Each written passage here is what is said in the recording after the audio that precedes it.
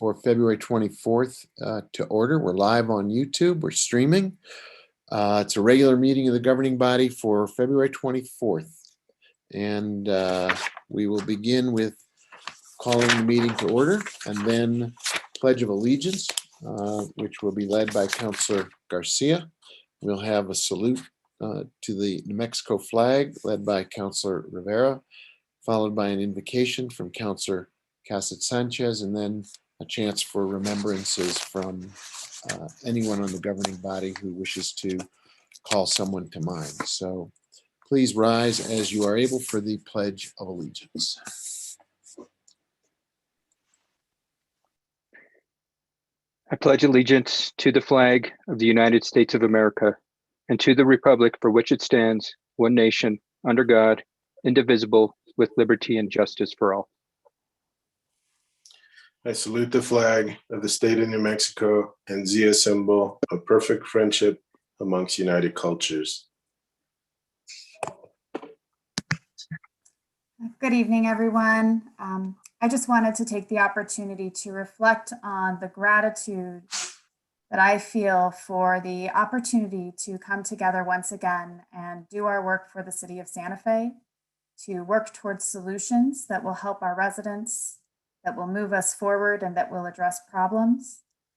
I hope that we can move forward tonight in the spirit of collaboration and cooperation and discussion as we talk about these very important topics and identify ways that we as a governing body are able to provide solutions and provide support. I am very grateful for the opportunity to serve with every single one of you, for the opportunity to be guided by our incredibly hardworking and intelligent and well-qualified staff, and for the involvement of our community as they reach out to us and express to us the things that are important to them.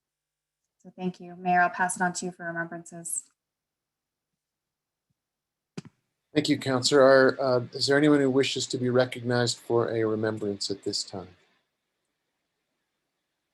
I noticed a remembrance of Mike McGonigal, who played a key role in our community for years and years and years in banking and philanthropy and civic activities. He passed away at the age of 90 and left a legacy of deep caring and deep participation in our community. And it's, as Councilor Cassett Sanchez said, it's people like that who contribute so much to our city by their engagement and their participation. So Mike will be missed. Others? If not, let's just take a minute, reflect on the victims and families of those who have been afflicted by COVID-19, by other ailments, and by those whom we have lost. We mourn their loss and remember them with love and compassion. Let's take a minute to reflect on that.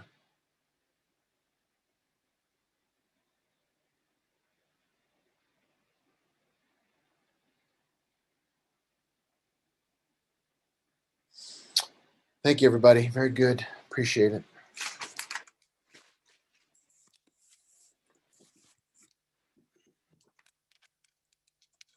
Madam Clerk, could you please start us off by calling the roll? Yes, sir. Mayor Weber, Present. Councilor Beta, Here. Councilor Cassett Sanchez, Here. Councilor Garcia, Present. Councilor Lindell, Here. Councilor Rivera, Here. Councilor Romero Worth, Here. Councilor Vigil Koppler, Here. Councilwoman Villarreal. Present. You have a quorum. Thank you. Before we go to the approval of the agenda, I believe the city attorney has something she wants to note about the agenda. I believe I've got that right, don't I, Ms. McSherry? Mayor Weber, councilors, yes. The agreement with the county for cost sharing, which is one of the discussion items, I think we'd like to recommend that we postpone that till the next governing body meeting. So in terms of amending the agenda, if we could do that, that would be great. Okay, so that would be That's item 11B, Mayor. 11B. So that would be postponed or carried over till when, City Attorney?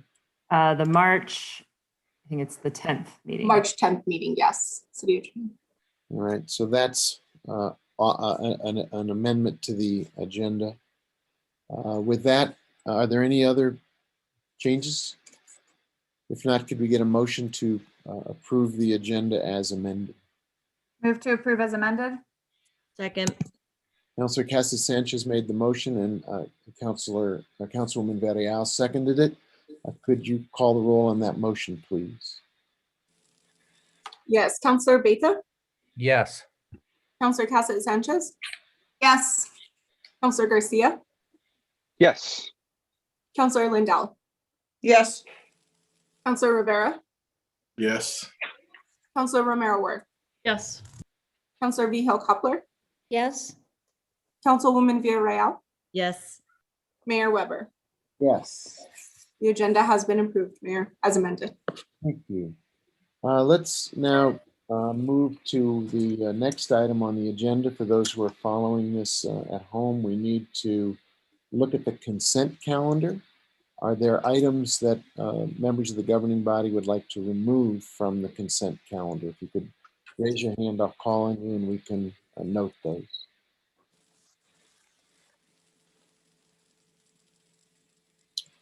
I see Councilor Garcia's hand. I see Councilor Lindell's hand. We'll take it in that order then. Thank you, Mr. Mayor. I'd like to remove item B as in boy.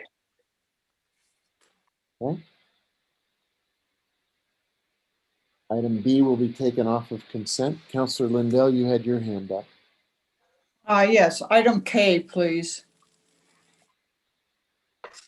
All right, we will make that happen.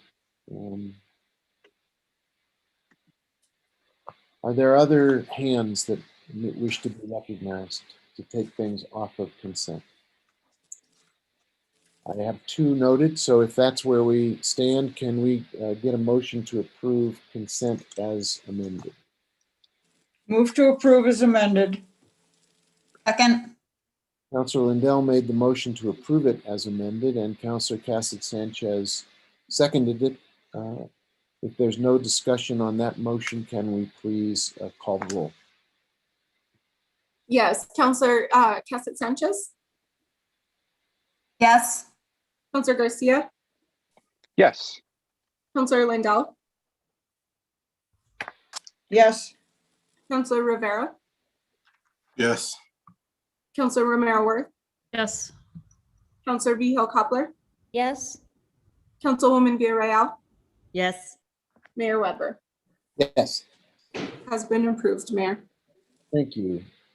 We have a series of minutes that we need to walk through and amend if we need it. I'm going to start then with item 8A, which is special governing body meeting from December 1st. Are there amendments or changes to those minutes? If not, can we get a motion to approve those minutes? move to approve. Second. Second? Councilor Lindell made the motion and Councilwoman Villarreal seconded the motion. If there's no discussion, could the clerk please call the roll on that motion? Yes, Counselor Garcia, Yes. Counselor Lindell, Yes, Counselor Rivera, Yes. Counselor Romero Worth, Yes. Counselor Vihel Coppler, Yes. Councilwoman Villarreal, Yes. Counselor Beta, Yes. Counselor Cassidy Sanchez, Yes. Mayor Weber. Yes. Motion has been approved. So that then moves us to 8B on the agenda, special governing body meeting January 21 from 2021. Are there changes to those minutes that people would like to make?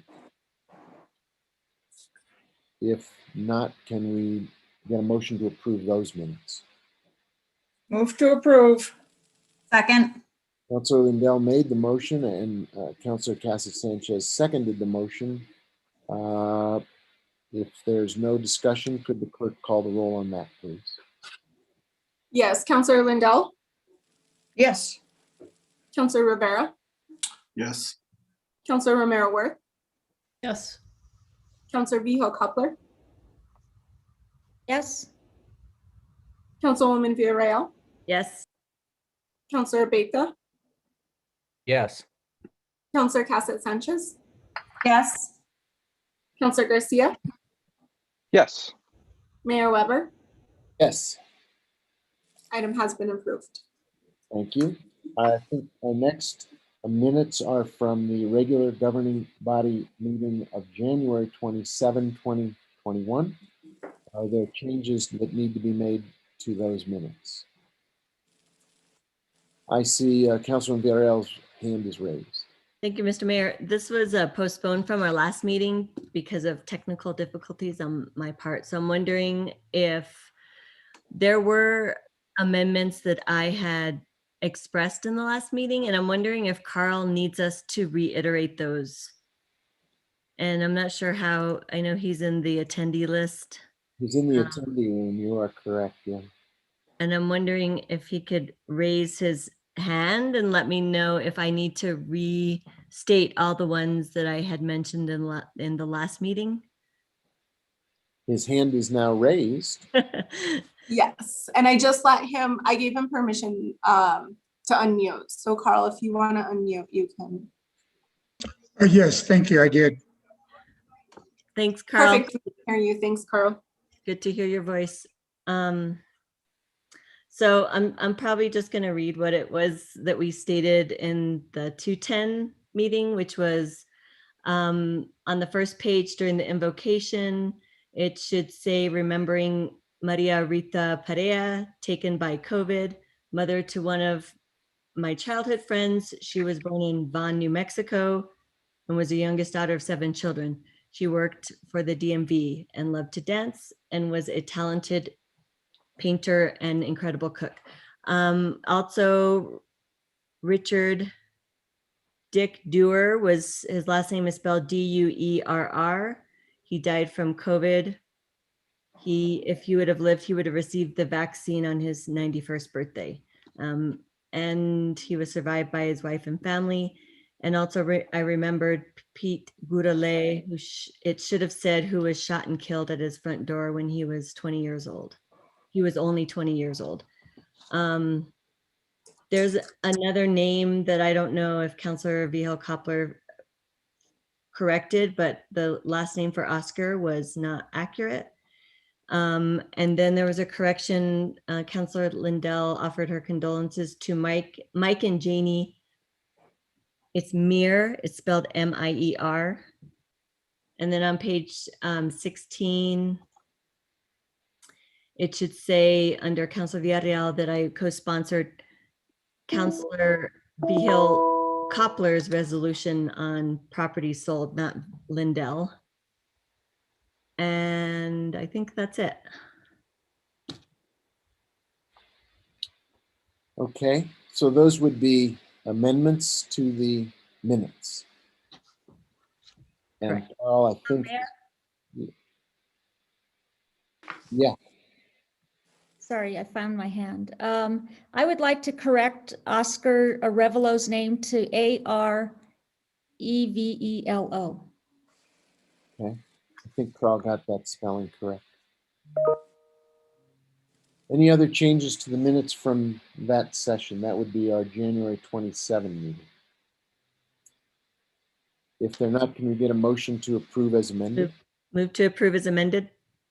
Second, And we have a second. So Councilwoman Villarreal made the motion. Councilor Vigil Koppler seconded it. If there's no discussion, could the clerk call the roll on the motion for those minutes as amended, please?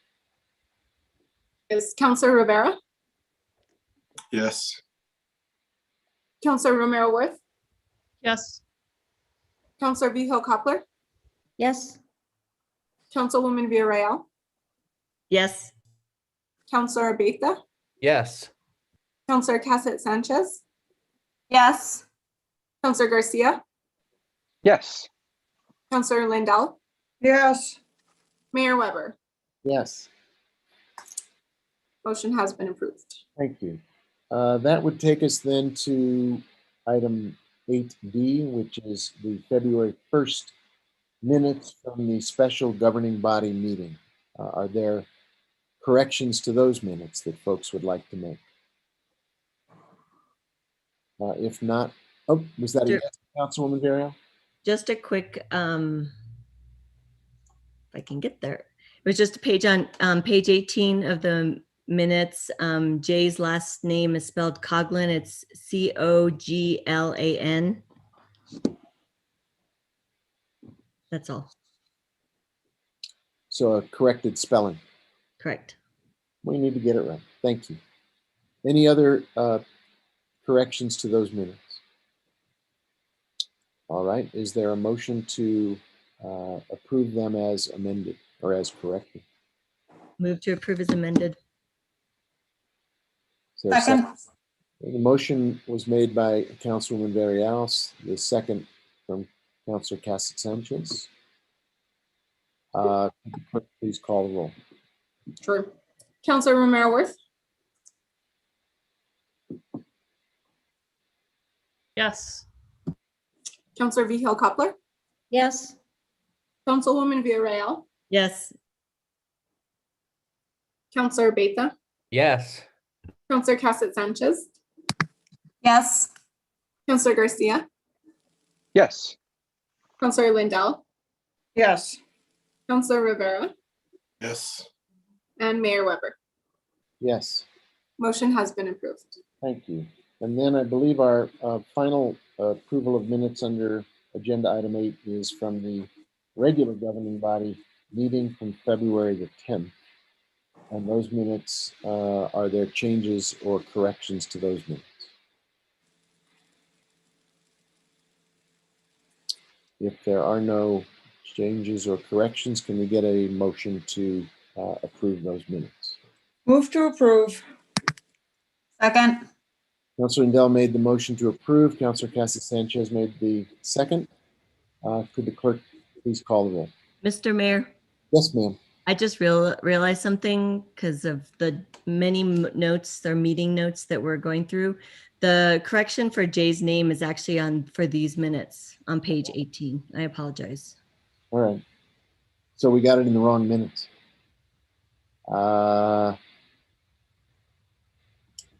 Any advice from the city attorney on how to fix a correction in the wrong correction?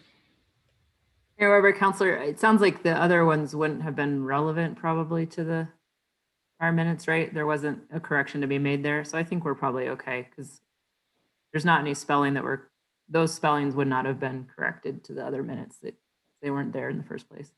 But she does want it corrected in these minutes. Right. So we could make the same changes to this one.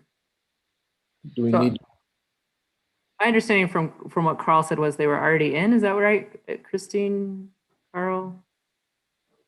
Or not? I mean, I have not looked at the minutes myself, but Councilor Villarreal, Mayor Weber, is it right that there's still the incorrect spelling are still there? Yeah, that's correct. It was just, I placed it in the wrong notes on my so we may need to change the motion because this will need to be a motion to amended. approve as amended. Okay. As described with the amendments from the Previous. earlier. So do we have to withdraw the last motion? Sure, let's just Mayor do. Weber? Yeah. Mayor Weber, Counselor, you could, I don't know that it's necessary given that the corrections that you read aren't applicable to them. So there wouldn't be a way to make those corrections probably. But Right. the motion for these set of minutes had already been This made. set of minutes should have the suggested corrections. So we will need to withdraw the prior motion and second. Yes. Madam Clerk, who made the motion initially and who made the second? Do you have it there? Mayor, for item 8D, E. D as in dog. E as in elephant. Sorry, E as an elephant. It was Counselor Lindell and then Counselor Cassett Sanchez made the second.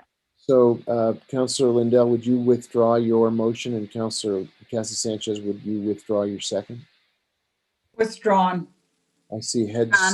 Yes, okay, so the motion, we have a clean slate. Now, can we get a So motion? I'd like to make a motion to amend these notes for page 18. Jay's last name is spelled Coghlan.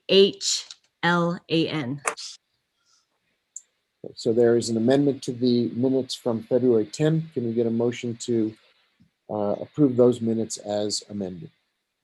Move to approve as amended. Is there? Second. So Counselor Lindell made the motion. Counselor Casasantos made the second. Would you please call the roll?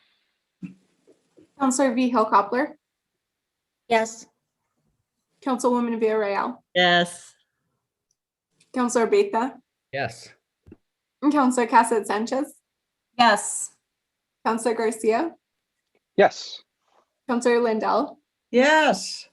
Counselor Rivera, Yes. Counselor Romero Worth, Yes.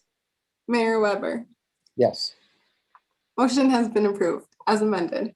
thank you. So that completes item 8. Before we go any farther, when I was checking on Carl's availability in the attendee room, I noticed we've got a group of folks who are there already, whose names I recognize from some of the email we got over the course of the last week or so regarding the hearings we'll be having later today on street lights and solarization and financing.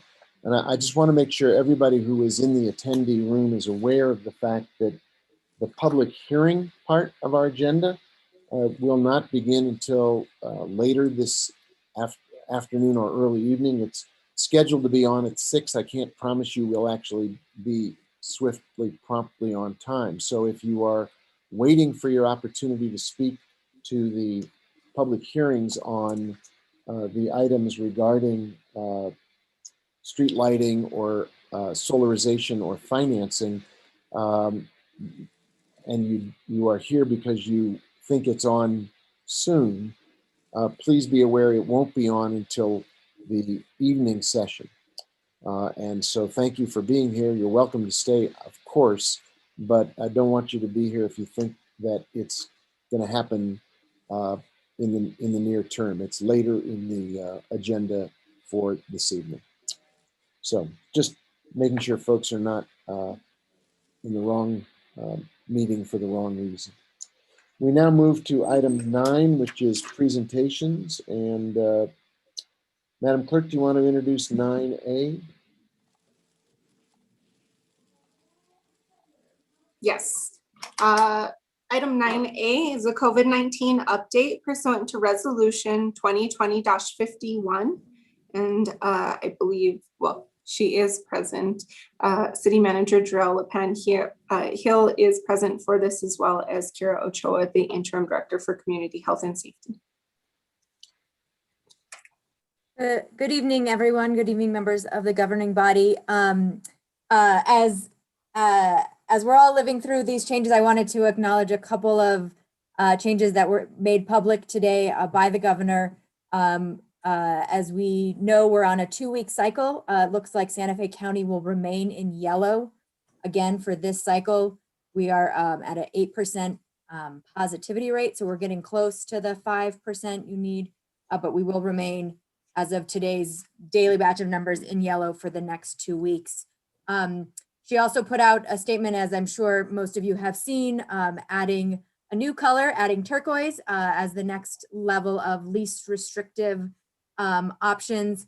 And equally notably, there's also a number of changes to the existing colors and CSP's safety protocol. So we are reviewing all of that. On first blush, it looks like one of the biggest changes to the green category. Again, we are still yellow, but in green, it looks like one of the biggest changes for us will be an opportunity to open the ice rink.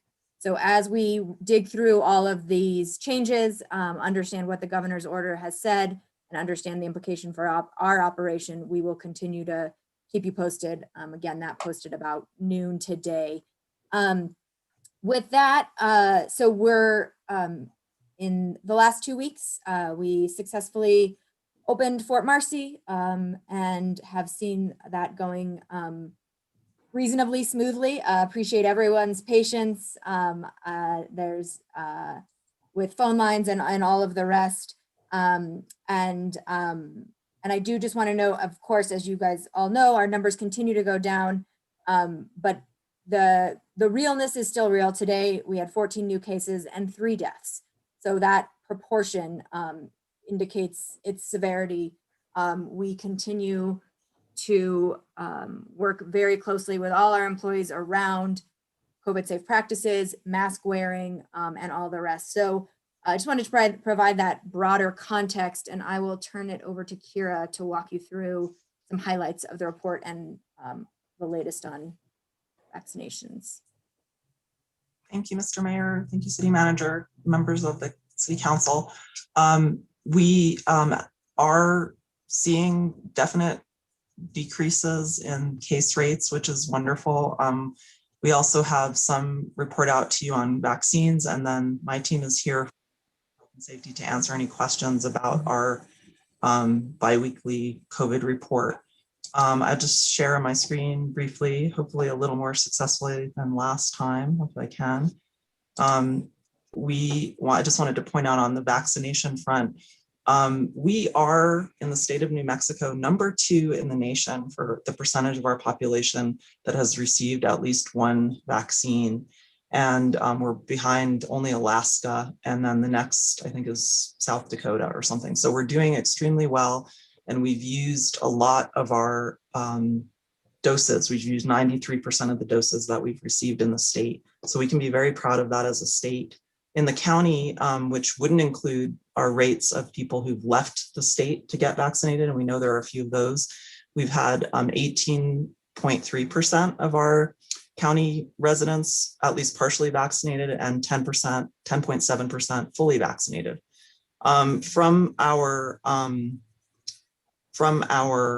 earlier coordination meeting, which we hold every week with Department of Health, Christus clinics, and the county, it was interesting to note that Christus, La Familia, and PMS, our local clinics, have vaccinated over 3,000 of the patients in their systems who are 75 and older. And we should note that there are roughly, according to the 2019 census, slightly over 7,000 75 and older people in the city of Santa Fe. And so that doesn't include all the people that DOH has vaccinated in that category. There is a need to reach the patients of private practice doctors. And so we're coordinating and brainstorming on strategies around that. We do have some equity concerns as a group. La Familia and Dr. Johnson pointed out that by focusing on 75 and older, we're actually leaving out potentially, sadly, some people of color, because people of color in our county and in our state and our nation have a lower life expectancy.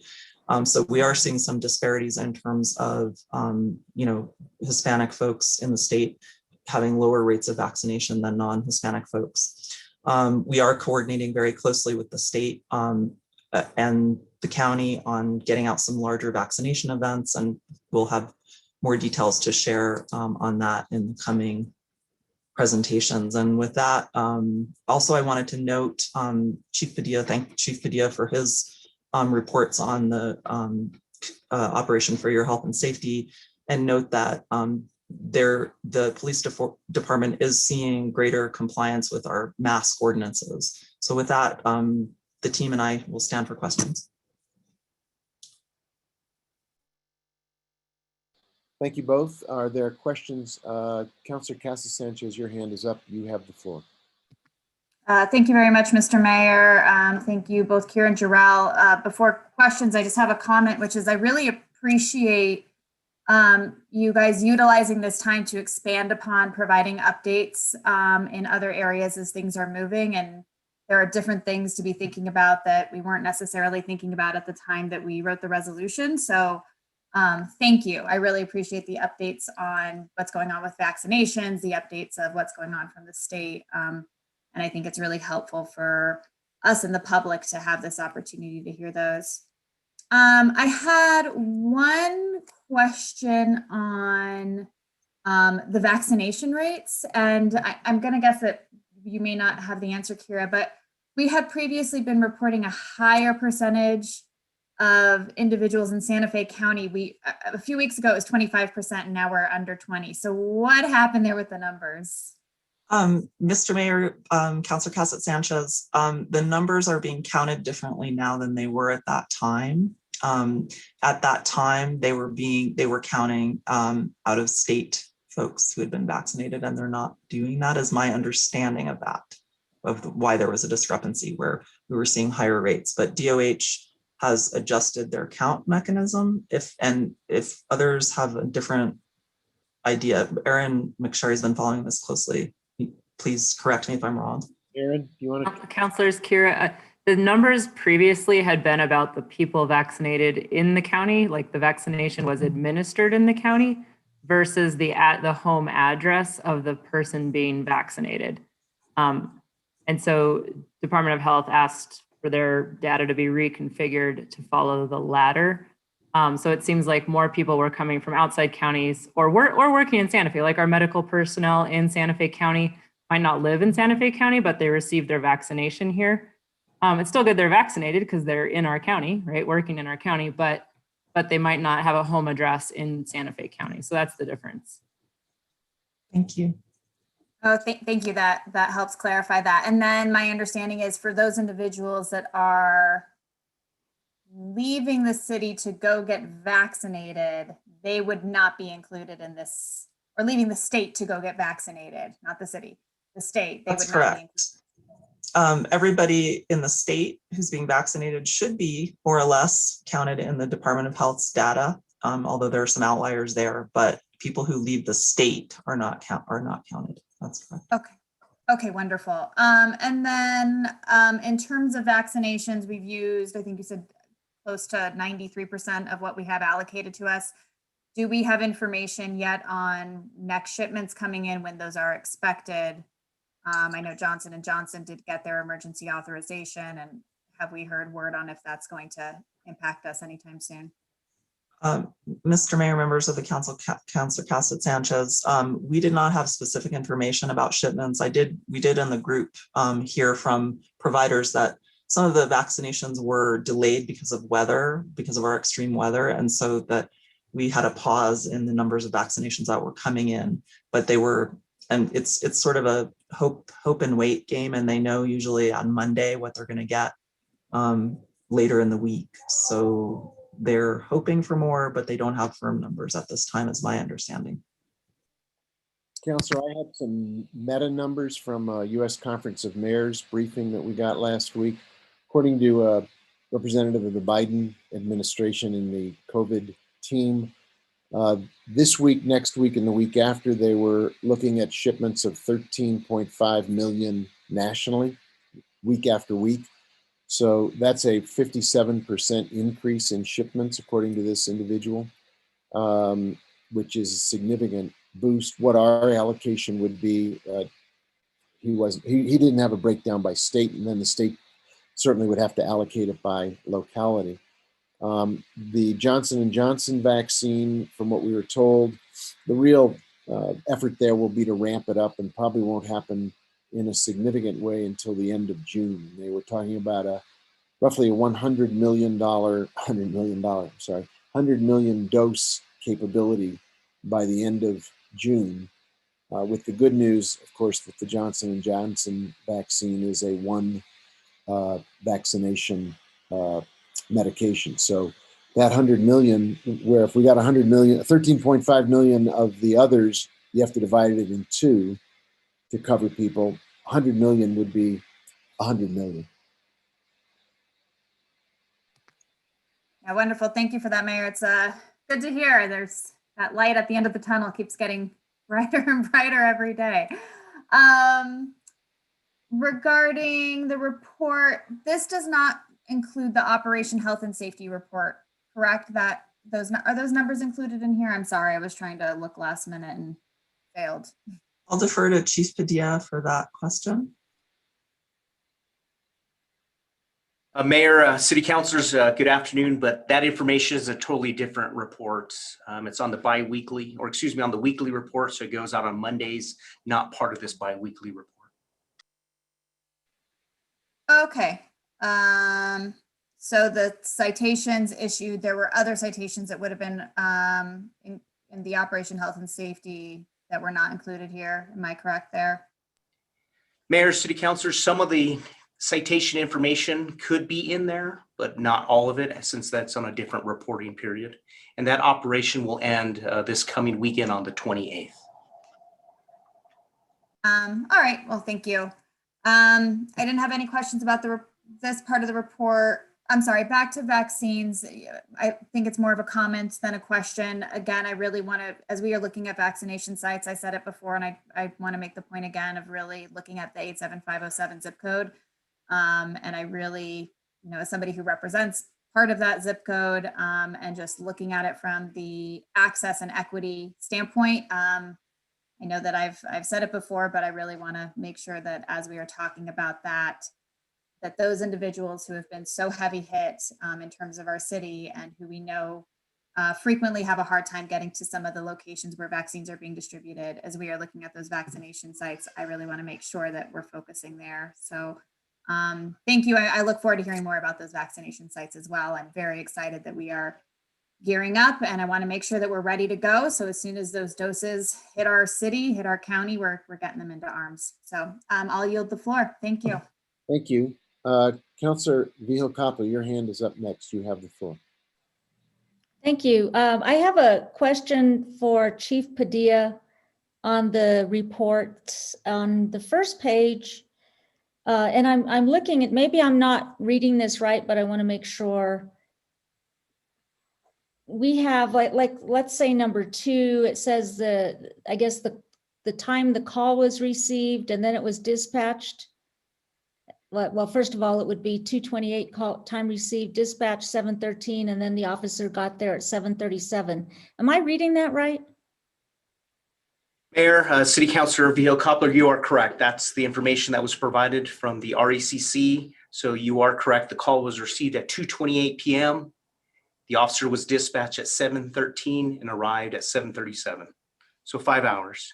And then number 3, it's kind of similar and so on. But I understand that we did approve this to be like tier 3 response or tier 3 priority.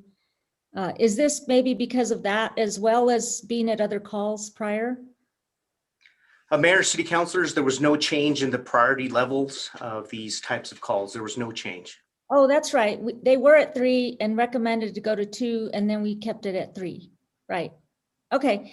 And then I was thinking, this is kind of hard to, I think it's hard to catch people. And when you look at this, it says, there was a report and then the officer gets there and everything's hunky dory. So, I mean, even if you go to a restaurant, you can see the police cars pulling up. So it's just like, hey, everybody, the bell rings, put on your masks. And then the police officer walks in there and it's like, oh, we're all good. So that's kind of what I'm seeing here is somebody calls in, maybe it's correct that, there's an infraction. And then the officer gets there and doesn't find anybody violating anything. So maybe it serves as a wake-up call that at any moment you could be ratted out, and then a cop comes and you have time to make things good, and hopefully people learn from that as well. I don't know, but I do understand the fines are pretty stiff for restaurants, at least that violate and that are found to be in violation. So I'm not sure. I kind of like a comment from you about the reality of catching people in the act. I mean, does it happen a lot where it's just almost impossible to catch people? Mr. Mayor, City Councilor Vihel-Coppler, each situation is different, but yes, it is correct, just based upon the availability of officers to respond to the report of someone not wearing a face covering or a mass gathering, or a restaurant is allowing indoor dining above the appropriate level. It's always going to be that response time factor and that delay, just depending on whatever calls for service are happening within the city of Santa Fe at the time. But yes, one could say that by the time the officer gets there, the person that was reported to be in violation of possibly not wearing a face covering or was dining inside the restaurant. Like I said, by the time the officer got there, that violation is over and done with, or maybe the person that was reporting it was misinformed. I believe there was even one concern on the same report talking about one of the restaurants at the DeVargas Center that was supposedly allowing indoor dining. But if you've personally been there to that restaurant, I believe is a Trisco Cafe and Bar, they have that outdoor little patio area. So when the officer arrived there, no one was dining inside, but they were just dining in that little outside patio. And then obviously they have access to the indoor or the restrooms inside. So someone could have gotten confused on that as well. Yeah. Well, I think the important thing about this report is that you all are pretty active, and that's a good thing. So, thank you, Mayor. Thank you, Councillor. Councillor Rivera, your hand is up. You have the floor, sir. Thank you, Mr. Mayor. I think most of the questions that I wanted to ask have already been asked. I did want to reiterate the importance of getting vaccinations to the 87507 area. And again, we have plenty of city facilities, I think, that have been offered up to assist on this side of town that would make it easier for residents that don't have vehicles, that are unable to get to the hospital in a quick manner, that getting to the Southside Library or somewhere closer would be much easier for them. So I continue to support that. The only question I had, Kira, that wasn't already asked was again about the stock that we have available. I think it's Kyle that is housing most of it, and some of those numbers have gone down, but I see us with this starting to wind down at the end of it having 35,000 large nitrile gloves that I'm not sure what we're going to be able to do with. So that's just an example. Some of the numbers have gone down. I appreciate that, but I'm still worried that we're going to be left with quite a bit of stock. Mr. Mayor, Councilor Rivera, Kyle and his team can speak to that issue. And the issue of stockpiling. Kyle, do you want to address that? Certainly, Mayor, Councilor, we are working with departments directly to make sure that any requests are being filled as they're made. So we're not ordering just for the sake of ordering by any sense of the imagination. And then just speak directly to nitrile gloves. We know our folks over at Fire and PD will have a longstanding need for these types of supplies. So I don't anticipate having a large stockpile for any long amount of time.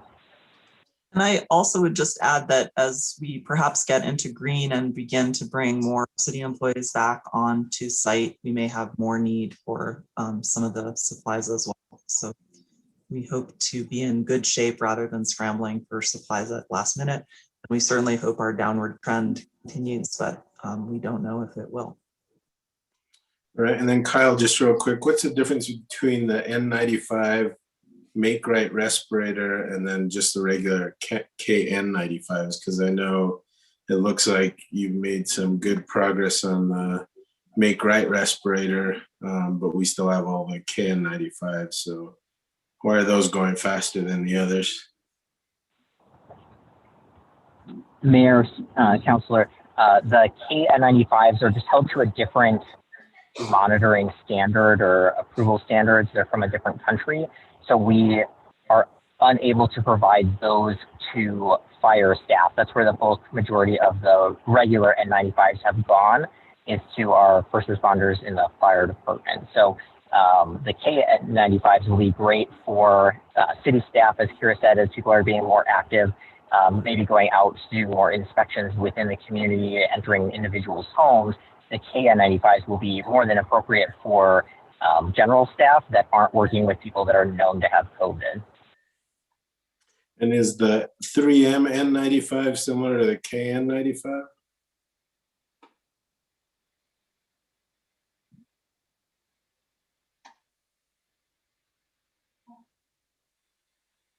You there, Kyle?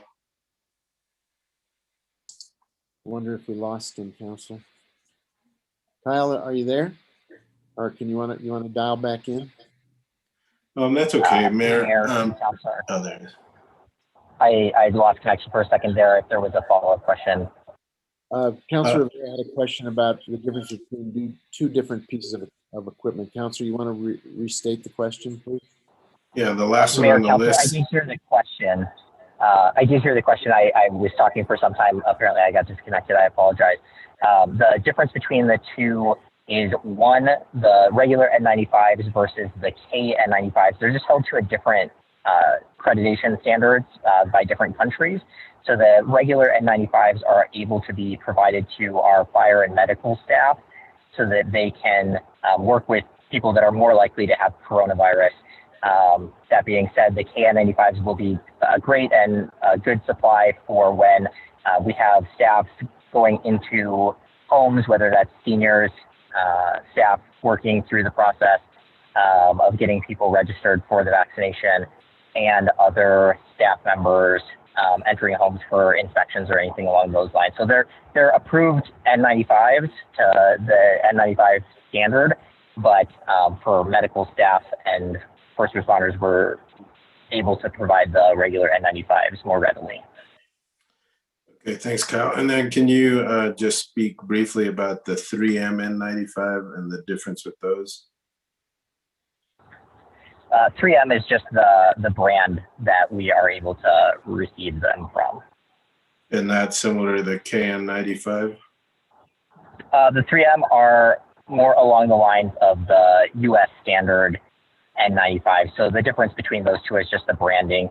And we're just trying to get the ones first in, first out, so to speak, so that we don't have ones that are on our shelves for longer than need be. So if any of the more recently ordered ones are going to be provided or distributed later than the newer ones that are held to the same standards. And as we're looking at distributing those to more city employees as they return, what's the disposal process for those? I know fire department has their process, but what would be for city employees? We don't have an official policy yet for the disposal process, but we are working through that. And as more city staff members are provided these materials, they are doing job hazard assessments for each of the PPE items that are being distributed. So that will be distributed, that information will be distributed to them at that time for staff members. Great. Thank you. Thank you, Mayor. Thank you, Councilor. Any other comments about this?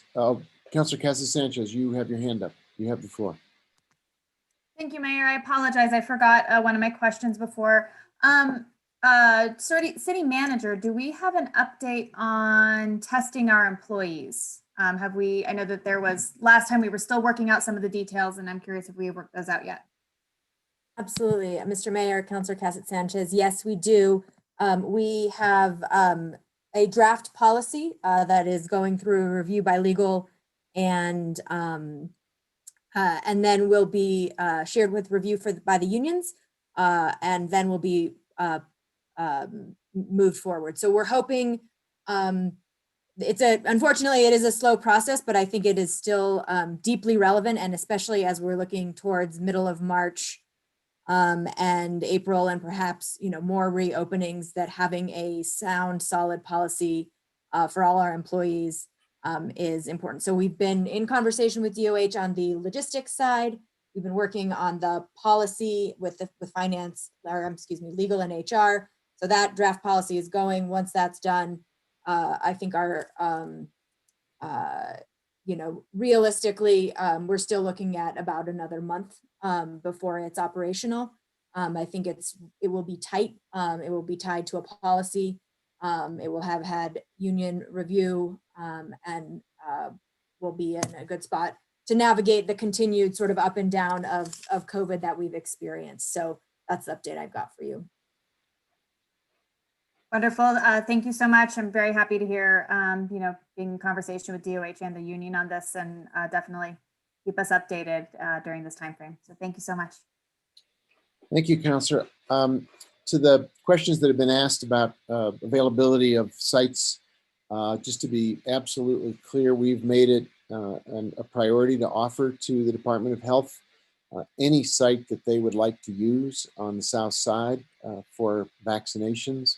And we've also made it clear that if they could use city personnel, not so much to do the vaccinations, but to take over from other work like doing testing or keeping the logistics moving, we're ready to stand as an assistant in their effort.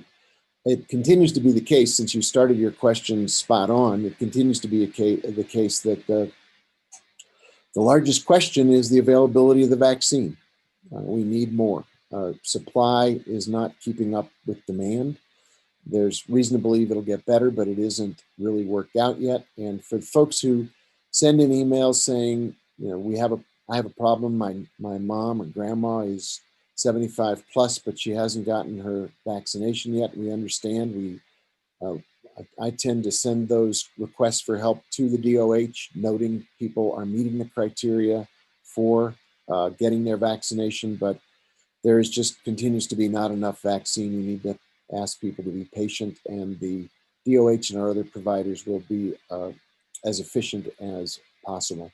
So it continues to be the first issue we need to deal with, as is continued testing. If you haven't used the Vault Health to do a free testing, that will help us get to green. The more tests we have that are negative, the better it is for our reaching green. So we are on a path to green. We haven't gotten there. Hopefully in 2 weeks we will. And after that, if we consistently maintain that, we'll become a county that's able to move to the next level, the new color that the governor announced today. So progress, but light at the end of the tunnel, not out of the woods. And we're very conscious that there may be variants that we need to be very mindful of, and continue to wear masks. That is first order of business. Continue to wash hands, use hand sanitizer, practice physical distancing so that people stay safe. Any other comments on this item? If not, thank you both for the update. Madam Clerk, could you take us to the next presentation on our agenda? Yes, the next item on the agenda is 9B, the Economic Development Department overview of the Midtown Biweekly Development Update Report. Director Rich Brown is available for this presentation, and I believe he has additional staff to support this presentation. Thank you, Chris. Brown, you have the floor. Great. Thank you, Mr. Mayor. Good evening to the governing body. Thank you for the time. Today, we have a couple of presentations with my team, mostly updates. As we said, we're going to come every 2 weeks with updates. We are still in an iterative process of getting to a final recommendation on where our path is forward. So we want to keep everyone informed, so we have more information to share today as we make our way to this recommendation point, which we're hoping next month. But there's more information to share, and we want to get out to the public and to our governing body. So this presentation today has two parts to it, but as we go through it, you'll understand what we're trying to do. So I'm joined today by Andrea Salazar, who works on the legal team with me, and then I also have Daniel Hernandez from Proyecto, who works as the project manager for Midtown, and Dina Belzer, who's the principal at Strategic Economics. So we'll walk through the entire presentation. I'm going to share my screen. Okay. So our presentation today, we will start with reaffirming you about the resolutions that have been passed in 2017 and 2018, which guide us through what our planning process is and the disposition process is as it relates to Midtown. We felt it is important that all of us follow through on this guideline through resolution so that we understand what our next steps are. So we will take you through some of the key pages from those resolutions that will bring us to the next steps as we make it through the next phases of this work. Again, we will then talk about planning and implementation. We'll have a couple slides around that to help inform you, and then understand what our next steps are. And currently our next steps in this process, I call iterative process, we will have a study session or presentation with Daniel and Dina to talk about incremental development, which is kind of where the planning stage we're in now. So I'm going to ask Andrea to really take you through the next couple slides. They sort of point out some of the key elements of the resolutions that have been passed. And we'll show some of the things we're currently doing. Then there's small print of things that have been either already done or in the background right now. So Andrea, take us through some of these slides and I'll click through for you. Great. Good evening. So first off, we have resolution 2017-78. We did send you these resolutions, but we wanted to highlight the directive that came out of each of these resolutions. The underlined portions are the projects that are still on the table. And so the first one, number 2, which is pursue the expansion of the existing film facility, and number 5, consider utilizing the Fogelson Library for a 21st century library. Those are 2 things that we're still discovering and figuring out. Next slide, please. And then 10 and 11 are also pieces that we're still moving forward, refine potential approaches to reduce debt service, and examining different governance models to identify ways to maximize the opportunities. So the reason we're highlighting this is because the next resolution, which is the next slide, the 2018 resolution, first gives direction, and this is kind of where we're at, this middle paragraph that's underlined. It is the directive to seek requests for qualification, requests for proposals, and procurement to conduct analysis, build a development framework, do economic feasibility, interact with the community, and really take part in this planning stage of development. The second part, which is bolded, the last directive, is that it directs the city manager to continue action on the remaining portions of resolution 2017-78. And so those underlined portions are really what is still part of this planning phase. Correct. Next slide. Okay. So what came out of the 2018 resolution and attached to it was the final report. And the final report outlined the stages for the Midtown project. And these are the 3 stages that we're talking about: the concept stage, the planning stage, and the implementation stage. So the 2017 resolution directed start the concept stage, and the 2018 resolution memorialized the concept stage and said, now we're moving towards the planning stage, which is what we're currently in, to get us to the implementation stage. I thought it was important to highlight the stages of progress and where we're at right now. Right. And then so from a next step standpoint, following through on these resolutions that were sent to you earlier and the planning guidelines, we are at the staff and evaluation committee, et cetera, the STTs and our project teams are working on due diligence to understand what the property needs. And that's what follows in this incremental development discussion. And then we'll come back to the city manager and the mayor with our recommendations on the steps to move forward with the RFEI process, which is the planning process, which is that middle stage. So we are working through, looking at all the evaluations, looking at all the proposals, and looking at the incremental development pieces with our STTs. And then we will prepare a plan and recommendation, keep going on our 2-week plan of giving you updates, but we will set a date to walk you through what the recommendations are once all of that diligence is done. So with that, I want to move it on to Daniel, and then we'll take questions once Daniel talks through the next steps of the incremental development. Daniel, you ready to go? I am. Can you hear me okay? Sure. Great. Hi, everybody. Good evening. So I wanted to build, as we move forward, I want to continue building the knowledge base in the public, for the public and for the city council on steps that we're taking and sort of what's driving us, what's guiding our decisions and the process we're undertaking. So I want to review some of the goals that we've reiterated over and over again over the past few years about what we want to see as far as development goals, types of uses that we want to see at the site. And again, the policy goals the city has, particularly their financial and economic goals around the disposition of the property. And then a whole bucket of goals around the public engagement process and the development process. So when we're thinking about moving forward, these are continually interacting with each other as we consider different strategies for the redevelopment of Midtown. So I just want to start there, that these are still drivers for us. These are extrapolated from the Midtown planning guidelines. that were approved by the governing body in 2018. Next slide. I also want to sort of build on the presentation that Dina Belzer did last month. Was about land use, land disposition, and how we think about the actual disposition of this piece of property. Sorry, on the left side it got a little crunched. But the idea is that as we continue to make, as a public entity, the more investment that we make, the stronger our ability to ask for public policy and sustainable and equitable objectives that the public has stated that they want to see at the site. So these are part of the negotiation, whether we're entering negotiation with the master developer or anyone who wants to take control through a lease or sale. The more that we invest, the more that and partner, the stronger our position is in being able to negotiate some of these goals and some of these strategies that we want to see. So you see these same goals that were in the previous slide iterated here as far as how we might think. So if we think tomorrow we want to sell it, we probably have a lesser opportunity to negotiate goals than as we move along the spectrum of investment that the city would want to make. Next slide.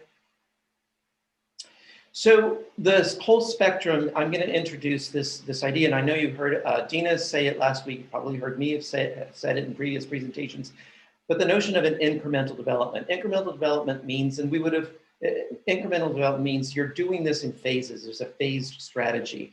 The strategy that we would have most likely pursued with the previous master developer would have been incremental. It's not as though someone goes in tomorrow and builds out the 64 acres. There's decisions along the way so that the project remains flexible to respond to evolving community needs, as well as the market realities, and then the market realities that we hit during COVID, which made a lot of the elements of the proposals that were submitted previously infeasible. So you want to create an incremental strategy that allows for the flexibility to respond to different changes over time. Next slide.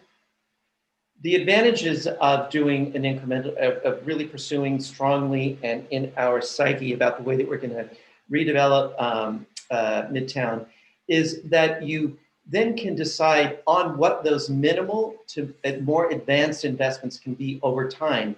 So you don't have to think about an initial investment that you might be over a 10-year period. You may be able to look at it in smaller chunks to be able to achieve some of those goals that you want to achieve through the development process.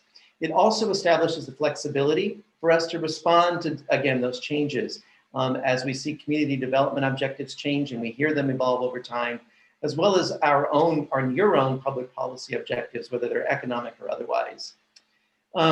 So the idea is to actually create a land use zoning that provides for that level of flexibility of incremental development while providing the certainties for both the public and the developer to create a unified district. So someone had said, one of the counselors had said last week, like the last presentation, like, well, we don't want a piecemeal development. We actually want a unified district.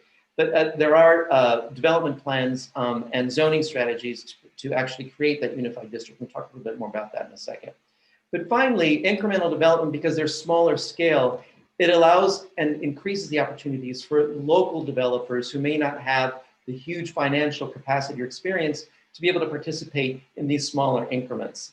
So there's a lot of advantages of pursuing an incremental development strategy.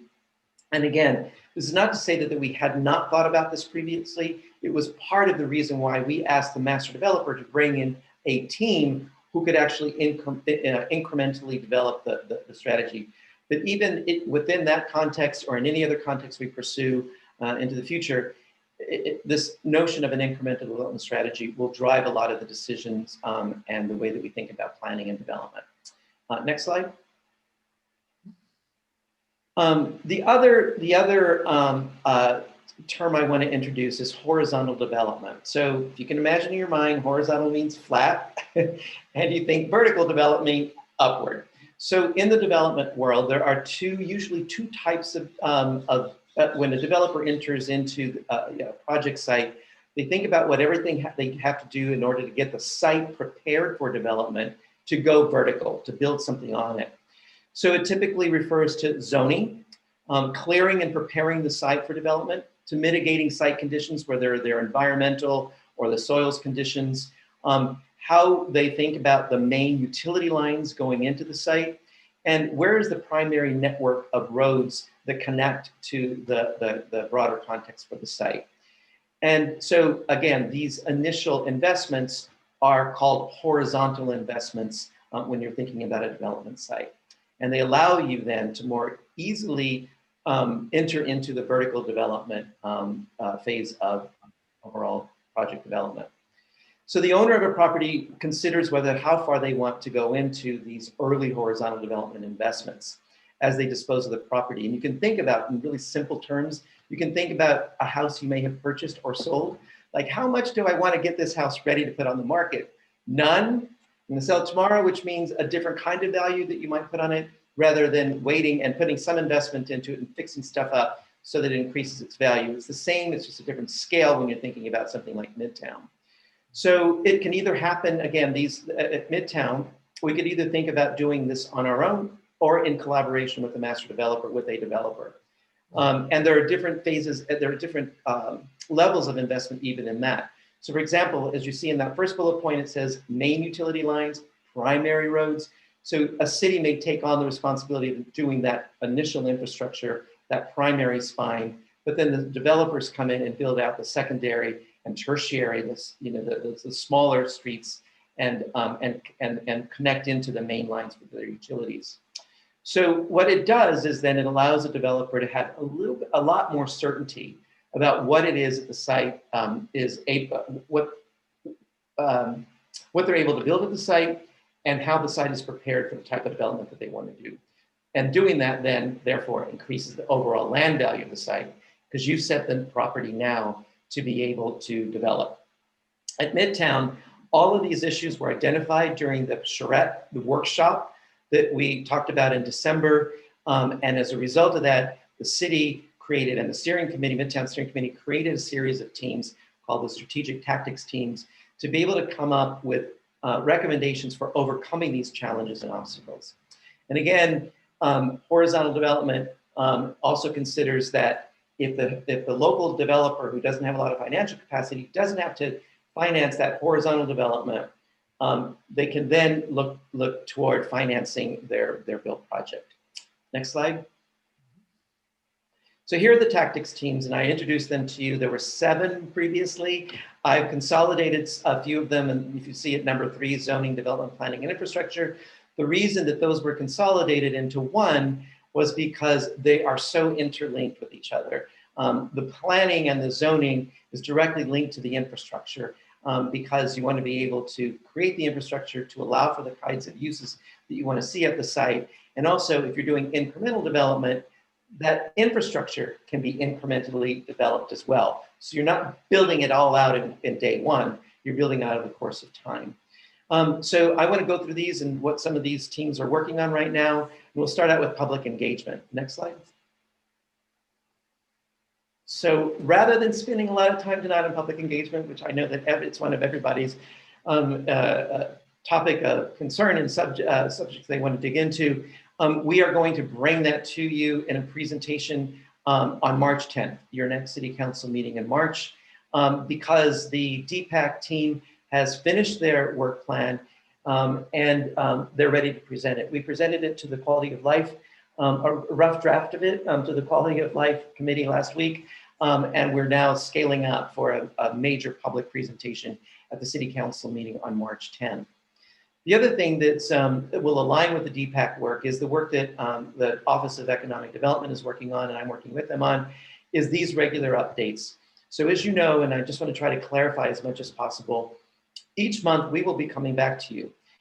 So in one way, we will be coming back to you with the progress reports, which I gave to you in a written form last week. And then, like tonight, I will be giving you a brief on that progress report.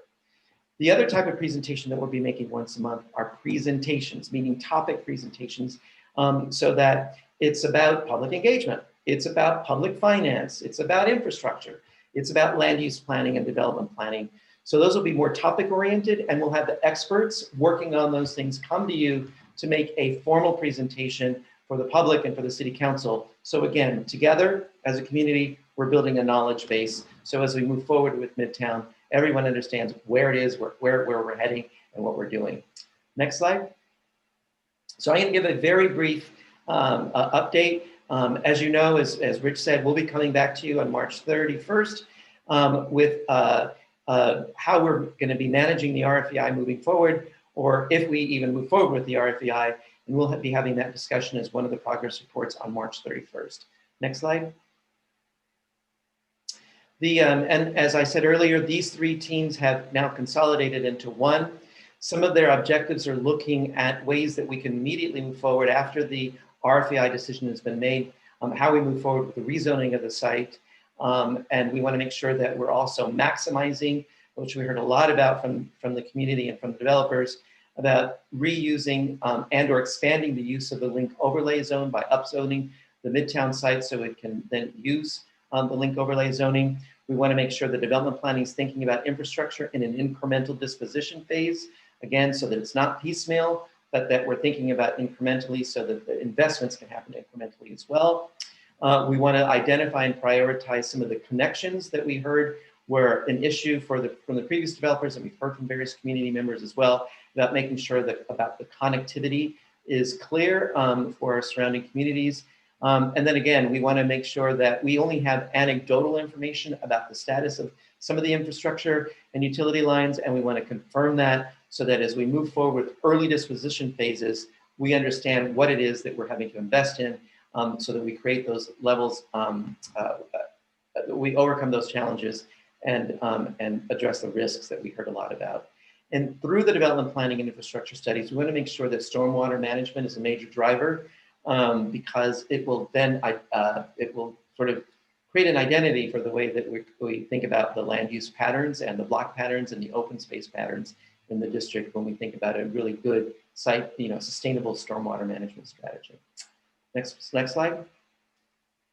The existing buildings, we're also looking at the buildings and categorizing in three big tranches. Substandard buildings, which we will identify and potentially demolish as a way of preparing the site for future development. The buildings that are in temporary use, we want to make sure that we are good landlords for the existing tenancy, but we want to identify a certain date for when they need to be vacated for demolition. So again, preparing the site for future development. And again, this is part of that incremental strategy. We don't have to do this tomorrow, but we can think about the dates that we want to do that in so that we're clear about the pathway. And also the rehab and reuse of existing buildings. We know that there's a lot of love for a lot of the main buildings that, that people are, have told us about: the library, arts complex, Garson, et cetera. And we want to identify within those buildings, again, we only have anecdotal information, but we want to identify within the buildings what investment is needed in order to bring that to structural and system and code requirements are met, and as well as the systems are updated so that they can be rehabbed and reused into the future. Next slide. And we're also working with the finance department on various public finance structures, and I'm giving a couple of examples here, whether it's a Metropolitan Redevelopment Act, but also looking at and evaluating other structures like tax increment finance districts and ways that we can create development incentives to achieve equity and sustainability objectives. And for people who may not understand what that means, the city does have an inclusionary housing zoning program that is a zoning requirement. And so are there others that we may want to consider for Midtown is the question there. Next slide. So what I've done is, and we will post this calendar. Again, like I said earlier, we will be doing a presentation each month, and we'll be doing a debrief on the progress reports that you'll be receiving. So last month, Dina Belzer from Strategic Economics presented on land disposition and land use and investment. Next month, and then so tonight is I presented a brief report on the progress report from the strategic tactics teams. Next month, we'll be hearing from the public engagement and Michael Pride, and she was going to be on, I don't know if she's on, from the director of DPAC. And she'll be making a presentation along with Alexandra Ladd on public engagement. Again, we'll be making a report next week on the RFEI and what the evaluation committee has done and the next steps in the solicitation process. In April, we'll be looking at, we'll do a presentation on land use planning. We'll be having Stefan Pellegrini from Opticos, along with Eli, the land use planner director.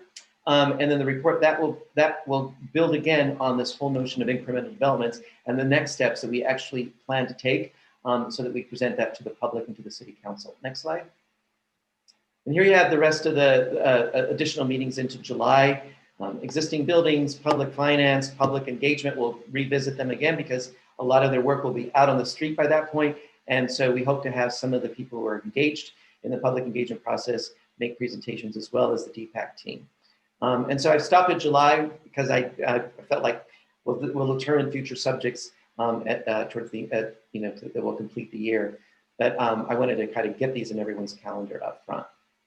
Next slide.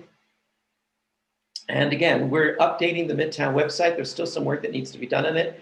There's some old information, but we're trying to be aggressive about providing updates. And these presentations and the progress reports will also be uploaded onto that website for the public to access. And that's the end of my presentation this evening. Thank you very much. Thank you, everybody. Very useful. And it's good to have the schedule laid out like that so we know what lies ahead. We have a hands up from Councilor Garcia and hand up from Councilor Vigil Koppler. We'll go in that order then if you have questions you would like to address to any of the folks who've been presenting. Councilor Garcia, you have the floor. Thank you, Mr. Mayor, and thank you, Mr. Brown, Ms. Salazar, and Mr. Hernandez on the update. I really appreciate it. Just I guess a quick couple questions for clarification in regards to the timeline. Mr. Hernandez just went through an extensive timeline. I think that just went through what, June or July, with lots of updates and presentations. What I'm most interested in is when are we going to get to making a decision when we're going to move forward? Because what I really feel like we're doing right now is kicking the can down the road. I believe we need to get our hands in the mud, figure out what we're going to do with the property, and move forward. It's a very deep concern of mine that every 2 weeks we're getting these reports where the city is incurring $100,000 in between these 2 weeks. So if we're looking at it in that sense, we're in spending hundreds of thousands of dollars if we go all the way into July with no potential decision, just updates and presentations. So with that being said, can you clarify for me between now and whenever, when the governing body is going to be presented with the time to make a decision on how we're going to move forward? Because I think that's what I'm hearing, especially from the community members. They're most concerned. We're going to spend a year getting presentations, and then what? So I don't know who would be the appropriate person to answer that question. Rich, do you want to lead off? Mr. Mayor, thank you. Councilor Garcia, good evening. So right now, Councilor Garcia, we are expecting to have the recommendation, the city manager and I, to the next steps on March 31st. And so what we wanted to try to do today to re-inform everyone, the public and the council, around what the guidelines are from those resolutions. And so when those recommendations are ready, because our eval committee is reviewing all of the proposals that were in the other categories, so that we have scores that are evaluated, so that we have a full scale, because we did the master developer first. We will come to you on the 31st with recommendations on what our next steps are. But we still believe it's important that we don't let the weeds grow at the campus. And so these reports are to inform the public and also let you know what we are doing, that we're not sitting waiting for the final report to come out. But we're hoping to have that on the 31st. There is a date on March 10th if we feel today that whatever you learned in the resolutions that we presented today, that there's more questions that you have, that we could go to executive session on the 10th to talk about the proposals in executive session. But the 31st is a day that I'm trying for. I'm trying to underpromise and overdeliver, but that's the date that I'm shooting for. Okay, I really appreciate the clarification. I just want to make sure that on the 31st, I mean, and I hate to put it in simplistic terms, but we've got 3 roads in front of us. Sell it as is, do some initial rehab, some development and sell, or take the long path and develop it ourselves. Am I correct with those are still our three options, and those are the options we'll be presented with on the 31st? Mr. Mayor, Councilor Garcia, there's some nuance to that, and that's one of the reasons why we provided context in the resolution, is that as we look at those options, we may have to go back to the resolution to make sure that we might have to amend it to take let's take the route of sell now path. Or we might have to go to the resolution and say, okay, we're gonna get rid of all the proposals and do the full incremental development. Or we say, let's look for another master developer and then provide our incremental development as it is. But you're right, but there's some nuances with the paths that we have to take, because it's a timeline sort of path as we're going right now. Okay, great. I appreciate the clarification. And I'm assuming on the 31st, we'll have information provided from these what is now 5 groups that are looking at the property. Because I'm most interested in what would it cost us, the rehabilitation. I know that's kind of being looked over right now. What would it cost us to do the horizontal development and kind of more the incremental? Because I really want to take that deeper dive to make sure that we have enough information presented to us to make the appropriate decision on the 31st. So I just want to make sure that's going to be the case. Yes, Mr. Mayor, Councilor Garcia, I can't give you an answer today that I'll have all the costs for all that incremental development that Daniel presented, but we may have some pieces of it because we're still doing a lot of diligence. We just finalized the termination. But we are trying to get them all. And so Eli's discussion will be about land use and zoning. If it's an internal project, that's a soft cost. But if we have to go outside and contract, then we'll have to look at that process from standpoint. But I can't guarantee right now, today, that I'll have costs for each of those different angles or different topics that we're looking at as we get into incremental development. But we will, again, through iterative process, present to you what we have so far. Okay, but the goal is to at least have some of that information as Yes. much as possible. As much as possible, great. Yes, it is. Great, thank you. I guess this is just more of a point of clarification question for Mr. Hernandez. And he went through the different types of incremental development. I forgot to write down the one that was outlined right before horizontal. But my question more relies around, is there an opportunity to do a hybrid between whatever it was, I couldn't remember the terminology he had on that slide, and a horizontal development, hypothetically? One is, they're really two different things. So incremental development meaning that you're doing it in phases and you're focused on investments in phases in incremental development. So horizontal development just means what happens at the ground level and below.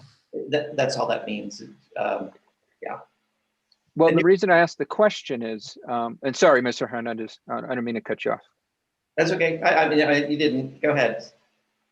Okay. The only reason I asked the question is because I'm really interested if, dependent on the path we take, and if we do, let's say, a horizontal development path, I would be very interested in looking at, in regards to how we're going to rezone the property, and then to immediately begin to develop with the most pressing community needs, such as housing, where we can rezone the portion of the campus property where housing is going to go, and we can immediately begin to develop housing.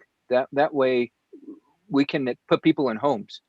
I think that's a very, very pressing need for our community, and the sooner we can get that going, the better. So I guess that was the question, because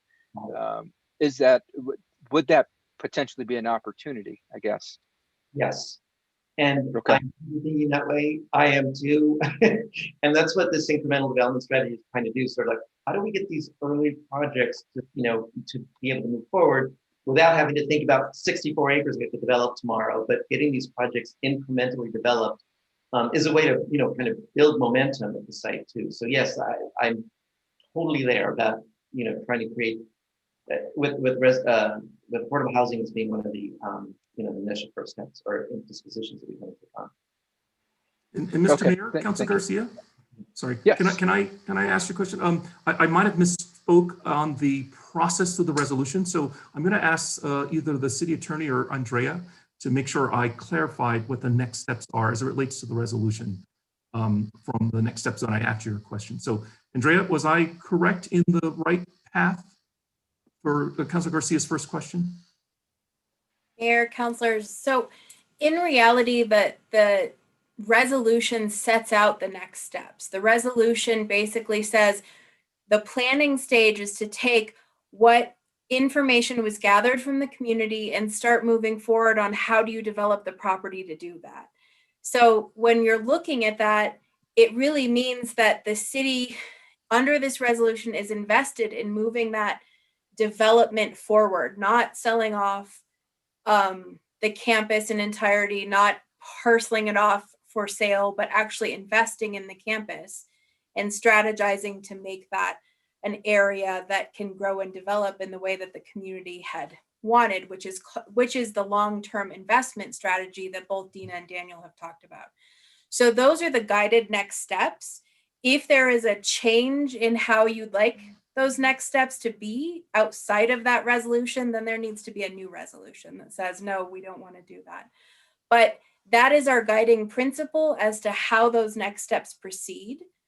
The recommendation regarding the RFEI that comes from the city manager and Mr. Brown will be directing how to utilize that RFEI, which is basically an RFP, to move forward, whether to use it or not use it. But when it comes to the strategy about how to develop the land, we're in that planning stage that came from the concept phase to get to implementation. So hopefully that makes more sense. It does. I appreciate the clarification, Ms. Salazar. Thank you, sir. And again, thank you for the presentation tonight. I really appreciate it. I think, as you can probably imagine, lots of folks are interested in this process, and we want to make sure that we're asking every question that there is under the sun. I think it's just what the community expects, and we want to make sure we're doing our due diligence. With that, thank you again for answering the questions, and nothing further, Mr. Mayor. Thank you. We have a few more hands that are already up. Councilor Vihel Coppler, followed by Councilor Lindell, followed by Councilor Casas Sanchez. Thank you. Thanks for the presentation. I have to say, I feel a little bit at a loss because the presentation and the PDF or the PowerPoint, whatever you're using, is really good, and it helps a lot. But what I've been looking at certainly is what is in the packet. So a lot of my questions are derived from that. And that, I'm assuming, is what the public is seeing. And so I guess first off, one of the things I think is important is there are some acronyms on the attachment that aren't defined. And we may know what they mean or not. Mm-hmm. But it's really important that when you present something as an attachment that you're really, we should be presenting it so the public can understand what we're talking about. Horizontal, incremental, I get that, but, I think it's important to write as if you're writing to the public in a way, especially with acronyms. So what I want to do is go back to we've been presented at least on 2 occasions, a decision tree, which somewhat matches what you're saying today, but I didn't hear a whole lot except at the very end about, and my question is, what are we doing right now about the previous runner-ups? Is anything happening there? Has anybody been communicated with up to now? Mr. Mayor, Councilor Vihel Coppler, good evening. We have not been in contact with the previous runner-ups. We actually have many more runner-ups. We have a whole RFEI packet full of runner-ups and candidates. Can you hear me? I'm sorry. Oh, you can hear me. 22, I think. What, sorry? Last I remember, you had 22 applicants. Yes, so we have a whole roster of them. And until we get to a recommendation stage, we are not sharing any any previous decisions until we've come to this council and the public to debate and receive sort of next steps as it relates to the resolution, what needs to happen as next steps, and also with the recommendation from myself and the city manager that we're bringing hopefully next month. So until we have that resolved, these proposals are just evaluations, and we're in our iterative process right now to get there. So we will eventually get to those proposers, but we need to make sure that the council is a part of the informed process before we say anything to any of those proposals. Well, I understand that. So part of what I'm hearing tonight is more of, I don't know, there's more information here than what is maybe going up to one. It goes up to many more of those 3 individual decision points on that tree that's been shared. And I'm not complaining about that at all, because I know we need to get to some point, but I think it has a lot to do with slowing down the process, because you know, as Councilor Garcia said, I think we can talk about this forever, but if we need to talk about it forever, okay, we will. So remind me again, who is on the strategic tactics team? Mr. Mayor, Councilor Villa-Coppler, I'm going to ask Daniel to recite the names of the people on the teams, Daniel, if you could. And have we lost anybody? No. No. Actually, Councilor, if you can ask your next question, I'm going to pull up the names of everybody so that way I don't make a mistake, if you don't mind. And Okay. that would be better prepared. And I heard Ms. Salazar say that RFEI and RFP are essentially the same thing, unless I'm wrong, because I don't see them as the same thing. And the resolutions, at least I didn't get into them in that great of detail, but they don't call for an RFEI. Mayor, councilors, so the process we use to solicit the RFEI is an RFP process. That it's a competitive sealed proposal process. So that's what I mean, is that it's a procurement mechanism, but its name is different because we requested expressions of interest. So not full proposals on how you're going to specifically develop land, but utilizing the same procurement process as an RFP. Well, but there's a different process. And so I'm just pointing that out is all, because I don't think, I think that's one of the decisions this council should make, is what process do we want to use, and have those fully explained before we embark on that path. Now, you refer to public finance, and in the attachment to the agenda, MRA was not spelled out what that meant. And in your presentation tonight, you said it means Metropolitan Redevelopment Act. Are you going to expand on that? Well, I guess your presentation's over, so you're going to expand on that in the future, on what that is and what that means, so the public can understand, and maybe myself too. So I'll answer that maybe in 2. I'll be able to answer one piece, and then I'll turn it over to legal to answer the second piece. But yes, we will make, I can't remember the date right now, but as you saw on the calendar, there's a public finance presentation that we made later. And all the tools that are available to public entities will be discussed, and sort of an evaluation about which ones may be most appropriate for the types of work that we want to do at Midtown. But the legal, maybe, yeah, so if that's good, then yeah, I don't know if there's another. Okay. Okay, and then what do you mean by DPAC? DPAC. It's not it's not anywhere tonight. Okay. This is part of your acronym. And I'm big on, if you're going to use an acronym, you better well define it. Yes, ma'am. I'm actually usually pretty good at it, and I'm sorry. I'm sorry. I will not make that mistake in the future. So it is the, oh my God, DPAC. Design Planning Assistance Program at UNM. And Michael Pride is the director, and you'll be meeting her on March 10th as she makes a presentation. And I think she might be here. She sent me a text saying she I was. just but want to don't- know what DPAC means. Okay, yeah, Design Planning Assistance. Committee, What is the C? coalition? What is it? Yeah. There's a C in there. Okay, you get my drift. Program, DPAC. I can, Mr. Design Mayor, City Council's Design and Planning Assistance Center. Center. Yes. Design and Planning Assistance Center. Good thing I Part of asked. It's a part of the University of New Mexico. Okay, the next is TIF, TIF. Tax Increment Finance. Okay, yeah. Okay, so I did ask you, and I'm sure you'll tell me who's on strategic tactics team, but I will remind you, and you were there, thank you all for being there. The Economic Development Committee, Advisory Committee, you made a presentation to. They had many, many things to say, including that they certainly want involvement in the process as we move forward. And the resolution that creates them allows them this, this formality. And one of the things that they mentioned in that meeting is that it seems that there's only inner circle people on these evaluation committees of sort, whatever you want to, they're all by different acronyms.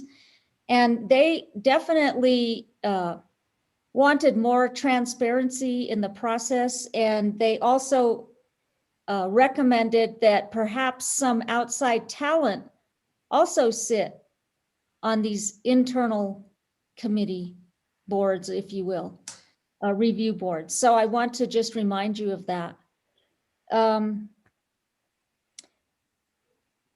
So one thing that would be really, really helpful is because I know you all prepare for these meetings and you have these nice presentation, is there any way you could get those to us before the meeting so we can follow along? The progress reports will always be made available to you before the meeting. They're the monthly reports that we promised. We added the presentation, and so those will be available to you immediately after the presentation that evening. Can they be made available even prior to the meeting? We'll try. Yeah, we'll try. Mr. Mayor, Councilor Biocopper, we're building these presentations an hour before the meeting happens. And so we do make a copy available after the meeting, but we're cutting, pasting, editing, battling, whatever, to get the presentation together. So they usually are ready about 45 minutes before showtime. So that's good. That's a part of our process, but we can do that. But I just want to let you know, full disclosure, that these are finalized, before showtime. So well, 45 minutes, even 30 minutes is good for me because it really helps to follow along. And when you presented tonight, it maybe would have, had me have less questions.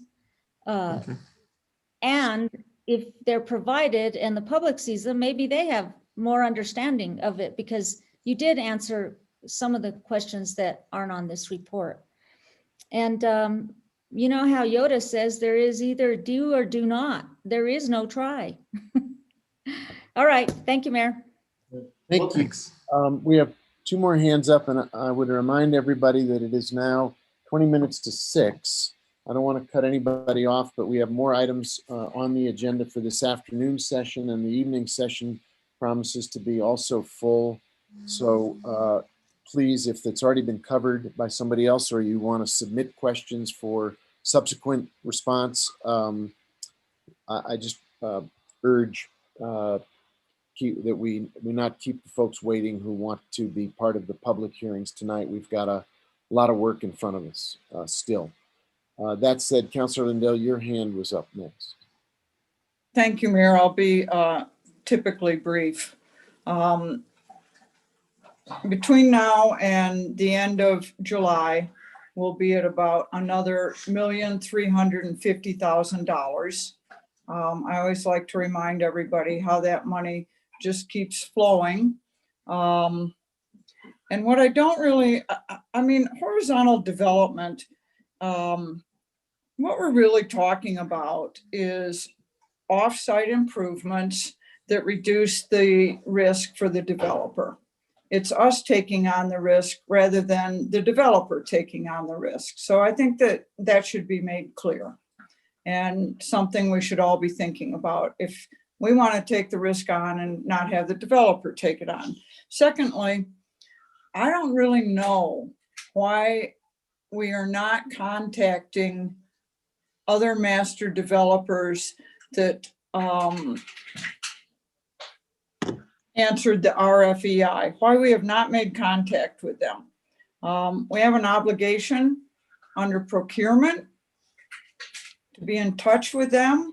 I don't know why we're waiting. Some of them may be interested, they may not be interested, but I think that certainly in all that work that was done, it was hundreds of thousands of dollars worth of work on their part, and that it's worth us contacting them and having some kind of interaction and not continuing to wait. They may not be interested anymore. That's fine, but I think we should know. And I don't know why we aren't contacting them now and we continue to move forward in 2-week increments when we do have an obligation under the RFEI to be in contact. Either we cancel the RFEI or we have an obligation to speak with the next ranked master developers. So I don't need an answer to this. These are comments, but I think we need to pay attention to these things. They're important and they're obligations, and horizontal development, that's us taking on a lot of risk, and we've tossed the number of $30 million around already. So that's all I have, Mayor. Thank you. Thank you, Councilor. And I believe Councilor Casa Sanchez's hand is next, after which I think we've completed the folks who wanted to ask questions on this item, and maybe we can move on. We've got things taken off of consent and other things to vote on yet. So Councilor Casa Sanchez, you have the floor. Oh, Councilor Abeda's hand is also up. Thank you very much, Mr. Mayor. I will be brief. Back to the discussion of this balance of needing to move forward, obviously doing our due diligence, doing the community engagement, but looking at what components we can actually be doing now. And I'm curious why we aren't moving forward with rezoning. From the discussions, it looks like we are pretty clear that highest and best use, we need to look at a C2 zoning. That is something that can be done internally. It is a soft cost. And so what are the steps that we need to take to start moving in that direction? Mr. Mayor, Councilor Casa Sanchez, I'm going to have Daniel talk about that because that's a part of the strategic tactics team, and they are in the process of working through that issue. So Daniel, if you would sort of give an update, because Eli will be presenting that very topic in his upcoming presentation.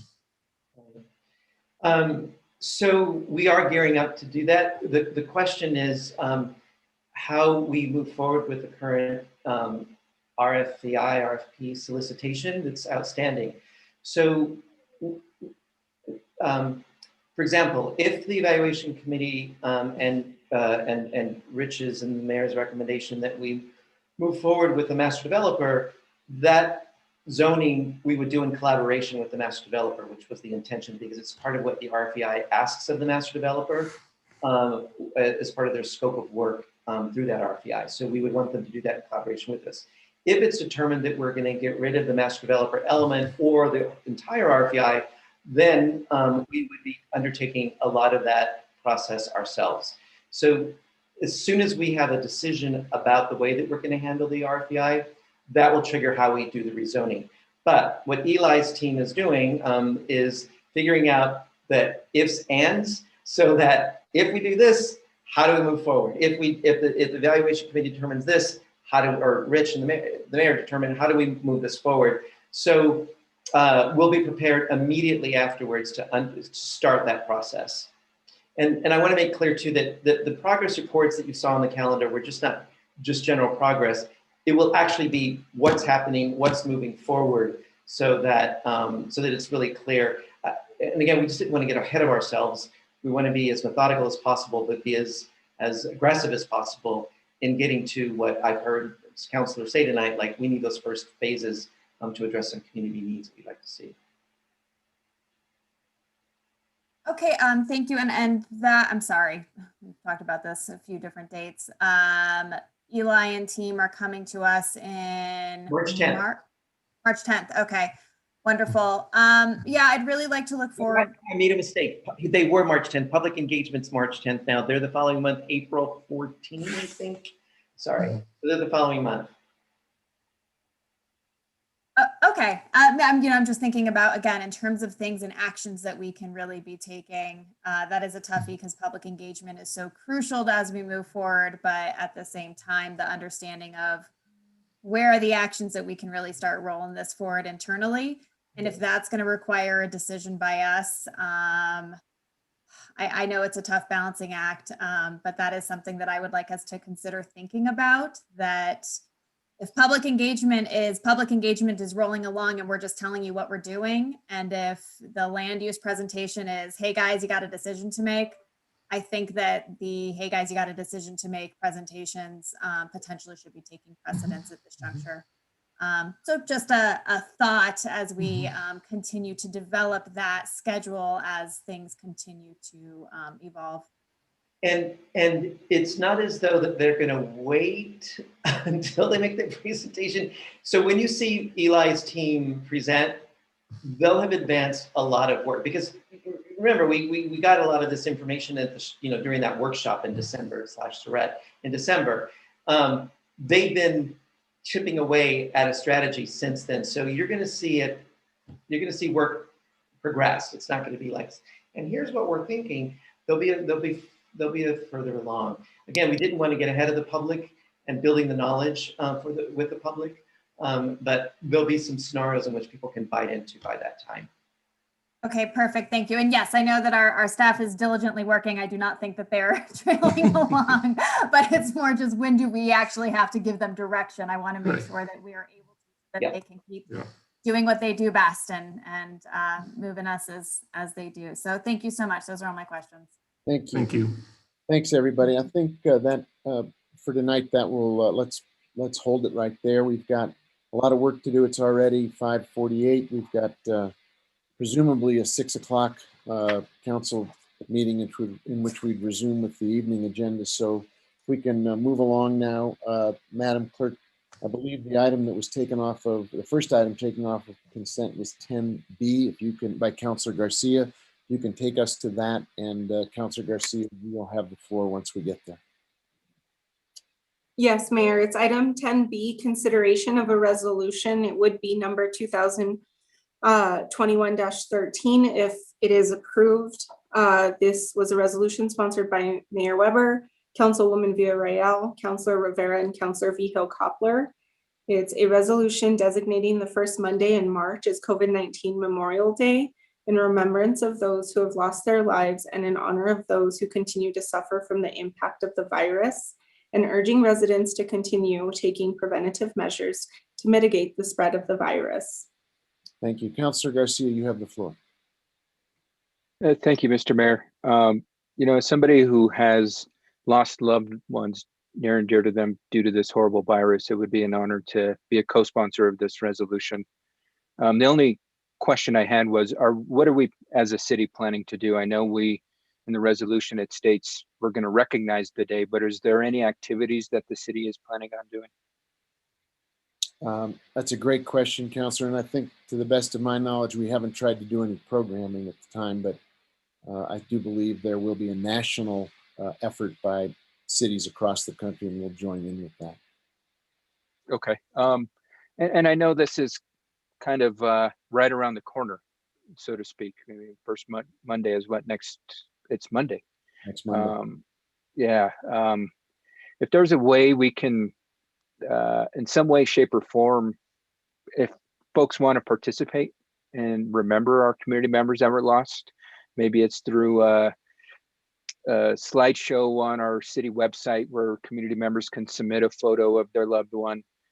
Some way we can recognize those that feel that they want to participate and recognize and remember their loved one that we lost. And if we can't do it this year, I definitely would encourage us to look forward to next year because, as we all know, this has been a devastating virus that has caused, over 500,000 deaths in our country, and we want to make sure that we just don't recognize them this year. This is something that we ingrain in our society and remember these folks as long as we can. With that, no other questions, Mr. Mayor. Move to approve. 1 second, Councilor. We have an amendment sheet we have to introduce before we get into moving it. But I think I do want to commend you for your thought of anything we can do between now and then to invite people, as you said. I think that's a great idea. Invite people to remember family, friends, loved ones whom we've lost is a terrific and very appropriate recommendation. So thank you for bringing that up.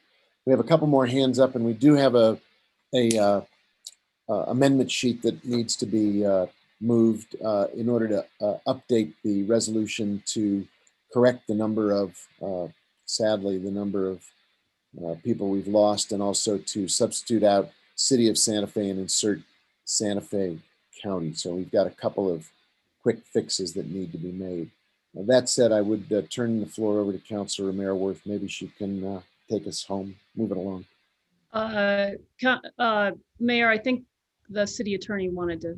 Oh, I'm sorry, City Attorney, I did not see your hand up. Mayor Weber, councilors, I just was going to suggest that we follow since we moved this to the discussion matters, essentially that sounds like Councilor Garcia has now made the motion, but that we do the discussion after the motion. And I was just alerting the amendment issue as well. Thank you. Okay, I'm happy to second, Mayor. Councilor Garcia has made the motion and Councilor Romero Worth made the second. Now we are in a position to both discuss and make amendments. Mayor, I just had one quick question. It's not clear whether this is a one-time thing or an ongoing thing. I didn't know which and Councilor Garcia makes it sound like it's like every year we're going to do this. So just curious what your intention was, and wonder if we need to do anything to say something like each year on March whatever we will recognize. Great question, Jesse. I don't have the resolution in front of me. Do you have? That was from earlier. I forgot to change it. Thank you, Mayor. It doesn't specify that it's every year, but it just says first Monday in March. So in my reading of it, since this comes from a national organization, I assumed that it would be an ongoing Memorial Day. But if Councilor Romero Worth, you'd like to specify somewhere in there that it's an ongoing thing, then we can do that. Okay, thanks, Jesse. Tell everybody there hi. I think the easiest thing to do, I'm just trying to get back to the resolution. Sorry, my cursor's not cooperating.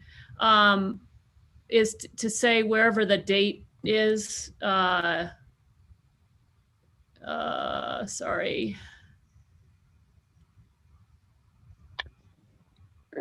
This is a long resolution. It's to say that the governing body hereby designates the first Monday in March each year as COVID-19 Memorial Day. So that would be an amendment to the resolution as proposed. Yeah, so I could make that motion if you want. Yeah, I think that would be fine. Is there a second? Second. Mr. Mayor, on that point.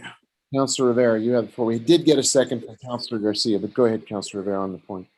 Thank you. So, the state or the federal government may designate a different day as this thing starts to dissipate as the day where we remember everybody lost. And my recommendation would be that we just move with this so that we're ready for this March 1st, and then wait for future, and then we can propose a different resolution to coincide with what state or federal government does. Just a suggestion. I know we have a motion in a second. I'm happy to rescind, Mayor, if that's the direction we want to go. Councilor Romero Worth is willing to pull her motion back and follow Councilor Rivera's advice that we might see if it evolves into something else on a national level. Councilor Garcia, is that amenable to you? Absolutely. Okay. Thank you for the comment, Councilor Rivera. I think it's looking down the road a good thought. We're probably going to have a national day of mourning and recognition. We do need some help with this sheet of amendments that Jesse produced that I submitted. I don't think I'm in a position to move them, however. Does somebody want to take on that role?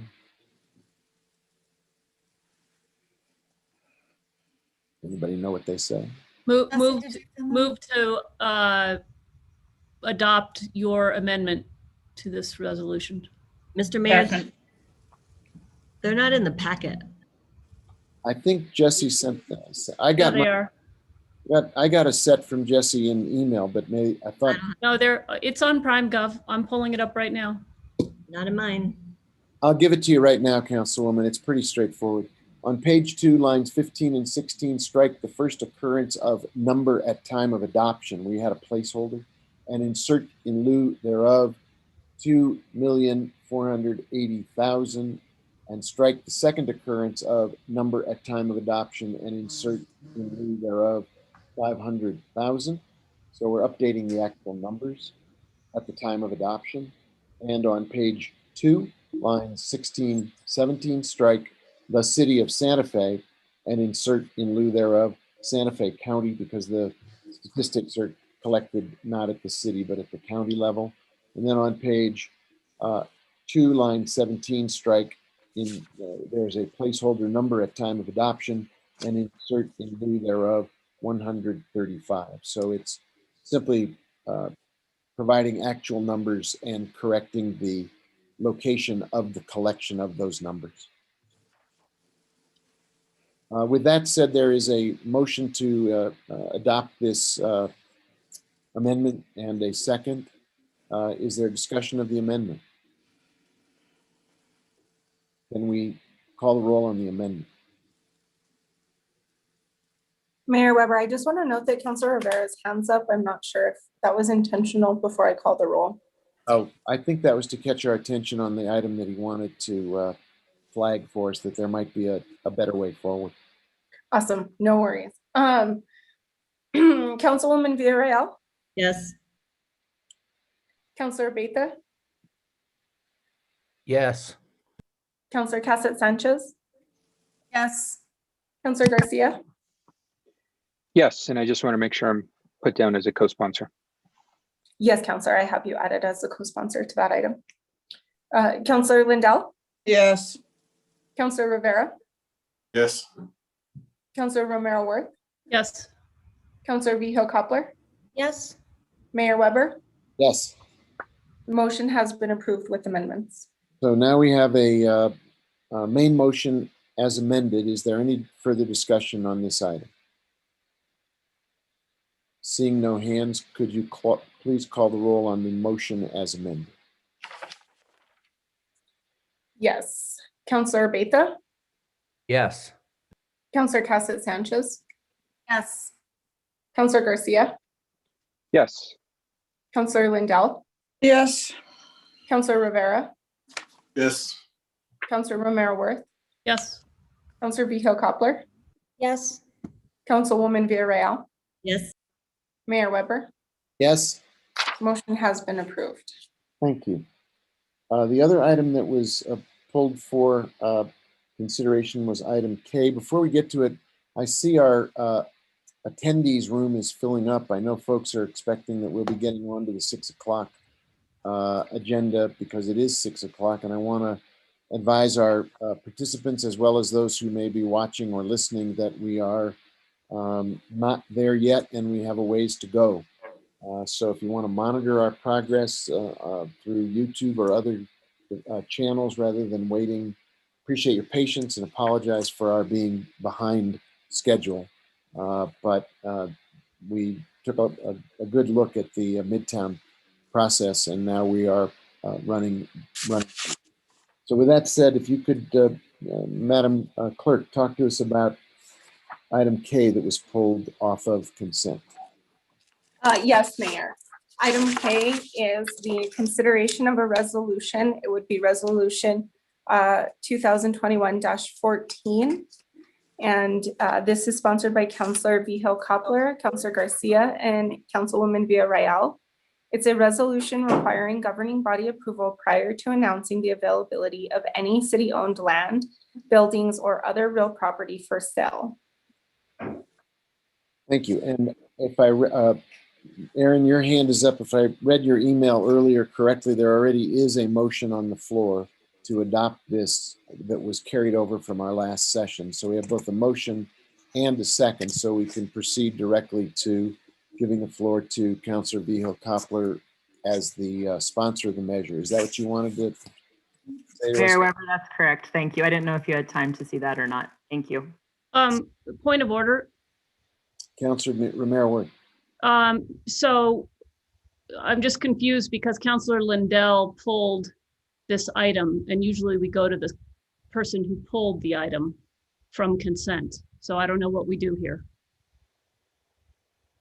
So Mayor Weber, Councilor, I think because this had already been moved at a prior meeting and then postponed to today, I think we are currently in debate on the motion that was made previously.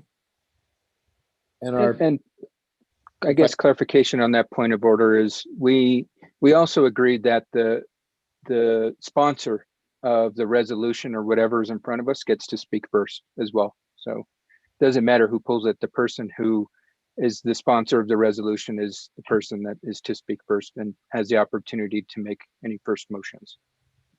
That was the basis for my turning to Councilor Vigil Coppler.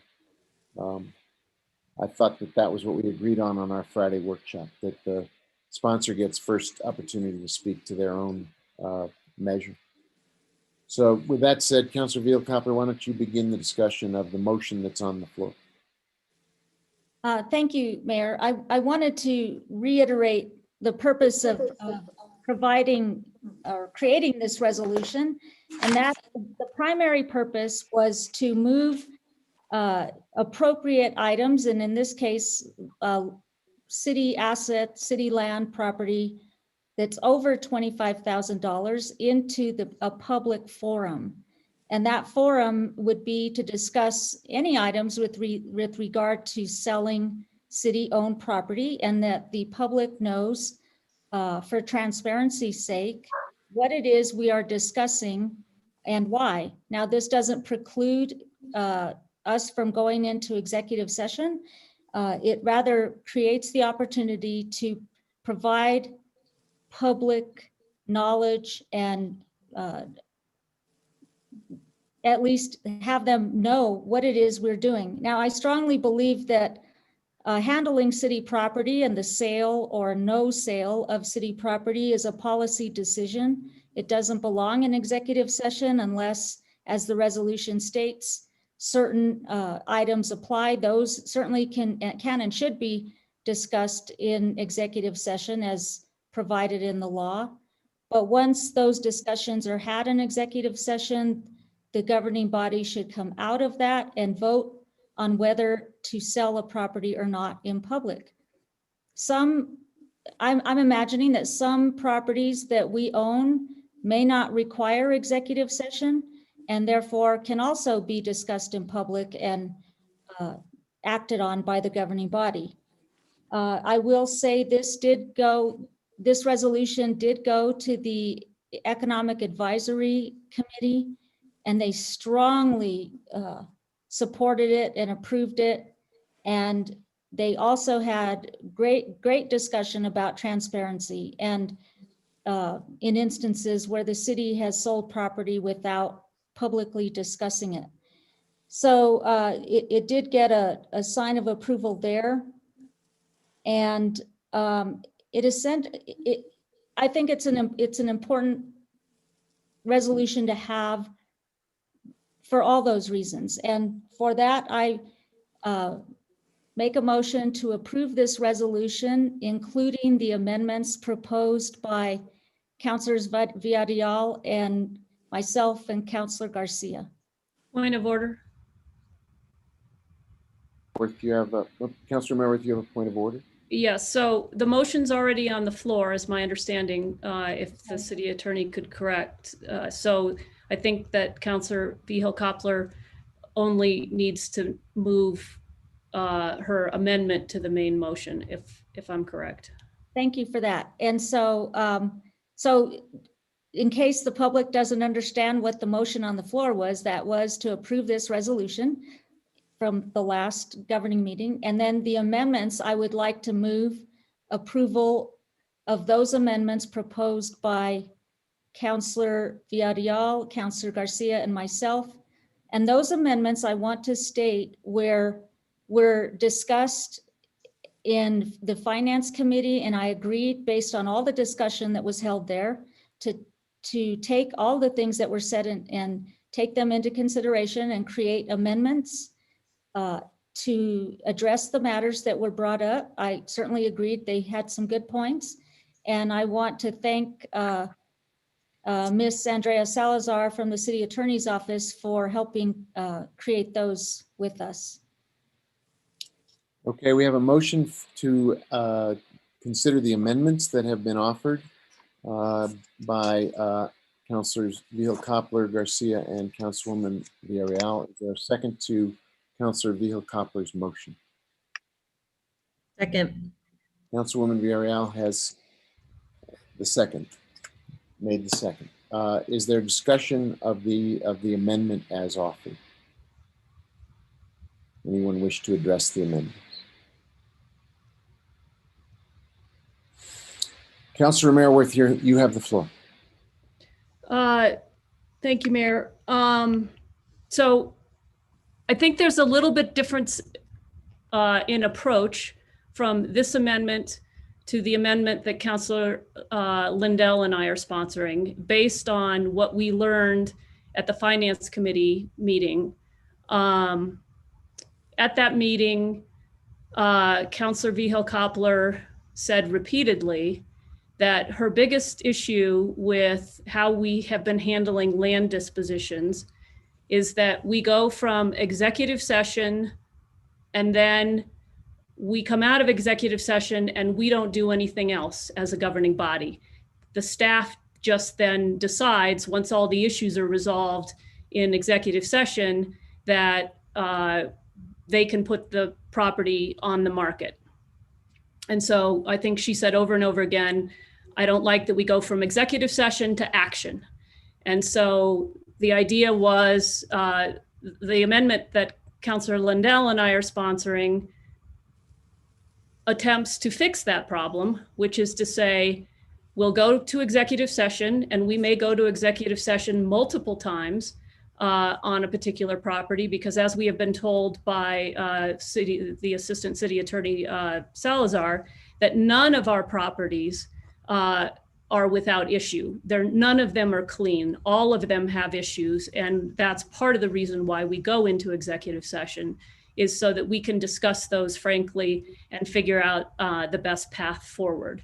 So the idea here is with the amendment that Councilor Lindell and I are sponsoring, is that we would do those executive sessions, and then when all the issues have been resolved, however many executive sessions that takes to bring us to a point where we are ready to put a property on the market, we would come out of executive session and the staff would present the property that is to be put on the market. And according to the amendment, after staff has presented the address, name, description of the property that will be announced as for sale. I believe this amendment addresses the concerns that Councilor Vihel-Coppler again expressed multiple times at the Finance Committee meeting. The amendment in front of us, however, suggests that we will have that session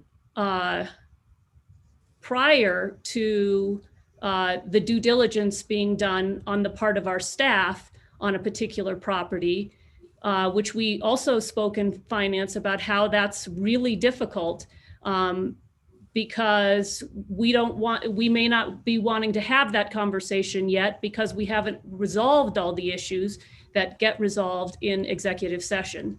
And those executive sessions I just will let the public know that our dealing with real estate in executive session is an exception to the Public Meetings Act and is absolutely appropriate that we take up those issues there. So I don't know, I guess I have a little bit of problem with the way some of these changes that are in this current amendment are being put forward, because I don't think they address the problem that Councillor Vihil-Coppler said she was trying to address when we met at the Finance Committee meeting. And again, I will also say that I voted against moving this forward because I think we should have done this work in committee and not here tonight at the governing body meeting. But unfortunately, here we are, and we are doing committee work at the governing body meeting. So I just want to make those comments that I don't think this amendment does what it needs to do. Thank you. Thank you. Councillor Lindell, you have the floor. Thank you, Mayor. There's a couple of things that I just want to comment on. The amendment that is before us right now on page 2, line 3 of the copy that I have, which others may have different numbering, but nonetheless, it starts out with, whereas the governing body prefers to hold discussions of the sale of city-owned property, et cetera, et cetera, et cetera. And it goes on to talk about in front of the public during a public meeting, if doing so would not harm the city's ability to leverage the competitive value of the real property, when confidential marketing strategy is not a factor, and when there are no reputational interests at stake. And it goes on with that. Nowhere does it tell me, or would I know, who makes those important decisions. We may have very, very deep disagreements over those issues. So that's problematic for me. And I talked about that before. And then on line 9 and line 10, the governing body understands the importance of holding executive sessions for the sales of city-owned land, buildings, and other real property. I don't really know what that means. It doesn't, it's not called for here. In thinking about this, I did ask City Attorney Ms. McSherry to address why in the Open Meetings Act, real estate transactions are an exception. And I think City Attorney McSherry, along with a couple of other city attorneys, worked on a memo that they sent out. And I won't go through that whole memo by any means, but the bottom of page 2, it does say an executive session allows city staff. Point of Is there, order. Councillor McSherry, City Attorney McSherry? Mayor Weber, Councilor, I did send that out as a confidential memo. So if there's going to be a disclosure, but I think the governing body needs to vote on disclosing it. Can I paraphrase from a memo? Mayor Weber, Councilors, I think you can ask me a legal question if you'd like. Okay. I feel like we're playing Jeopardy in the form of a question. Mayor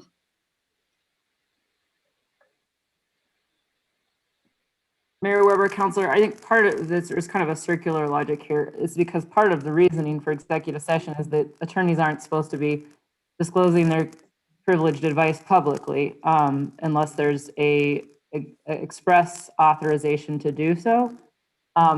So I don't feel like I have that express authorization during this meeting. So if there's some general legal questions, I think I can answer those. But I can't just provide candid legal advice in an open meeting. Point of order. I would just like to ask, was that a memo that was sent to all of us or just one person? Or No, it went to everyone. okay, thank you. But I think the point that the city attorney is making is it was actually labeled as a confidential document, attorney-client privilege. So if there Okay, are, so I'll just go ahead and say clearly enough, everyone hasn't read it, but clearly enough, the memo made clear why in the Open Meetings Act, real estate transactions are an exception and why it's an important exception and the purpose of it being an exception. So I guess I'll leave it at that, Mayor. Thank you. okay.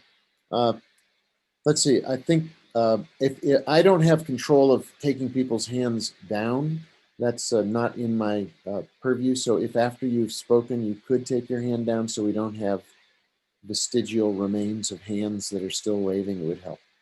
Councillor Vihil-Coppler, you have the floor, followed by Councillor Garcia.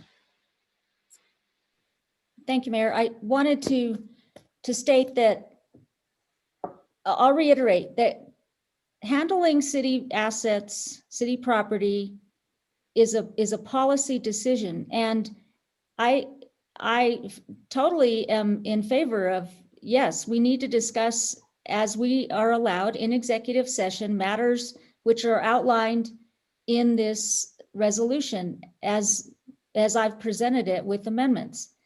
It clearly says, and when you read these whereases, because I didn't write some of this, I'll have to admit, these whereases came from, in part, the city attorney's office, and it appears to me that it's like a story where you try to present what is now, and then your be it resolves are going to change what is now.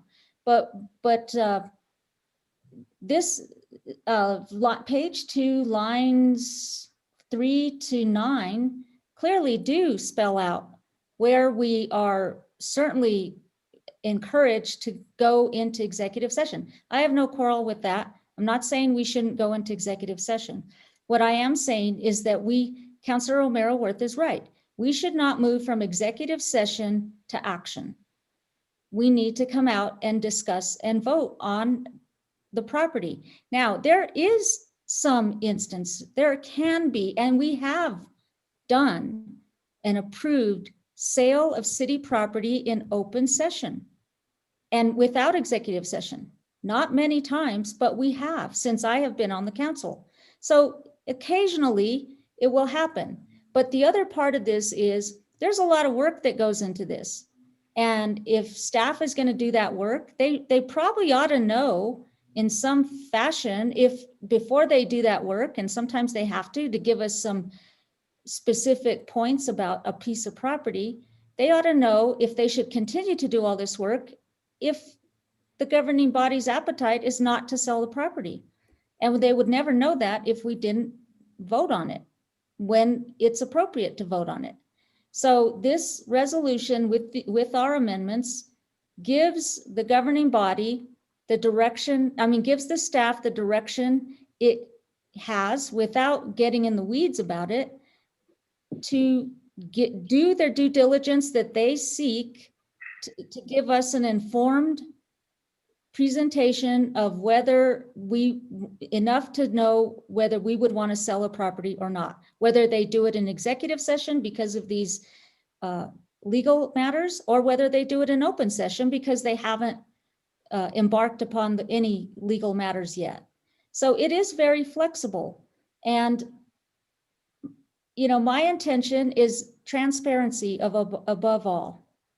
And I know that Councilor O'Meara-Worth and Councilor Lindell worked on their amendments. But one thing I want to say about that is that their amendments put a sunset clause on transparency. And that there's, you know, I'm not sure what that's about, but I know we're not discussing that. That's not my motion. And I believe that this resolution is written to give staff the flexibility, but it also provides that the governing body is in charge here. We set policy, and we should be voting on sale of property, whether we have a buyer or whether we even want to sell a property, because I am not in any way in favor of selling our assets just right before us, because you know, I feel like that's coming down the train tracks, and that's just not okay. I think we need to have votes on these things before they happen.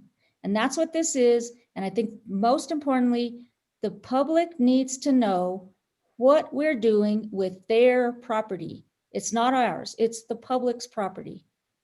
And that's why I feel this resolution is important.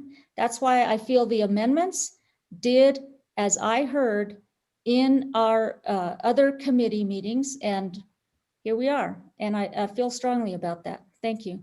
Thank you, Councillor. Councillor Garcia, your hand is up, followed by Councillor Romero Worth. Thank you, Mr. Mayor. Adding transparency and sunshine puts our city on a positive path and towards progress.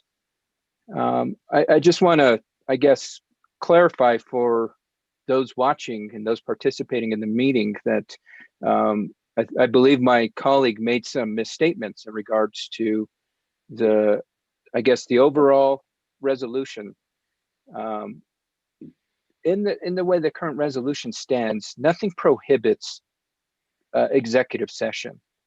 It's up to the staff. And as Councillor Vigil-Koppler mentioned, there has been times where executive session wasn't needed, and there'll be times where executive session is needed.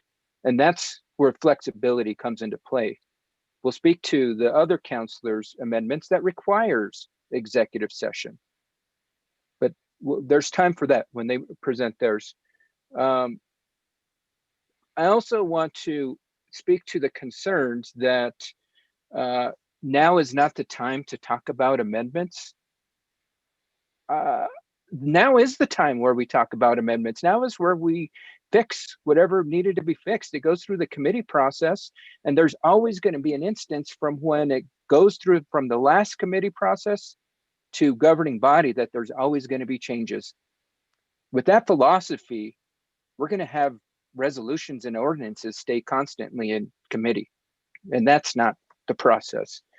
And overall, there was a comment made that this resolution doesn't achieve the goal that Councillor Vigil-Koppler stated over and over again during the Finance Committee meeting. I would beg to differ. This adds transparency to the process. What this does is it puts the vote and the decision of the governing body whether property is going to be sold in a public manner. And whether or not governing body is in unanimous consent or there is a 6-3 vote, whatever it may be, the public will fully understand where people stood on the sale of their property. And I think this is what's needed. This is long past due. And I have had nothing but overwhelming support from this. We've got to remember, this went through the Public Works Committee, where it passed on consent. So all 5 councillors that sit on that committee passed it. It went through the Finance Committee, where it passed. And it's been supported by our Economic Development team. So if we want to take into account numbers and data, 7 of the 9 councillors sitting with us right now, or 7 of the 9 governing body members, have in some way, shape, or form approved this. It's got overwhelming support from staff, overwhelming support from our Economic Development team. And to me, I still am shocked by the pushback and the misunderstanding of some of my colleagues on this, because what we're trying to do is put together a process that ultimately leads to the product of the community, the constituency, and the broader public having confidence that the city is going to do everything in the best interest of their best interest to protect their assets and their public property. So with that, I think I support this. When this came up, yes. And with that, no more comments, Mr. Mayor. I'm just in awestruck right now. Okay, thank you, Councilor. We have two more hands up at the moment. Councilor Merriworth and also Councilor Cassett Sanchez have their hands up, and we'll see where that takes us. Councilor Merriworth, you have the floor. Thank you, Mayor. And I just want to agree with Councilor Vigil-Koppler. I understand what you're trying to do here in terms of transparency and making sure that we have our proper role in making the policy decision, as you put it, to sell property. And I think that's what the amendment that Councilor Lindell and I does as well. So I'm not taking I'm not taking any argument in the fact that transparency is what we're trying to find here.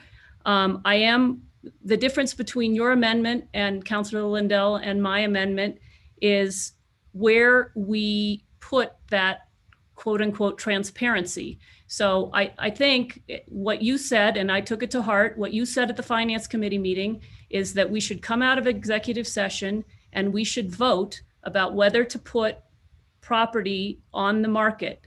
And we should do that in a public meeting, and our amendment, it does exactly that.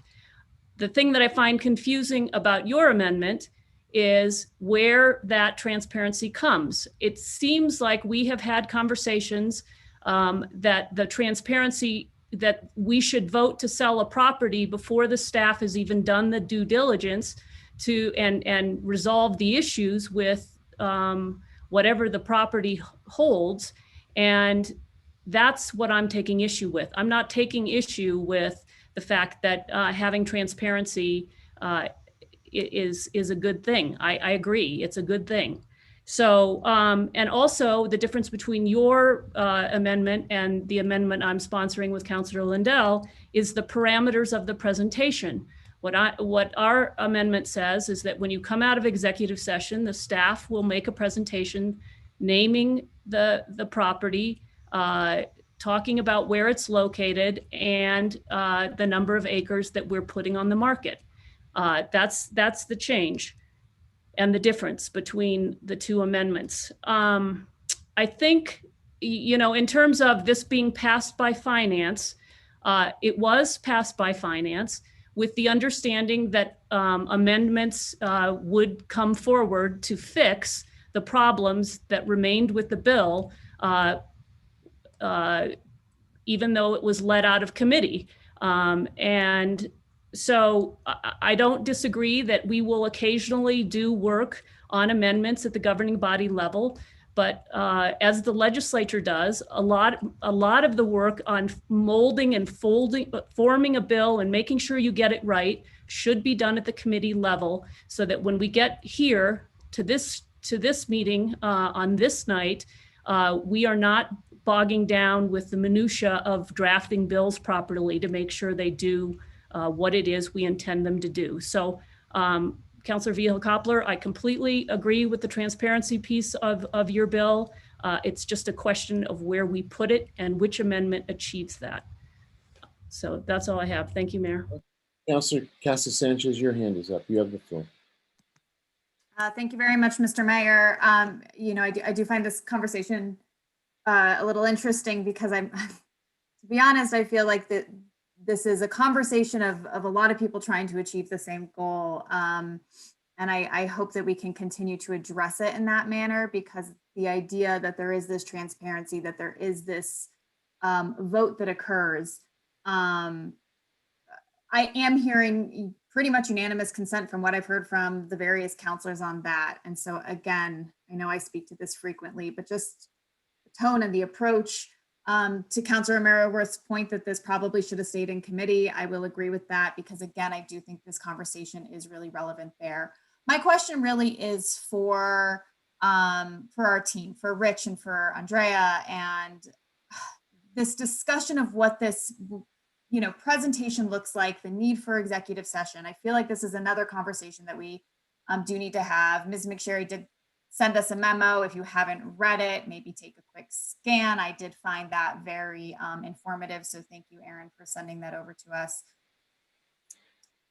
I do want to hear a little bit more from our team as we are having this discussion about what really does belong in executive session and what belongs in terms of our ability to best leverage our property. Because if we are also thinking about us as the responsible, stewards of city property, one of our responsibilities is to get the best and highest value for that, whether that be monetary or whether that be a value that we identify in a social sense of some way that we want to be utilizing that property. And I do know that part of the benefit of executive session is not really showing our hands. So I'd like to hear a little bit more, Rich and Andrea being the experts in this, and Sean Moody as well, about that balance that we are really trying to achieve, as I do see both of those as part of our responsibility as a governing body. Mr. Mayor, Councilor Cassett-Sanchez, I think that as I stated earlier, I am in support of the resolution. But I also stated earlier that each of the properties that we may consider has some issue that we will probably have to discuss in a confidential manner. Every single one of them that we would bring forward as an idea or proposal or asset that's unperforming has some issue that would need to be discussed in a confidential manner. So when the resolution was changed to include the executive session, that for us was providing the flexibility we needed to really go in and have a deep discussion. And so from that standpoint, I'll ask Andrea to talk about the Open Meetings Act and what the legal issues are around what confidentiality or trade secrets or reputational issues are. But each of the properties for this city has some sort of small little detail or small little issue or large little issue that will require us to have a discussion that might be iterative again. Like it might take a couple of different conversations. If we get a consensus that says, bring it back, you've got 5 people, but you need to bring it back because you need to resolve this piece. But that's kind of where we are so far. And as I turn it over and hand over this responsibility to Sean, that'll be something that he will have to present in the future based upon whatever we decide tonight. So I'll ask Andrea just to talk about what the Open Meetings Act is about and what sort of things become confidential that would draw us into executive session. So, Mayor, councilors, so I'm going to talk about 2 things, both the due diligence and the confidential nature. But when you look at the Open Meetings Act, there are 3 exceptions to it that are explicit. And those are if we're dealing with an RFP. So if we are asking for proposals on the land, say we have an idea of what we want out of the land and we have proposals, those have to remain confidential during the process, the procurement process. So that's one, exception. The real estate and acquisition exception is one, and then you have attorney-client privileged information, which is another. The reason why those 3 are very important to talk about together is because real estate transactions, and we do have a number of real estate brokers in this group, they are confidential for the reasons to try to get the highest and best price for whoever is selling this property. So that's kind of the reason for it, the umbrella. But secondarily, the need for executive session in our scenarios is that often we have months worth of due diligence that needs to be done. And I know that a lot of discussion is, why don't you just tell us what you're interested in putting on the market and then do your due diligence? But there are complicated issues that happen with each property that we receive. And sometimes, we're given property, sometimes we purchase property, sometimes we purchase it for for reasons. And we have to talk about that with you in order to explain and understand what's going on with the property before we can figure out a plan of attack for marketing or moving it forward to any type of sale or lease or those types of things. Right now, we're just talking about sale of property. So there is that due diligence that needs to happen before we come to you and ask, is there an announcement we can make? Then there's also the section of when we announce it, maybe we get a bunch of offers. Those are things that we wouldn't want to have in public. Who's offering what? When are they offering it? It might be a discussion that needs, well, not might, but it needs to be a discussion that's held to kind of weigh the options. So that's another reason for executive session. So that's why under state statute, the only real public hearing for the sale and disposition of property is when you're memorializing the terms in an ordinance. It's because you've already hammered out all those negotiation points. You've done the due diligence, you've done the negotiation, and now you're ready to put it out into the world and see what the public thinks about that. So I hope that addresses your question, Counselor. Yes, yeah, it definitely does. I think that one of the differences I'm seeing in these two amendments to this resolution that, again, I think the conversation is just so interesting because I really do feel like we're all trying to get to the same goal. How do we balance this need of transparency while also making sure that we are leveraging our position to make sure that we are trying to, make sure that we I'm sorry, I was distracted as I saw the unmute and I was ready to be interrupted. But anyway, I do think that we are really trying to figure out the best way to get to the same goal. But I think my question, there seems to be differences in what people are expecting to see in potentially a presentation. I'm not really sure what could be given in one that would not kind of show our hand, aside from where it is, what it is, how big it is, et cetera. Am I missing anything there? Mr. Mayor, Councilor Casa-Sanchez, I think that Councilor Romero-Worth sort of talked about that a little bit a minute ago, about that we could discuss all of these sort of confidential issues around the land, property and sale, and then come out and sort of open discuss, the basic details of the property in question to make a vote happen. But I think that the executive session is a vital part of our marketing strategy that we don't want to lose. But I think she had mentioned something about there were like 3 or 4 things that we could just say, as we come to our vote, it's the property, it's the location, it's the timing of the public offering, it's the details around when we take bids, et cetera. Knowing that we've now informed our governing body about all the details that either make this a marketing opportunity or a bad one. And then kind of go from there. So. Thank you, Rich. I appreciate that. Thank you, Andrea, for both of those answers were very helpful for me. Again, as I had mentioned in finance, my biggest issue, my biggest concern is exactly where in this process this was happening. Before those due diligences and before the multiple executive sessions, if you ask me, should we sell this land? I will say, I have no idea, go back and get me information. And so that is the really important piece for me.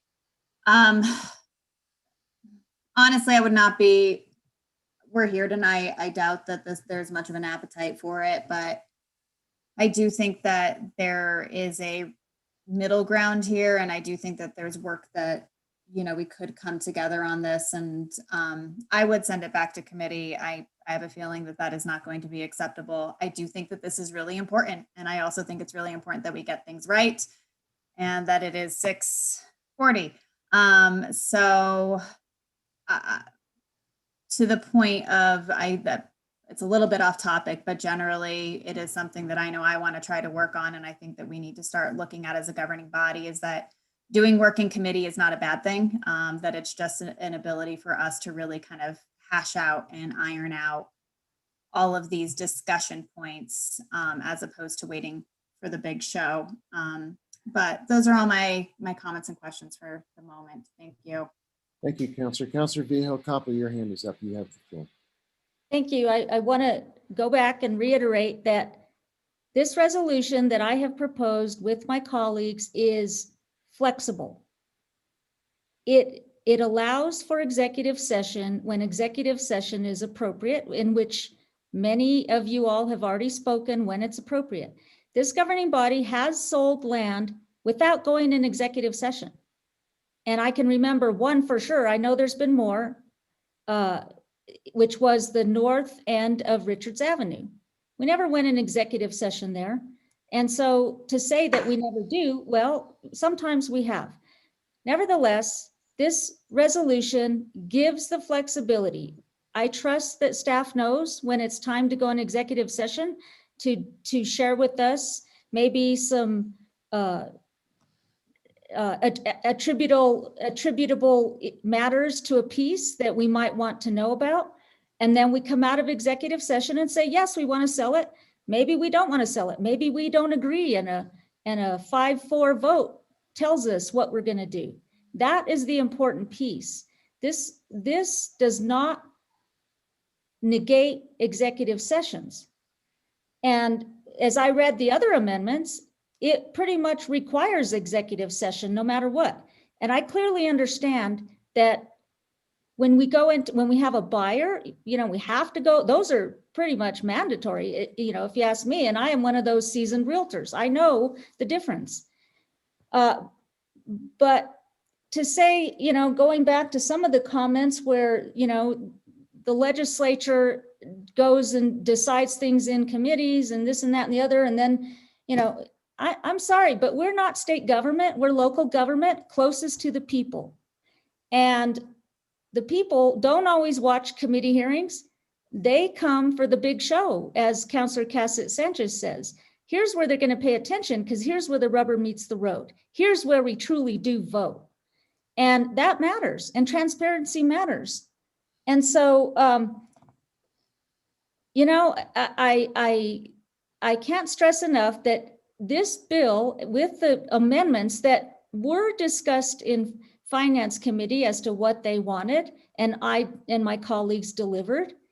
And now there's new stuff, including a sunset clause on transparency after 3 years, which isn't in the red line amendment, by the way, to the public, but it's in the little the little manually typed amendments of 12, which aren't on the red line.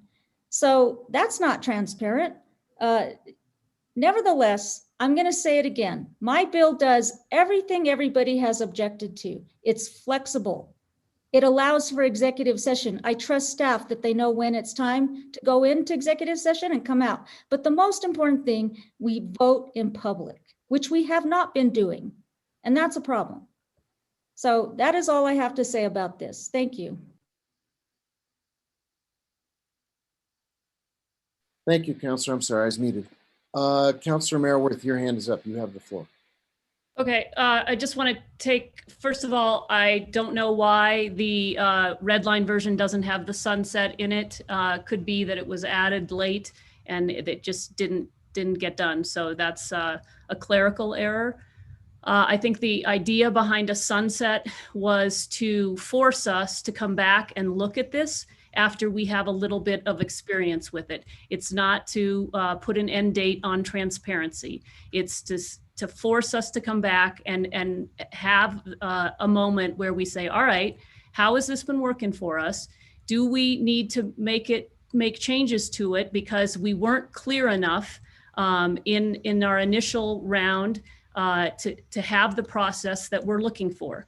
Now, I hear you about the fact that sometimes executive session is not needed. And again, this is the kind of thing that I think if you and I work together, we could figure out how to make that change work. And again, this is why you would want to do work in committee so that you could have this back and forth. When we left finance, there were verbal changes that we agreed to, but we didn't see anything in writing. So I think here's a great example of where we could work something out to fix this. My concern again is that the vote to put property on the market comes before the due diligence, comes before we have resolved whatever issues we are speaking about in executive session, and is premature in a way to be disclosing to the public that we're thinking about selling something because we're not ready to sell it yet. And so I think if you and I work together, we could again, as Councilor Cassett Sanchez said, we are trying to do the same thing. We are trying to, make sure that the governing body has a role in giving the go-ahead to actually put a piece of property on the market. So Councilor Vihel-Coppler, I'd love to work with you to straighten this out. And I have to say, I sort of agree that either we should postpone it to the next governing body meeting or send it back to finance or to another committee and see if, or you and I can work on the side with it and fix these couple of things. So I hear you that sometimes we don't go into executive session. So let's fix that. But let's also fix the part about where this governing body vote comes in the process. That's my biggest problem. Thank you. Thank you, Councilor. Let's see. I know there's some folks who haven't spoken yet at all, including me. Councilor Garcia, your hand is up. If anyone else wants to weigh in, I do have a few thoughts I'd like to share before we get to closure on this matter, but I don't want to close off the main sponsors from trying to work with each other or in a way that resolves any of the disagreements that we've been hearing about. So that said, Councilor Garcia, you have the floor. Thank you, Mr. Mayor. No comments. I was just going to call the question.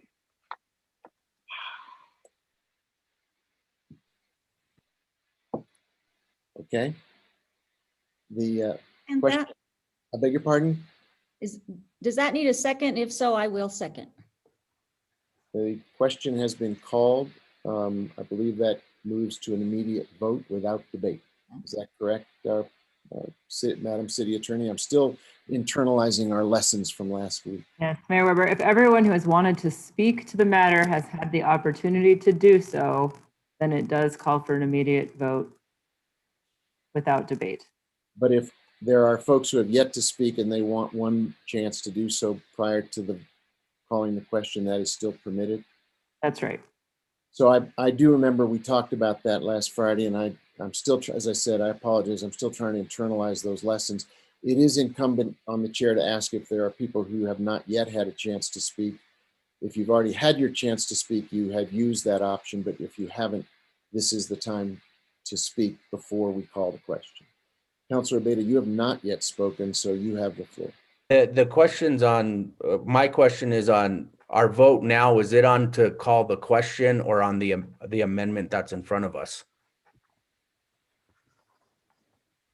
Mayor Weber, Councilor, if the question is called, it would be on that vote. But if anyone wants to still speak on the amendment that's been proposed, that would be proper before the calling the question.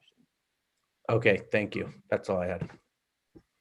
I did want to exercise my right to speak since I have not, other than to call on others. And I would like to commend Councilor Cassett Sanchez because I think she's cut very much to the heart of this matter. I look at the proposals, and I know we're only debating one amendment at the moment, but I've read all of the amendments. And they're not that far apart, but the drafting is far apart. I look at the amendment that we will be voting on next and what it does to the existing bill. And it, in the interest, we are all in favor of transparency. We're also all in favor of good government, which suggests that our bills and ordinances and resolutions should be well drafted. They should be clear. They should be able to be followed when we are no longer here on this governing body, when others are following our requirements. And I'm reading the bill as proposed, and it, Councilor Vihel-Coppler is right. It is flexible, but it is also, it takes both sides of the issue. We are in favor of transparency in public meetings, but we recognize the importance of executive sessions. We want to do it in public, but but we recognize there need to be times when it's private. I'm looking at staff and asking and wondering myself whether we're leaving them in a position where we haven't really produced a well-drafted piece of legislation, either for the staff or for the public. I remember the earlier debates we had about the fiscal impact report and whether it accurately reflected staff time and staff work. This does seem to suggest that there's a lot of front-end work to make a public presentation, which could also not happen if instead we had an executive session. So I believe that Councilor Casa-Sanchez has really identified the real crux of the matter, which is not, do we agree that there ought to be a public opportunity to vote on the disposition of public assets? I think the question is, have we got a well-drafted piece of legislation that achieves the goals that we say we want, or do we have something that, because it's gone through the process it's gone through, is kind of, and I don't mean any disrespect by this, but it wobbles back and forth. It doesn't provide direct and clear instructions so that staff and councils in the future understand how best to implement the intent of this measure. So I would be very much in favor of the offers that have been made to do additional work, whether it's bilateral or multilateral. I do think there's the differences are small. The problem is not with the differences. The problem in my mind is with the drafting and the need. I don't think we can do amendments to amendments in real time here to clean up the drafting. And so I really believe this would benefit from be both good government, good process, good drafting, good instructions to staff, good clarity for public policy and for the public to understand how we would see this process work much more clearly and cleanly, so that the intent is better reflected in the draft.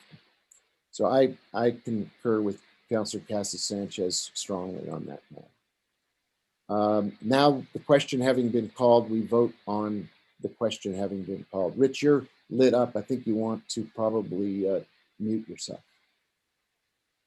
I don't mean you're lit up, but your Hollywood Squares box is lit up. Thank you. Point of clarification, Mayor? Yes, Councilor.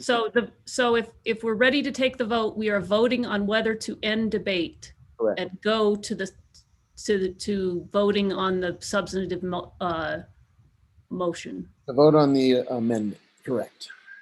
So I think we need to call the roll on calling the question, ending debate. Councilor Beta, your hand is up. I'm sorry. Point of clarification. If I make a motion to postpone right now, does that supersede the motion to call the question?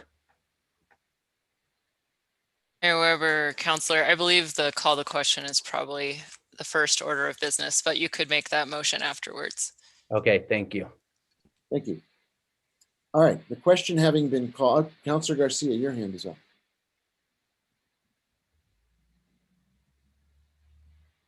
Okay. Sometimes people, the hands go up, but they're not on purpose. We would like to vote on calling the question. If the clerk could please call that roll. Yes. Councilor Casa-Sanchez? No. Councilor Garcia? Yes. Councilor Lindell? Yes. Councilor Rivera? Yes.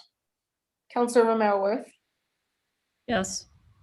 Councilor Vigil Coppler? Yes. Councilwoman Villarreal? Yes.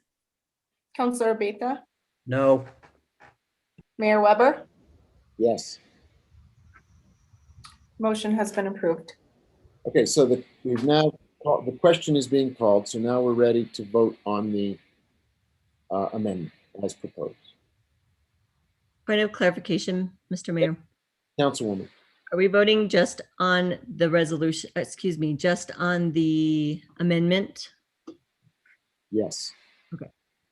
This is, Point this of is, clarification. who, I can't see who asked that question. Counselor Veal-Coppler. When I made the motion, but then was told the motion was already on the table from the last meeting, then I moved the amendments to add on to that, so. We're voting on whether or not to add your amendments to the main motion.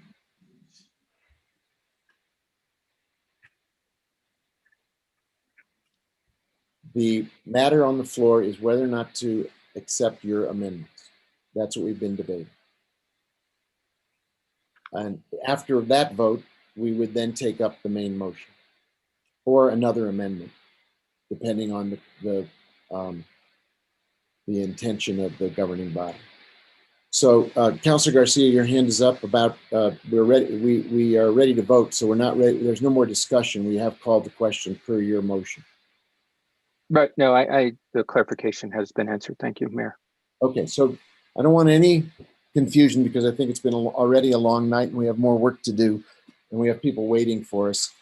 This is purely a vote on whether or not to accept the amendments that were offered to us by the original sponsors of the bill, Councilor Veal-Coppler, Garcia, and Councilwoman Villarreal, as proposed. We vote on this packet of amendments. And the question having been called, there is no more debate or discussion. So if the clerk would please call the roll on this set of amendments. Yes. Counselor Garcia, Yes. Counselor Lindell, No. Counselor Rivera, Yes. Counselor Romero Worth, No. Counselor Veal-Coppler, Yes, Councilwoman Villarreal, Yes. Counselor Beta, No. Counselor Cassett Sanchez, No, I'd like to explain my vote. Mayor Weber. No.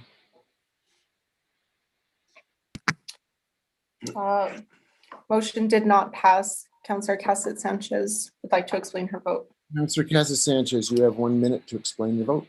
Thank you. The reason that I voted no against these amendments is not because I don't think that there are pieces of them that I very much agree with. I think that there are also pieces of the other amendment that I very much agree with. And I would like to see this tabled and that there attempt to be some consensus between the sponsors of the amendments to bring these two together. As I've mentioned before, I think this is important.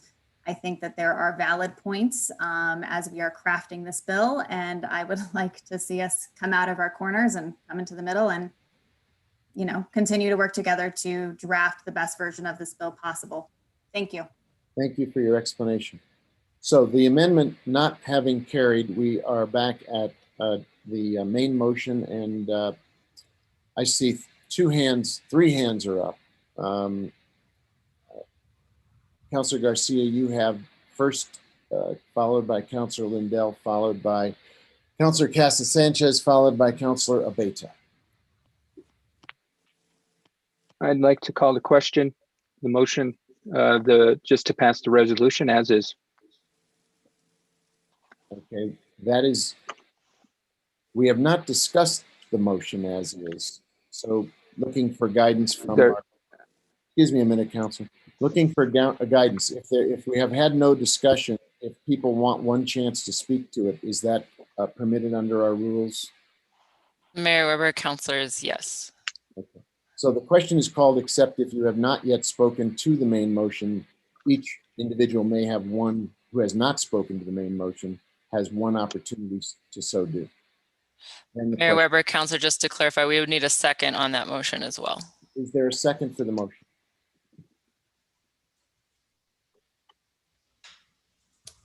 Okay, I don't hear a second.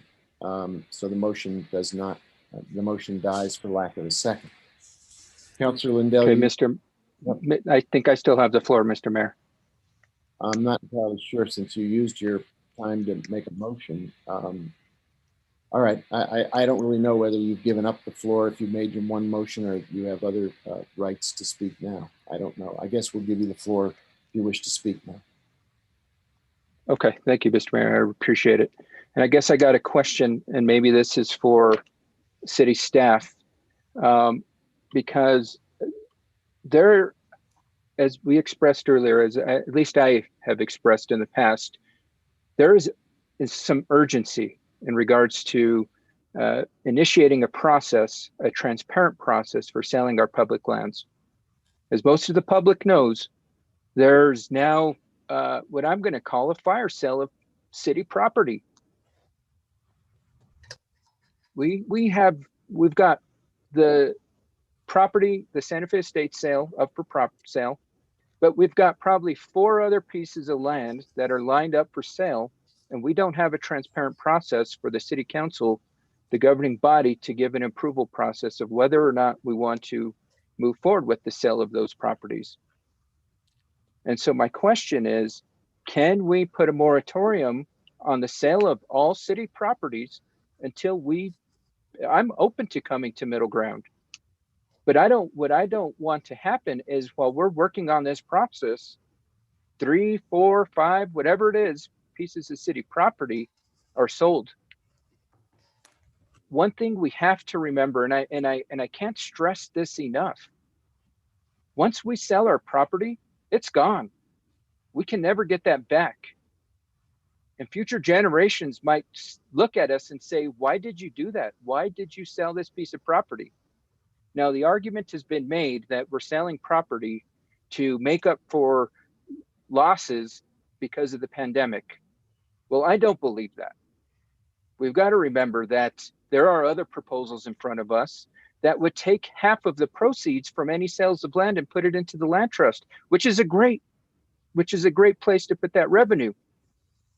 But it's not going to be a revenue generator that's going to fill gaps caused by the pandemic. It's not. It absolutely is not. That's a smokescreen.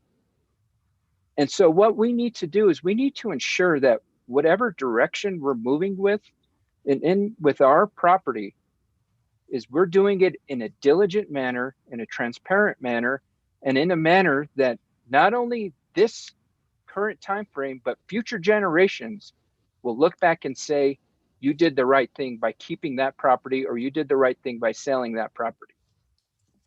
And so I guess back to my original question, can we put a moratorium on selling property until we come to a resolution on this resolution, until we can come to middle ground? I see the city attorney's hand is up. I'm not sure whether there's a point of clarification you want to offer. Yes, Mayor Weber, Councilor Garcia, all land sales require a vote and currently require a vote, and all land sales come in front of this governing body for a vote. I understand that, but what I'm talking about is putting pieces of property up for sale, not the final sale, because once it's already come to us for vote, the train is on the tracks. What we're looking at with this process is to determine if we're going to put the train on the tracks or not. And so my original question stands: can we put a moratorium on putting pieces of property up for sale?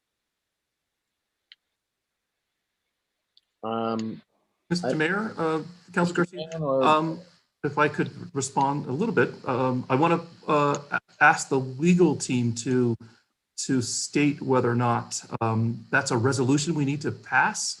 Currently, we are not putting anything on the market for sale. We are respecting this process to go through this resolution. And I want to clarify one thing, that nothing has been related to or passed on to the public that we're trying to dispose of all kinds of property. So we are really in a queue process to discuss the properties that we've been in discussion with since last January. I think we've had this conversations in the executive session on all various properties that we had either deemed to sort of disclose that they are underperforming, or there's an issue with them, and we felt that now is the time to look at them as a possible sale. But we have not put anything, and are right now planning not to put anything into a public offering queue for sale. But I would ask the legal team to sort of rule on anything that we might have a resolution to say that we have no authority at all for the role that I play or the role that Sean may play. And before the city attorney chimes in, But I understand the process currently doesn't require governing body approval to place pieces of property up for sale. I mean, because ultimately the properties could be put up for sale tomorrow. I think we can all agree on that. I think what we're looking at is, even if it comes to a friendly agreement, which I would hope we can all adhere to, that we're not going to move forward with placing any property up for sale. And to say that we're currently not doing that, I mean, look at the website that was developed. There's advertisements for property that it says coming soon. So to me, that reads property is coming soon for sale. And so my concern is that because it doesn't need governing body approval currently, any piece of property that the city owns can be put up for sale. Any piece of property. And I guess that's the urgency around this resolution, given that there is already a website developed that lists publicly properties that is coming soon, coming attractions. And getting back to my original question of how can we come to an agreement that as we go through this process, that no property is going to be put up for sale, given that it currently, with the way that the law stands, it doesn't require approval. How can we ensure that we're not going to be hoodwinked and tomorrow Alto Street property is up for sale? Warehouse 21 is up for sale. Well, How can we ensure that? Okay, I think you've made your point. I don't think that's the resolution or the motion that's in front of us is to adopt the resolution or the bill that's in front of us. The question you're asking doesn't really pertain to this matter. And if we're going to apparently, I'm sorry, if you wanted to make that a policy decision, we'd have to have a separate item in which to debate that. It's not included in this document. I believe it is, Jermaine, Mayor, because ultimately it comes down to the philosophy of and intention of this resolution, which is providing a transparent process for selling public property.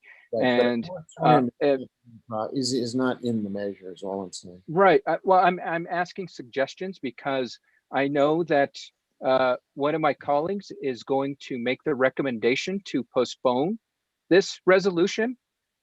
And I am deathly afraid that property is going to be sold underneath us, or it's going to be put on the market. And I can't stress enough, once we sell our property, it is gone. Yeah. We are not going to buy it back. Garcia, Mr. Mayor, Councilor Garcia, I can assure you, if this is going back to committee, we will not put anything up for public offering of sale. That's not the intention of our staff. We are a public servant and a steward of this property, and this is a process we're all debating. So I can assure you, I will not direct Sean or any of the staff to put anything up for public notice of sale. You have my word as the Director of Community and Economic Development. Nothing will be up for sale until we resolve this resolution. I do want to make clear, though, that we have discussed all the properties that you see on that website over the last year that had a consensus that they were in some way an opportunity for sale, but they are not for sale, and they will not be until we resolve this resolution. So you have my word that we will not do anything nefarious around the public properties or any assets for sale until we resolve this resolution. Thank you so much, Mr. Brown. That means a lot. I really appreciate that. But I do want to clarify, there was not consensus. There was not consensus. And I can speak to at least 3 of the properties. There was not consensus. Okay. And so with that, I'll yield the floor. And I appreciate Mr. Brown's commitment. Because I do hope that my colleagues are as committed as at least the sponsors of the resolution are to finding common ground for this, because it is necessary to bring sunshine to a process of selling our property. And I'm all right, Mr. Mayor, I guess you're cutting me off. Thank you. Thank you, sir. Councilor Lindell, your turn. Thank you. I'm going to make a motion to postpone. Second. There's a motion to postpone action on this. The city attorney is leaning in to help provide some guidance on a way to have this be a productive postponement. Well, Mayor Weber, councilors, I would suggest that either postpone it to a certain date or send it to a particular committee with an expectation. Yeah, Is that I think if based on some of the earlier comments, there's a desire to have some additional work done to write amendments that are amenable and find this middle ground. Postponement may not be precisely the right motion. I think we may be looking at a referral for additional work. And then I think I've heard several people volunteer to sit down together to craft a middle ground, as Councilor Garcia called it, that would be amenable to you. I'm looking at when our, I'm gonna make a motion then to postpone until March 31st, which will give some folks time to work on amendments if they care to. There's a motion to take this back up on March 31st, but you're not sending it to a committee. You're simply bringing it back.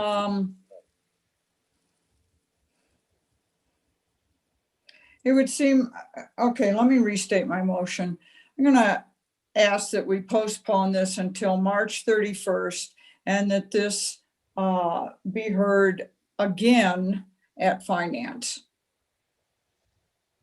Okay, there's a motion to postpone with a referral back to Finance. Is there a second to that motion? Second. Councilor Merriworth has made a second. Is there discussion on this motion? Yes, there is. I see two hands are up. I see Councilor Casas Sanchez and I see Councilor Vihil Coppler. Councilor Casas Sanchez, you have the floor first. Thank you, Mr. Mayor. I'm not sure that length of a postponement is necessary. I really don't see that the differences are too far off. If we want to send back to Finance, I believe, this would be a question for Councilor Abeyta, if we'd be able to once again get it on our next Finance Committee meeting, which I believe is Monday. March 31st just feels a little bit far away for me in terms of looking for opportunities to pull this together. I'd rather see it potentially coming back March 10th and going to Finance in between. I think 2 weeks I don't find the differences so material that over a month would be needed. So that is my opinion on that. And I would, ask the motion maker if they might consider a shorter time frame. Did you want to respond? Councilor Lindell, do you want to respond to that question? Sure, I'm willing to say March 10th. I just thought with everything going on, it may need the extra time, but that's fine with me. I mean, March 10th, and it could go back but still go back to Finance. Wonderful. I appreciate that. And I guess. And I'll second, I'll renew my second. So the amendment to the amendment changes the date, but keeps it going back to the Finance Committee. Is there anything else, Councilor Casas Sanchez? Yeah, I am going to wax poetic for a moment. I really appreciate the efforts to be pulling things together and to, as Councilor Garcia said, find a middle ground. I do think that we talk a lot about transparency and it is a very important process, but sometimes I think what we forget to talk about is good policy creation and that we do try to move things forward really quickly, understanding that there are a lot of complexities. And that is why I feel very strongly about postponing this and about having these discussions. Again, I think for me, as I'm looking at these two amendments, there are good aspects to both of these amendments, and I really want to see how we can pull them together and really make sure that we are focusing on good policy. I did also just want to make a comment about the suggestion that we could be hoodwinked by our staff. And sometimes I see our staff abused and treated in ways that I do not appreciate. Our staff does phenomenal work for us. A public servant job is a thankless job. They are here for hours. They could get paid a lot more in the private market. And I do think that it's really crucial that we provide them with the utmost respect that their expertise and that their hard work affords them. And I know that our staff that is here is committed to this process, and they have put a lot of work and hours into that. And I'm sorry, I really had to put that out there, that the suggestion that our staff would hoodwink us is not something that I feel is appropriate to say, given the amount of work that they do and given how incredibly dedicated and incredible they are. I'm so grateful to the work that our staff does. We would be lost without them. They are the experts. We are the policymakers, but they have the information. With that, I'll yield the floor. Thank you. I see two more hands up. I see Councilor Vihel-Coppler's hand up. I see Councilor Carol Romero-Worth's hand up. You both will have the floor next. Start with you, Councilor Vihel-Coppler. Thank you. I would like to remind the governing body that we had a special meeting on February 12th where we talked about process, where we sang Kumbaya, where we agreed we would hold hands and work together. These amendments, put forth by Councilors Lindell and Carol and Councilors Romero-Worth, were first published an hour and a half before this meeting and weren't even complete in terms of the red line amendment. So that put me in a position of, rushing around trying to figure out what all this meant. So I did my best, and I'm going to tell you, this is the second time that this body is going to send this to Finance Committee, which happens to be a committee where I have no vote. I find this to be opposite of the idea that this council was going to work together. And now the offer of working together is put out there as if it's a nice gesture, but in reality, there has been none of that going on, which led to the meeting on this subject we have right now and why we're taking so much time. Clearly, if the hand had been reached out to me instead of other counselors on this council to, support their amendments, I would have gladly sat down and worked this out. That didn't happen. It's opposite of what the agreements were made, where we spent a whole afternoon on a Friday discussing how we would work together. So, I did my part. I went to finance where I don't have a vote. The last time y'all met, I heard you. I prepared as much as I understood what was said there, and I did. And I also clarified that with staff, what they heard. And yes, this is what amounted to the amendments that I prepared. And instead, an hour and a half before this meeting, I don't consider working together. And I feel like, here we go again. I'm going to go back to Councilor Rivetta's statement in the last governing body meeting, where he said, "I'm ashamed and embarrassed to be a part of this. This cannot continue." And it still continues. And right now, I feel like, I'm being hoodwinked, and I don't think it's fair. I don't think it is at all good government to continue to refer to committees where a main sponsor is not a member. So here we go again, twice. I find that appalling. Thank you. Thank you, Councilor. Councilor Romero-Worth, you have the floor.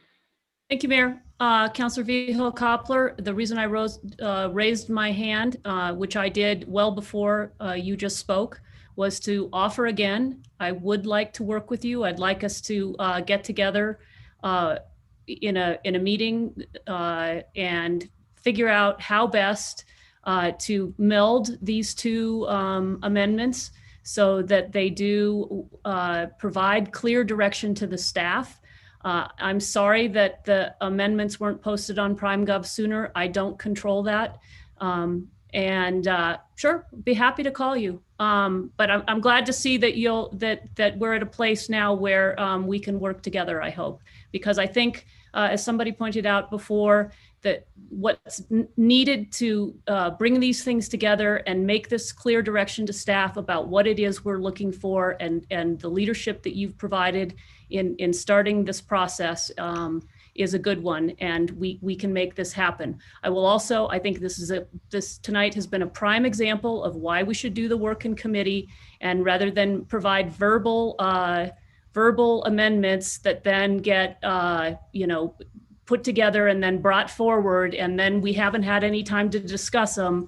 They're people. The great thing about being part of a group is that people see things, and the work together makes a better product. So again, I raised my hand to offer that I would like to work with you outside of a committee meeting to make this resolution work and to meld these two amendments. Thank you, Mayor. Thank you, Councilor. I think Councilor Lindell has her hand up. You have the floor. Thank you, Mayor. I'm more than happy to rescind my motion and restate it that this will be heard on March 10th and send it back to Public Works. It doesn't matter to me which committee it goes back to. And that way, Councilor Vigil Koppler sits on that committee and she'll have a vote on it. So I'll change the motion to that, and hopefully Councilor Romero Worth, who seconded it, will find that acceptable. I'm fine with that. And again, I would like to work with you, Councilor Vigil Koppler, to meld the amendments before it goes to Public Works. Okay, we have an adjustment to the proposed amendment so that it goes directly to the committee on which Councilor Vigil Koppler sits, as does Councilor Garcia. Any other comments on this proposed motion to move it back to a committee and then bring it back to the governing body? I would reserve the right to say one word, and I would agree again overwhelmingly with Councilor Kasich Sanchez. We spoke last week about the conduct of the governing body, and that we don't wish to, in our meetings, divert from civility. The notion that our staff is hoodwinking us or tricking us, or that they're engaging in a fire sale, seems to me inappropriate. The notion that we want more transparency is certainly true. And as Councilor Garcia pointed out, there's a website with a lot of public information about the city-owned assets, which is very transparent. They're not being offered for sale. They've been identified, so there will be a significant amount of opportunity for people to see how we are attempting to do a better job of dealing with the assets that are on our books that are either not productive, could be put into use, could turn into housing, could turn into community developed projects. So I think we have got a staff that has been very responsive, as has been mentioned by both Councilor Vigil Koppler and Councilor Garcia in their support for this approach. Mr. Brown is not opposed to it. He's simply trying to help make it work productively. And I think that's where we've ended up tonight. We want to see a drafting of a measure where there is a clarity of thought and a consistency of process, so that in the future, governing bodies and staff will be well directed, time will not be wasted, and the public will know how their interests are being protected. So if there are there other hands that wish to be raised, or are we ready to vote on this item? It's time to vote. Could the clerk please call the roll on the motion? Yes. Councilor Lindell. Yes. Councilor Rivera. Yes. Councilor Romero Worth. Yes. Councilor Vigil Koppler. No. Councilwoman Villarreal. Yes, and I'd like to explain my vote. Okay, we'll note that. Councilor Beta. Yes. Councilor Kasich Sanchez. Yes. Councilor Garcia. Yes, I'd like to explain my vote. Mayor Weber. Yes. All right, Councilwoman Villarreal and then Councilor Garcia would like to explain their votes. Okay, Councilwoman Villarreal, you have the floor. Thank you, Mr. Mayor, and I won't take much time. We have a big agenda tonight. So I just wanted to say that if we would have seen some of the possibilities that Councilor Romero Worth and Councilor Lindell were thinking, they actually are very similar. They're saying similar things. And so if we can come to an agreement and just tighten it up, I think we will be good. Or, I mean, I think there's some things that I didn't agree with your resolution or your amendment. And so I want to make sure that we clarify that because there are things that I wasn't in agreement with in your amendment. And I would just ask staff, I trust staff to give us the accurate information. I think what the issue is when we were trying to work on amendments and the attorney's office is seeing both of them and they're actually similar language coming from staff, that maybe that there's a moment you all can actually tell people, hey, you all are sometimes saying the same things. Mayor, And I know you don't agree, but I think there's a point when we need to let each other know that there's similar things in another resolution or another amendment so that we're not duplicating efforts. Thank you. Councilor Garcia, you wish to explain your vote? Thank you, Mr. Mayor.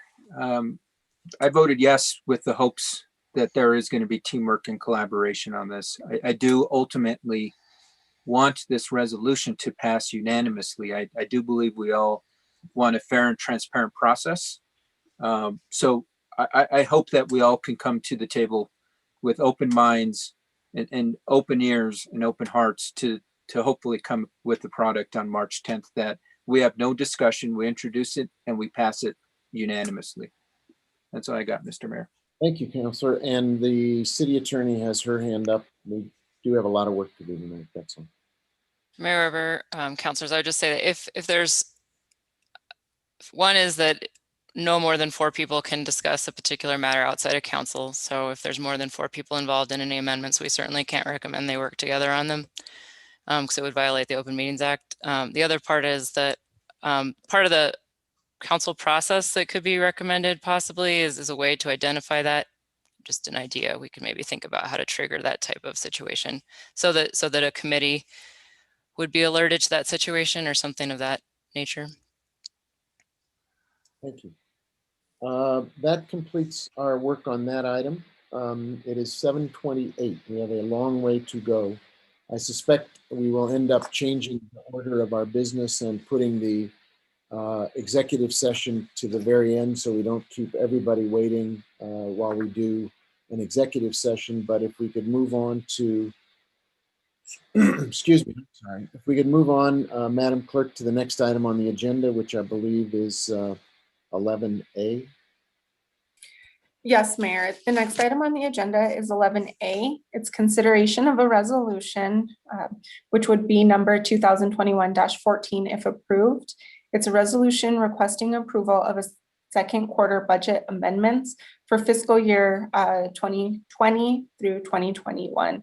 Mayor Andy Hopkins, our principal budget analyst, is available for this item. Move for approval. The motion from Councilor Abeyta to approve. Is there a second? Second. Second. I heard Councilor Lindell make the second. Is there discussion on this item? Questions for Mr. Hopkins?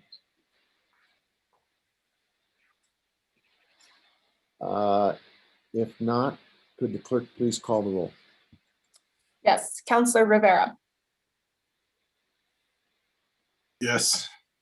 Councilor Romero Worth, Yes. Councilor Vigil Koppler, Yes. Councilwoman Villarreal, Yes. Councilor Abeyta, Yes. Councilor Cassett Sanchez, Yes. Councilor Garcia, Yes.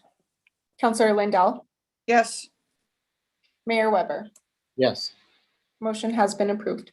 thank you. I believe we go to item 11C because 11B has been moved to March 10th. Madam Clerk? Yes, that is correct. The next item on the agenda is item 11C. It's request for approval of an agreement with the Buckman Direct Diversion, also known as BDD, board allowing for the installation of energy efficiency equipment and improvements at the BDD project and providing for the transfer of such equipment and improvements to the BDD board. Mayor Weber, other governing body members, Regina Willer, our Public Works Director, is available for this item. Thank you. Move to approve. Is there a second? Second. We have a motion to approve from Councilor Romero Worth and a second from Councilor Casa Sanchez, and Councilwoman Villarreal's hand is up for discussion. Thank you, Mr. Mayor. I just wanted to know if this was voted on at BDD. Mayor, members of the governing body, it has not been. It will be on their agenda on March 4th.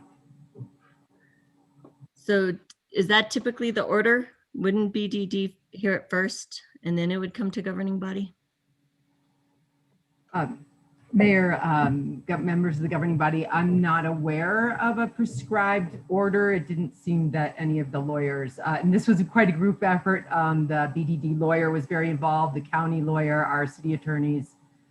So I think it's well covered in that respect. I guess what I have concerns about is, and this is again, what we see in our agenda and what we actually receive in terms of our packet material. This was late and it was quite a bit of information, and to ask us to read it the day of council, I don't think is very fair to you all. It creates a feeling like we just get everything last minute so that we end up having to make quick decisions. So I'm just letting you know, I don't want to keep seeing this. It's really frustrating. I read through it, you know, in an effort to make sure I understood what was happening. And that's why I asked about BDD, if they had actually vetted it. It's just really hard for us to make decisions. And it's, you know, it's not like it's a small decision. It's a big decision. It involves the county. It involves different stakeholders. So I just wanted to make that known. Thank you.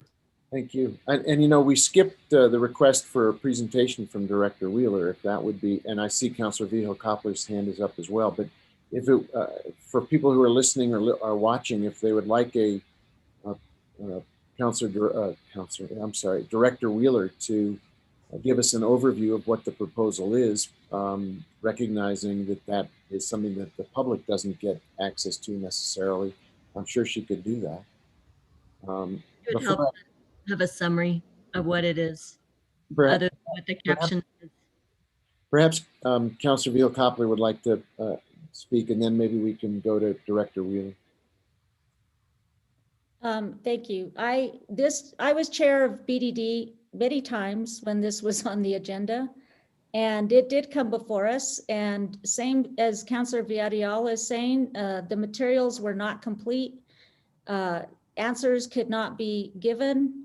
And so it got, at one time, I think it was even pulled off the agenda, and then it was hurriedly put on. And then, I mean, it just went back and forth. And so that is why BDD has not acted on it.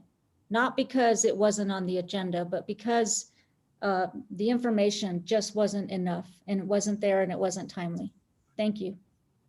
Thank you. I think Director Wheeler, maybe there are implicit questions in those comments. Maybe you could address some of the concerns of what the proposal actually amounts to. And I see, I don't know, if Attorney Martinez also may want to weigh in, but maybe you could give us an overview of what the proposal is for people who feel like it hasn't been adequately described or explained. Thank you, Mr. Mayor. Yes, it is. It's a piece of a very large, complex project, and it's a bit of a process to keep track of. So this is an agreement that is pursuant to an item that's later on the agenda. It's our big solar project. We've been calling it the Solarization Project. We brought it to governing body. This will be the fourth time that governing body will have seen it. It would also be, if it had been seen by BDD at the last meeting, it would have been the fourth time that the BDD board had also seen the project and the contract as we've been moving through the process. As you remember, it all started with a legislative appropriation and an investment grade audit. And then we went into a due diligence phase on the solarization project.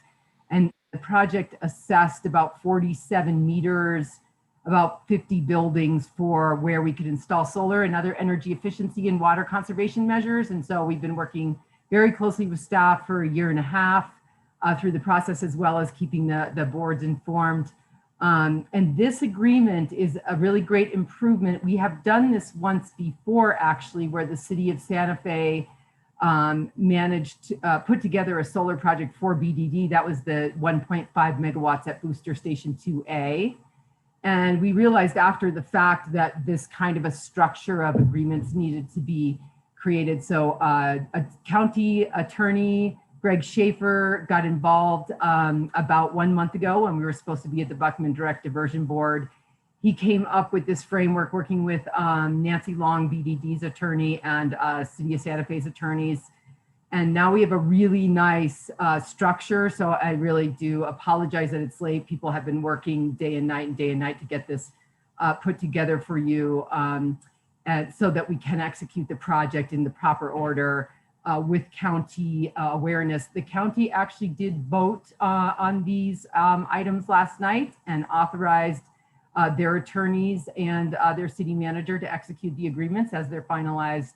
So they're totally on board. And I think, so the two governing agreements is the one that's postponed till next governing body meeting. We did want to delay that because the draft we had wasn't even close, and we just got the final draft yesterday. And so we wanted to give governing body a chance to see that document before we asked for approval of it.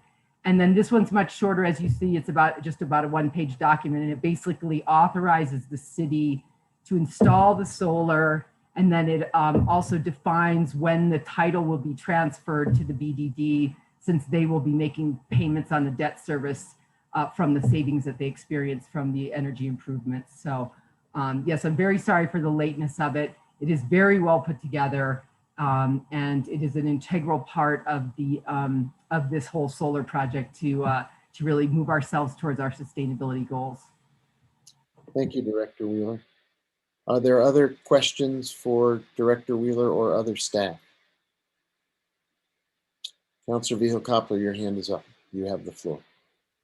I would like to echo Councilor Villarreal's statement that it is disingenuous for us to think that we can read all this at a time when it's so late. And I also just want to say that when I vote, I would be voting as my BDD hat, not a council hat. Thank you.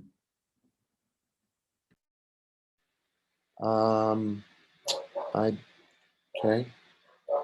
Are there other questions or comments? All right, I don't see any. Could if there are no other questions or comments, could the clerk please call the roll? Yes, Mayor. Councilor Romero Worth, Yes. Councilor Vihel-Coppler, No. Councilwoman Villarreal, Yes. Councilor Beta, Yes. Councilor Cassett Sanchez, Yes. Councilor Garcia, Yes. Councilor Lindell, Yes. Councilor Rivera, I'm going to abstain. And then I'd like to explain why. okay, noted. Mayor Weber, Yes. the motion has been approved. Councilor Rivera, oh, sorry. Rivera. Yeah, thank you. I'll be brief. I was going to vote in favor of this, but then it concerned me that the chair of the BDD voted no. And, you know, clearly I can't ask why, but that does concern me. So that's why the abstention. Thank you. Thank you, Councilor. Madam Clerk, could you take us to the next item, please? Yes, Mayor. The next item is item D, it's a request for approval of an agreement with the estate of Tobin Williams for a settlement amount of $500,000. Our attorney, Erin McSherry, is available for this item. Is there a motion? Move for approval. Second. There's a motion made by Counselor Abeyta, a second made by Counselor Lindell. Is there discussion of this item? I see Counselor Vihel Coppler's hand is up. I think you're muted though. I would like to state that I don't think any amount of money is worth this poor city employee's, former city employee's life. And I mean, if I could have proposed more, I would have. And you know, I feel like it was a great loss. I find this agenda item, which, you know, it has to be this way, but, you know, kind of rote. And I just wanted to take a moment to recognize the life of Toby Williams, because all we've ever talked about is money. And it's unfortunate that we're in this position, but that young man's life was worth a lot more. And I'm not privy to any personnel matters that occurred or need to occur about this, but I'm still saddened by this, and I certainly will vote for it. But you know, this is a young man's life we're talking about, and I grieve, and for the parents, I can only imagine what they're going through, and I just wanted to take a moment and recognize that. Thank you, Council. Others who wish to speak on this item? It is a very difficult item, because while it purports to be about money, it's not about money. It's about a person who we lost, a person who had enormous joy in life, and the city, I think all of us who recognize that don't think this compensates in any way for the loss of life.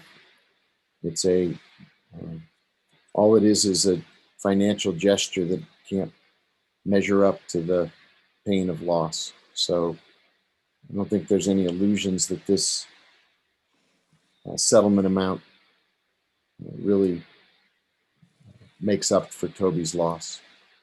I think we all have spoken about that in executive session, and we all share the same sentiment as we try to do the right thing in the way we can. Other comments? Would the clerk please call the roll? Counselor Vihel Coppler, Yes. Councilwoman Villarreal, Yes. Counselor Abeyta, Yes. Counselor Cassett Sanchez, Yes. Counselor Garcia, Yes. Counselor Lindell, Yes. Counselor Rivera, Yes. Counselor Romero Worth, Yes. Mayor Weber. Yes. Motion has been approved. Thank you. Now it is 7:43. We all know what we have in store later tonight in the way of public hearings. I would like to entertain a motion that we move immediately from where we are, change our agenda, come back to the pieces that we're leaving behind in the way of the city manager and the city attorney, the executive session, the city clerk. May well be that the council members want to do communications from the governing body right now. We've heard that that sentiment in the past, but we have a evening session that is now an hour and 45 minutes late. It has a number of one appointment and a number of public hearings. I wonder if there's a motion to amend our agenda. So moved. So Second. So the motion, I believe, Counselor, would be to move directly to the evening session and take up the items in sequence from 6 o'clock. Yes. And there's a second made by Councilor Lindell. Could the clerk call the roll on that motion, please? Yes, Councilwoman Villarreal, Yes. Councilor Abeza, Yes. Councilor Cassett Sanchez, Yes. Councilor Garcia, Yes. Councilor Lindell, Yes. Councilor Rivera, Yes. Councilor Romero Worth, Yes. Councilor Vihel Coppler, Yes. Mayor Weber. Yes. Motion has been approved. Thank you. In that case, we'll go to the evening session items. If there are people who are in attendance who wish to testify on one of the public hearings, wait until that public hearing takes place. However, if you're here to offer some petition from the floor on an item not covered in the public hearings, please raise your hand in the attendees room and we'll unmute you to speak for 1 minute.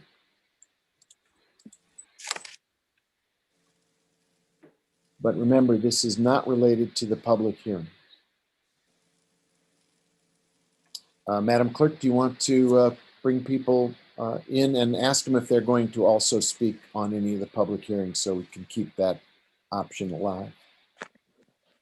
Yes, I do also just want to notify participants that if they would like to raise their hand and they are using a cell phone, that *6 will mute and unmute them and *9 will raise their hand. Okay, so we're now at petitions from the floor for 1 minute. Correct. I have Stephanie Beninato. Stephanie? Good evening, Stephanie Beninato. 1 minute is very short after waiting almost 2 hours, but I want to bring up Michael Prince's response to me about the secret notebook, Liz Royball's secret notebook on Stephanie Beninato. He says, city maintains the recreation staff do not keep a notebook of defamatory statements against you. City proposes confirming this in writing. I'm talking about a notebook that was created in 2017, where every third time I went to the pool, I was written up as using obscenities and other actions that would have thrown me out of the pool after about 5 of those. That's the notebook I'm talking about. I would like to negotiate with the city, but I need to have somebody who is not living in an alternative factory universe, or who thinks I'm so stupid that I can't read that this is a total put off of what actually happened. So I'm hoping that the city attorney or the city manager will direct Mr. Prince to get real here and to acknowledge that there is a secret notebook that was made by Jamie Garcia, kept by Liz Roybal, and that's the one I'm talking about, and that's the thing that I'm trying to get rid of. And again, I'm not stupid. Thank you. Thank you. Thank you. And we have Alicia Shaw. Yes, Mayor. I think- Alicia Shaw, you've been allowed to unmute. I think you're sharing your screen. I don't know if you're doing it on purpose. It's not me, but good evening, Mayor and councilors. My name is Alicia Shaw. I'm a resident of District 2 at 1607 5th Street, and I will not be commenting on anything else this evening. But I just wanted to thank you for the efforts that you've been engaged in around the redevelopment of the Midtown campus. This is something, 12 years ago, I advocated for the city to buy it.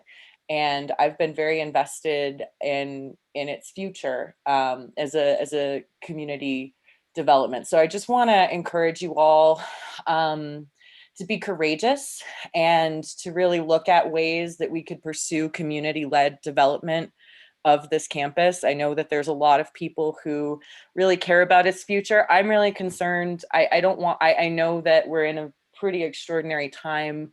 I really hope that you don't sell it off or parcel it off and keep it in public hands and really look at innovative ways that the community can really oversee and lead this development in its own interests. It's my understanding that there's various development designations, district designations you could look at that would create community oversight and open funding mechanisms. There's a possibility of pursuing a redevelopment agency that could cover, take care of the development and planning of city land and pay for itself.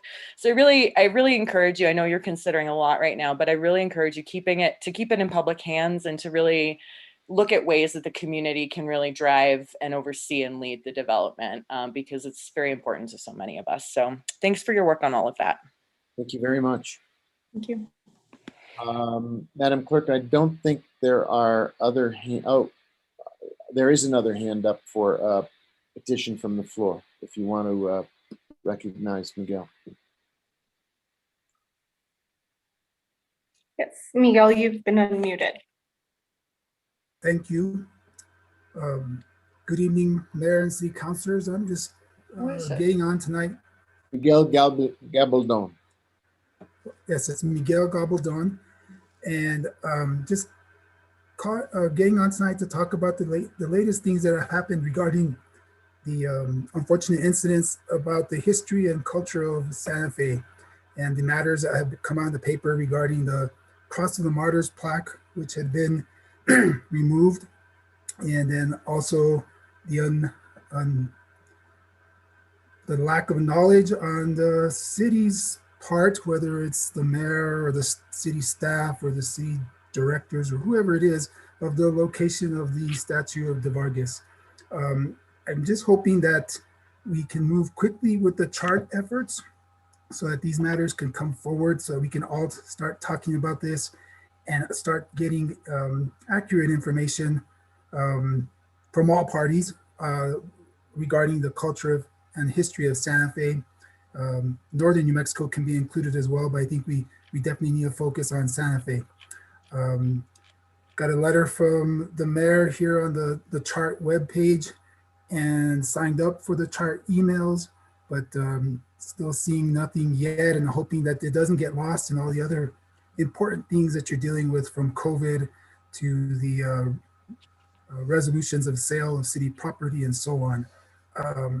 We just need to remember that Santa Fe has 400 years of history, as well as the Native American groups before us, and the continued attacks on our culture and our history by other groups just weaken, may weaken the resolve of people to get involved. So thank you for that time and have a good evening. Thank you. Thank you.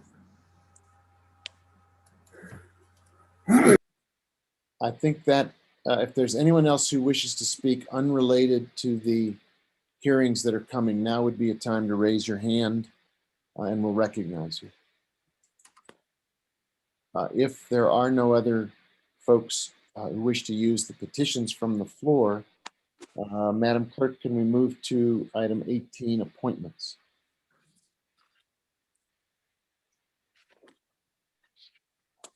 Yes, Mayor. The next item on the agenda is 18A. It is an appointment to the Mayor's Youth Advisory Board. The recommendation is for Miguel Angel Gonzalez Moreno, and it is a reappointment with his term ending in December of 2022. Approve. There's a motion from Councilor Cassett Sanchez to approve, and a second made by Councilwoman Villarreal. Discussion? Madam Clerk, could you please call the roll on this appointment? Yes, Councilor Beta, Yes. Councilor Cassett Sanchez, Yes.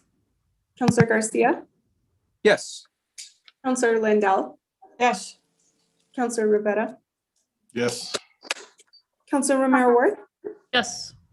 Councilor Vigil Coupler, Yes. Councilwoman Villarreal, Yes. Mayor Weber. Yes.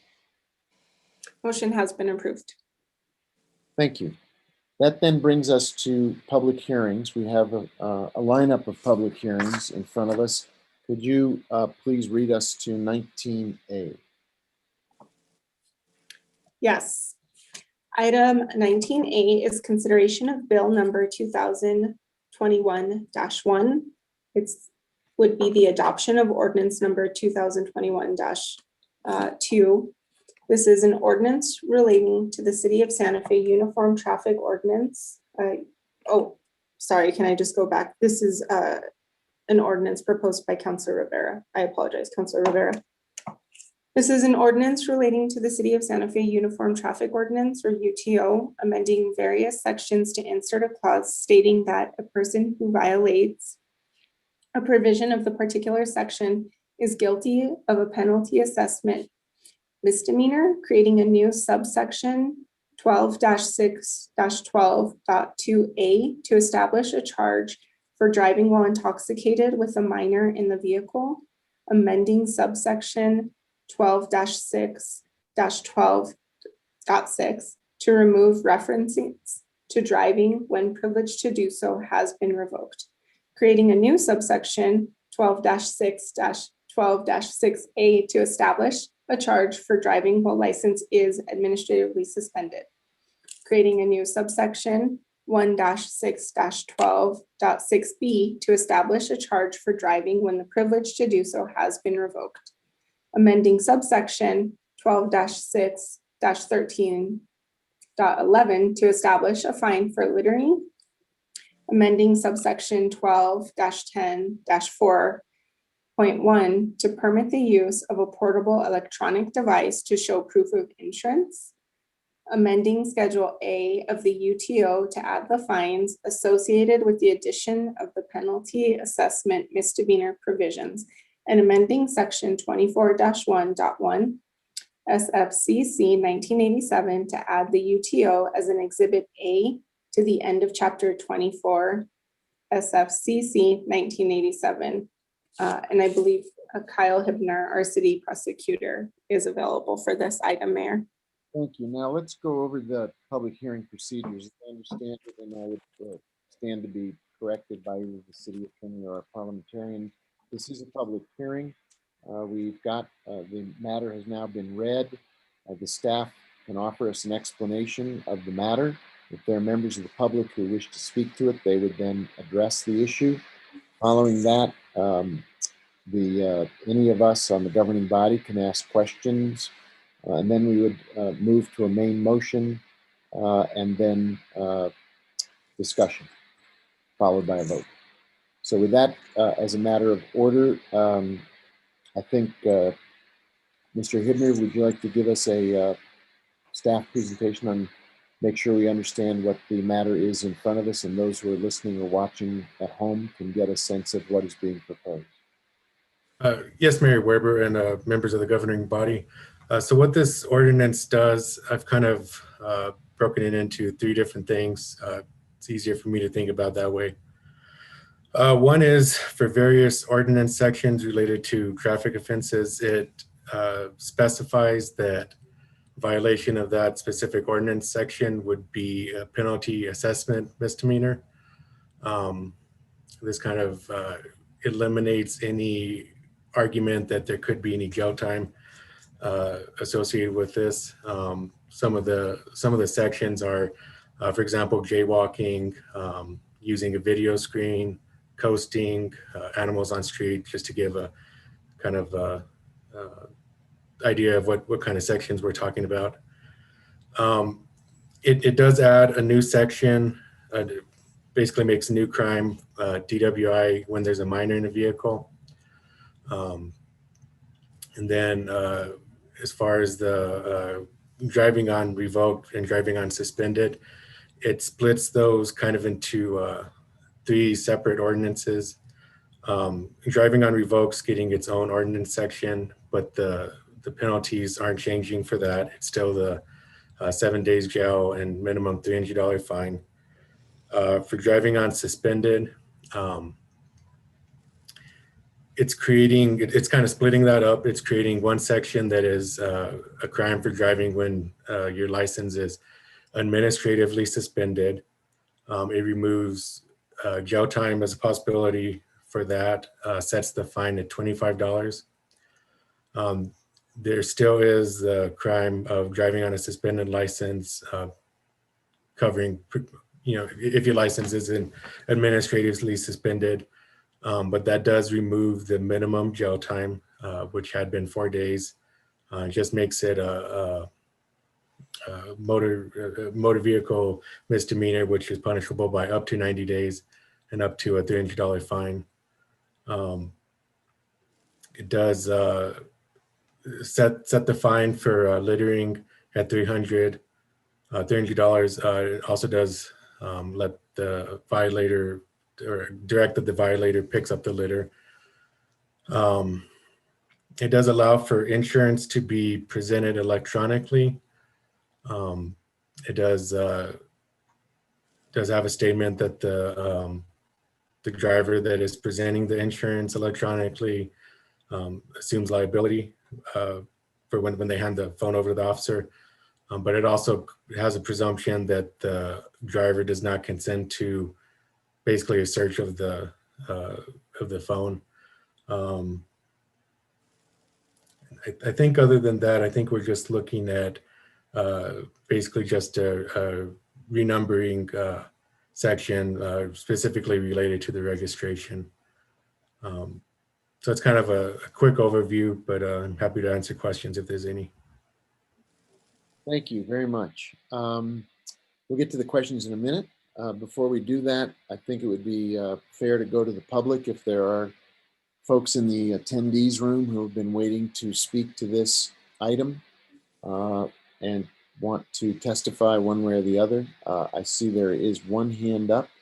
So let's offer a chance for 2 minutes to speak to this item.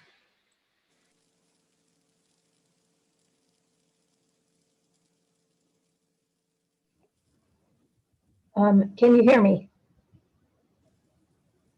Yes. Okay. Yes. Okay. Thank you, Stephanie Beninato. I have a little bit of trouble with the litter crosswalking. I mean, I think litter has become a huge problem in our city. However, we have a lot of laws, including face mask coverings, that are not enforced. And so I'm just afraid there's going to be more of that.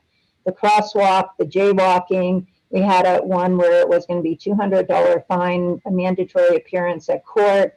And the police spent a lot of time because they were pressured to try to raise money to ticket people for jaywalking rather than actually, dealing with more serious crimes. I also find it kind of interesting that you can drive on an administratively suspended license and pay less of a fine than you would for, I think it was littering, which was up to $300.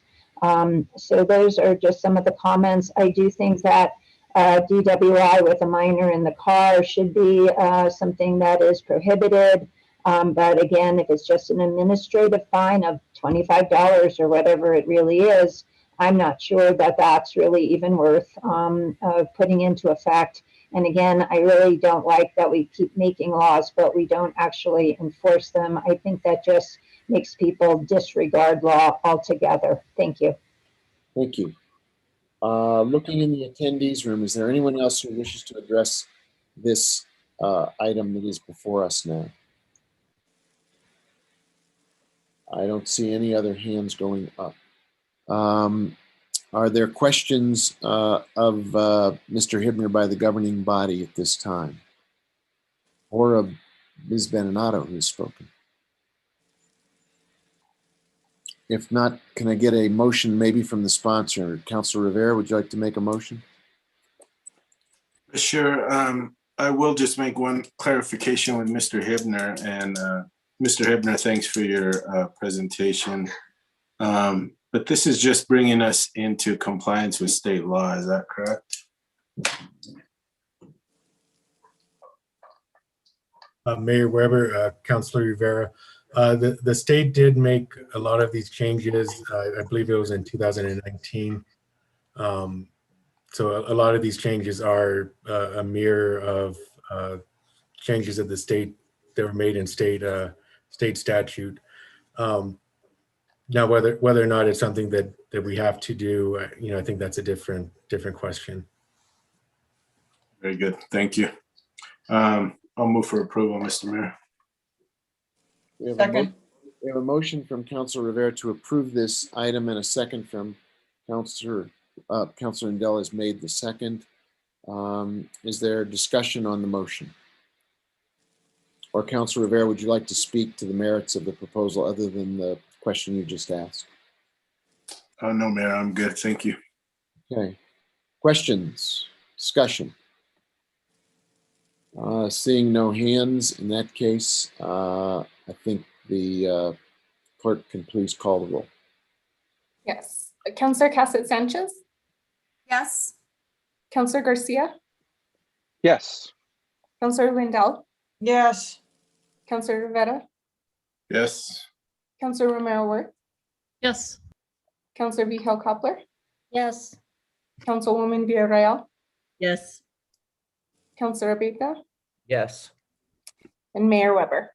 Yes, Motion has been approved. thank you. Thank you, Mr. Hibner. Madam Clerk, could you take us to item 19B? We actually have a series of hearings, but they are related, but we are doing them individually. So we'll begin with 18B, if you would take us to that item. Yes. Item 19B is consideration of bill number 2021-2. If adopted, would be ordinance number 2021-3. This was sponsored by Mayor Alan Weber, Councilor Lindell, and Councilor Rivera.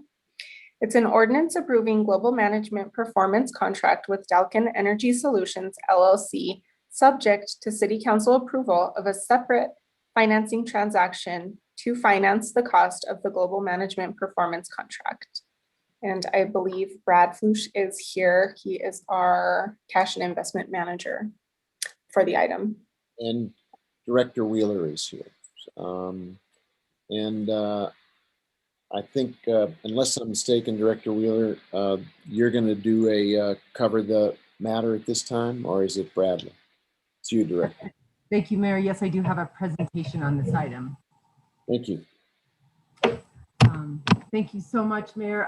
Madam Clerk, there are a number of people in the attendee list that will support this presentation.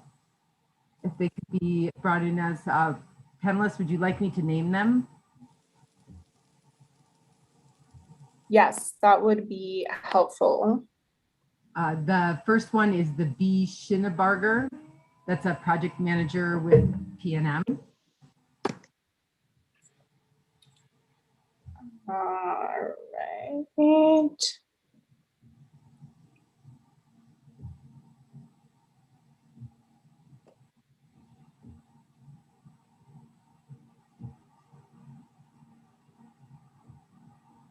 All right. Then Dalkia, Kevin and JC, those are the executives from Dalkia that are working with us on the project and here to support the presentation. Perfect. Derek Kostendiak is also a project manager with PNM.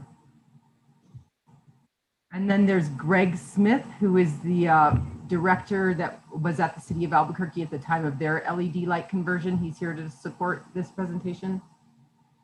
And Tara Trafton with Year Out. Oh, she's actually, no, that's the next one, sorry. No worries. I think that's everybody. Thank you so much. Thank you so much, Madam Clerk. Mayor and members of the governing body. I'll now share my screen to make a presentation.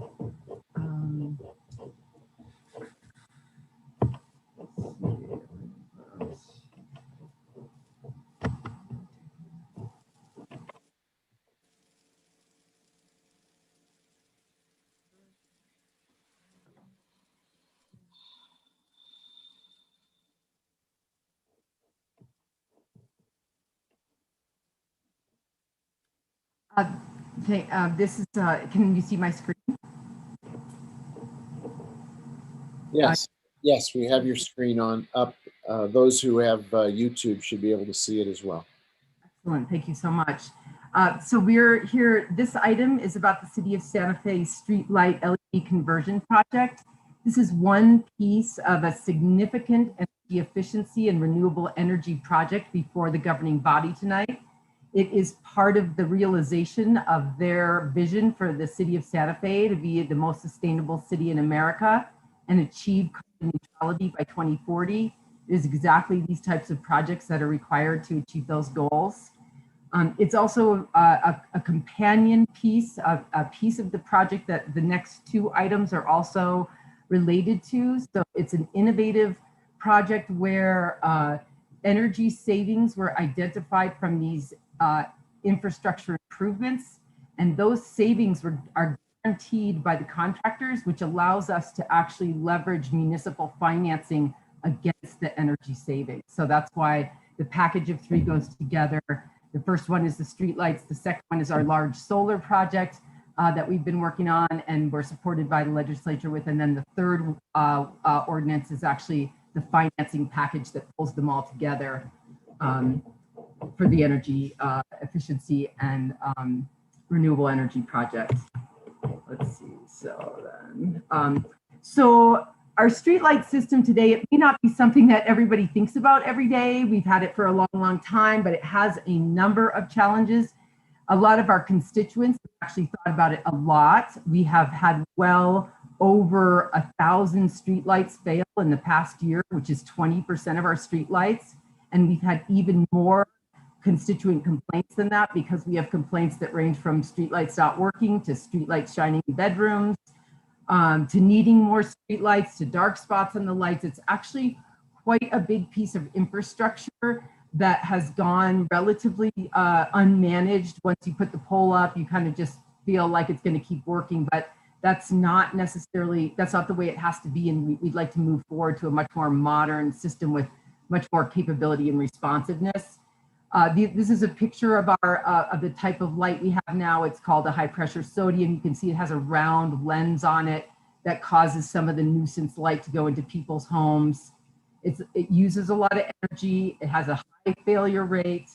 As we haven't actually engineered the lighting design for the city, so we're not necessarily sure that we're meeting standards for good street lighting, nor meeting our goals as a city for security. And it causes excess fugitive light. Actually, this configuration of light does not meet either our city code or our New Mexico dark sky standards, but they are grandfathered in. So that's why we are allowed to keep them for so long. So we realized that we had this problem. It actually creates an opportunity. And when we went to solve the opportunity, realized that our friends in Albuquerque were undertaking the same problem and leveraging the opportunity to make their community safer, have more reliable streetlights, save energy. So because the city of Santa Fe has a procurement manual that allows the use of existing contracts, the city of Santa Fe was able to leverage the experience from Albuquerque and hire the same contractor who now has gained extensive experience partnering with PNM, who owns half of our streetlights, and working through the process of converting the rates and converting all the lights. So that is how we came to use the same contractor that the city of Albuquerque is using. And in fact, they have a local preference, local presence. And this is an interesting point about this project is the city of Santa Fe and the city of Albuquerque working at the same time on this. We're creating a piece of infrastructure that serves the state of New Mexico. Because right now, the only streetlight maintenance company in New Mexico is PNM, and that's by PRC regulations and due to the old lights. But as we move to the new LED lights, the PRC regulations allow the cities to utilize separate maintenance contractor, and now there'll be a contractor that actually has the capacity and expertise to support other cities to convert to LEDs. One of the great things that we'll have after the conversion is a centralized maintenance management system. It means that it creates much easier reporting for our constituents, allows us to track problems and see and measure how well we're doing in responding to constituent concerns. This contract does have key performance indicators where the contractor must perform in a certain amount of time and give us reports on a monthly basis to make sure that performance is happening. For instance, repairing the light in 5 days, or actually if there's more than one light out, they have to repair it in 3 days. Right now we wait months for lights, and there will still be cases where there's infrastructure problems that are more complex, but we expect a much faster response time. The new lights have remote detection capability, so they'll all be connected to a software system where it'll automatically detect if they're not working, so we won't have to wait for constituent complaints to repair our lights. The system, since it's all integrated, it'll have all of our assets in there, and it allows for reporting, reliability, and also it's a powerful tool for design. If we decide to use some of the features of our new lights, such as dimming, it could help us evaluate some of those types of new features that we might want to consider. So the other great improvement of the new LED lights would be the environmental impact. They'll have a 50 to 60% reduction in energy use depending on our final design. And of course, that helps us to go towards our carbon neutrality goals. It also would provide additional points towards our lead cities gold status right now and move us towards platinum. And we would finally be in compliance with our state and local dark sky code with these types of shielded luminaires that you can see here. So one of the ways that you save energy is that the big way you save energy is that to get the same amount of light out of on the street, out of a high pressure sodium, which is our old lights, you have to have a 400 watt light. But you can see here in the picture that the LED can provide the same level of lighting with 168 watt light.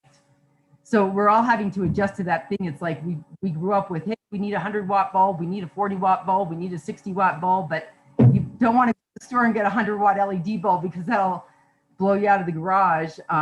It's these lights much more illumination with less power. The other great thing about the shielded heads on the LED street lights is that they're more focused. So they create less fugitive light and really focus the light where you want it, which is on the street and not into the homes. We do have a number of homes that are waiting for this improvement to get the light out of their bedroom windows. As we move through the retrofit, we'll see if the new shielded actually solves these residents' problems. And if not, we do have additional shielding that can be applied now. And we have a great software system so we can track it as we go and keep track and be responsive.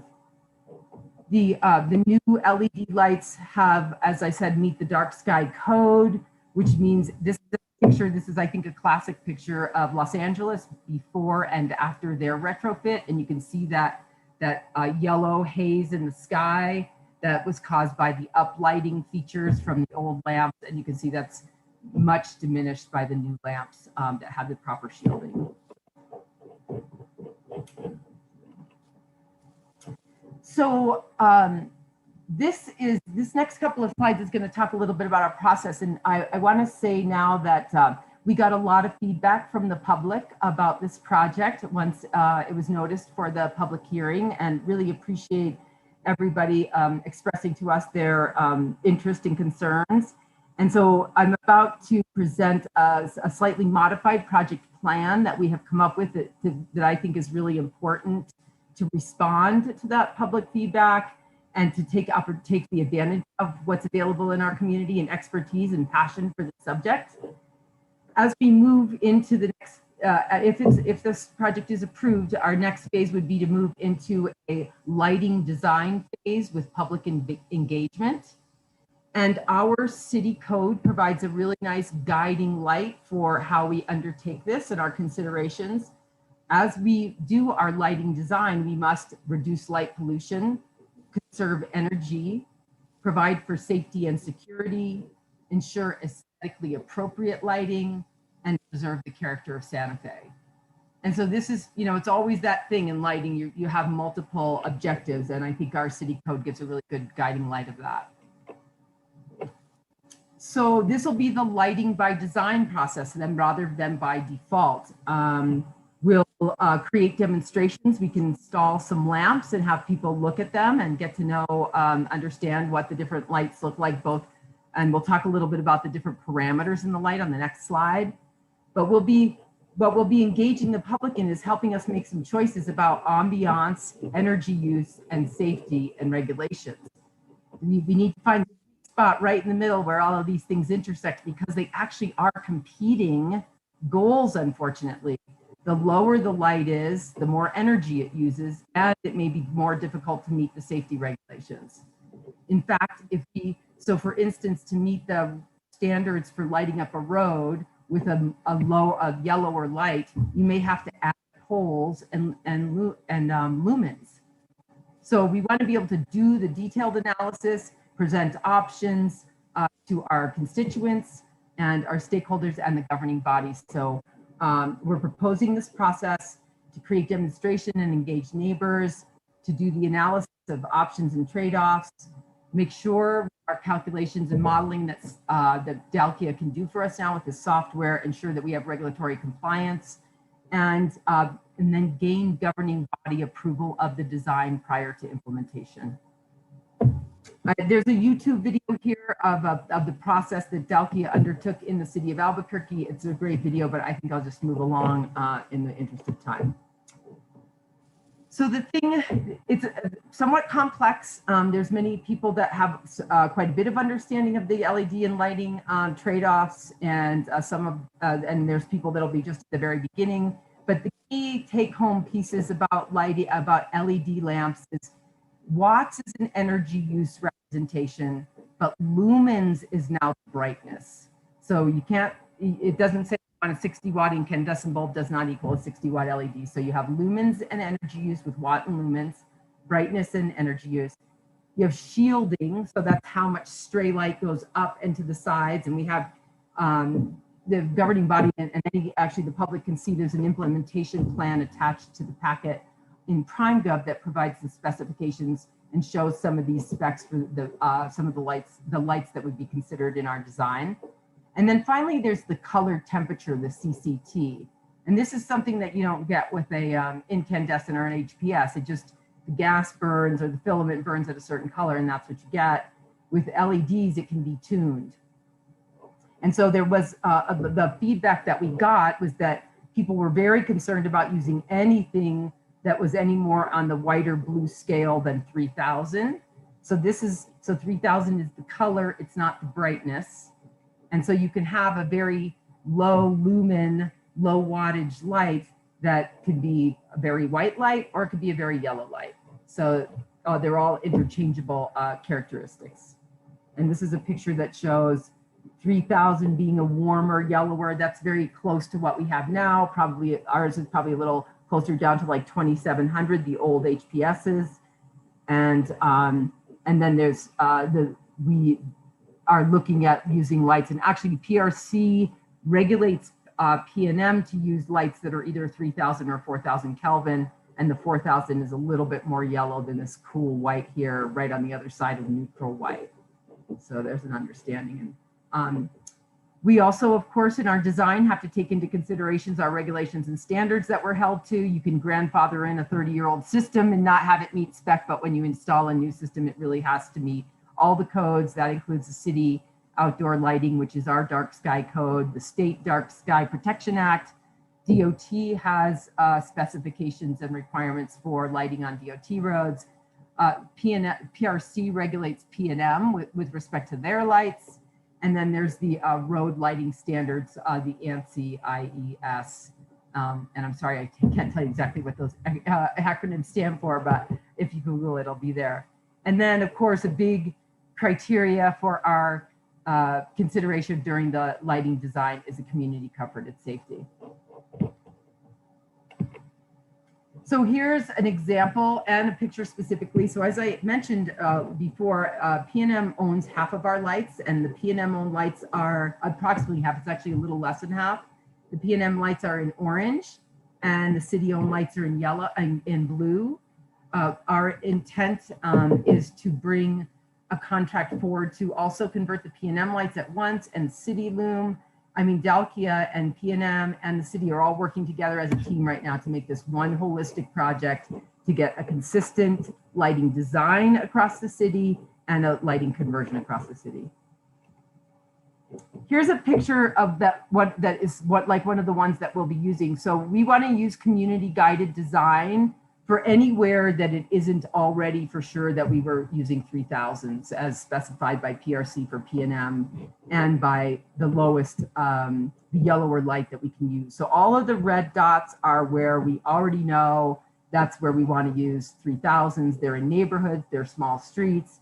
Some of these other streets are larger streets and want to really take into account the visual acuity and the driver reaction time and the safety that that affords on the bigger streets.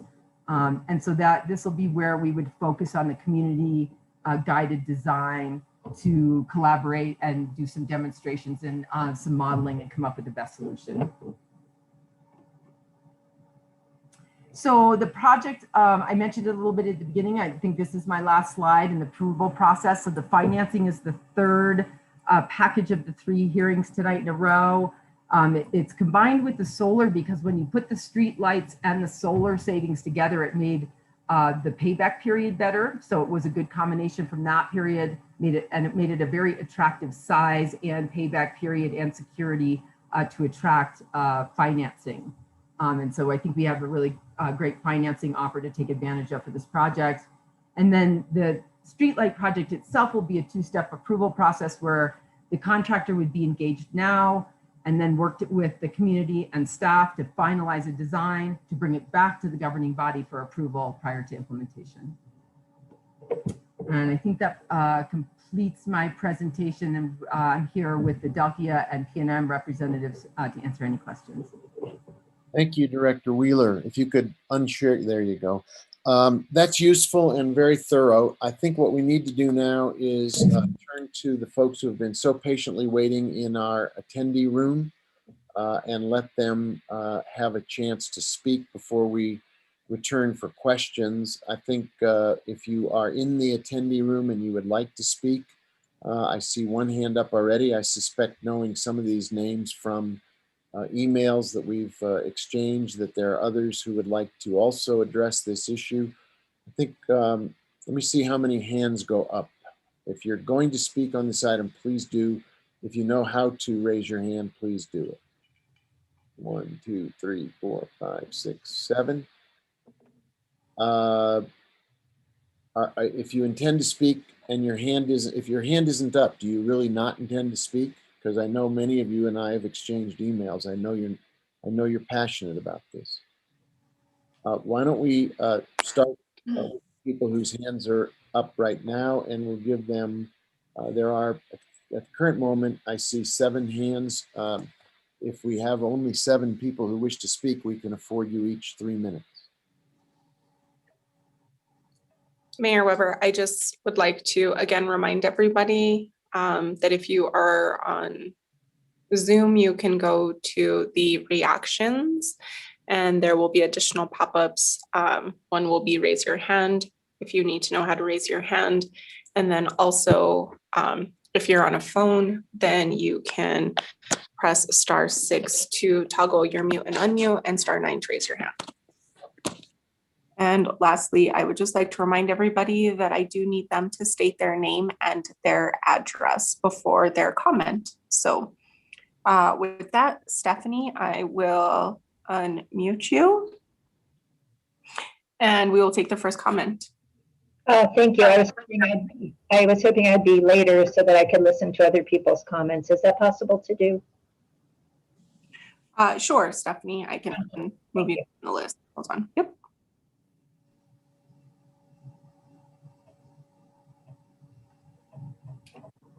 Galen Gilsler, I've unmuted you and you have, as Mayor mentioned, 3 minutes to speak on this item.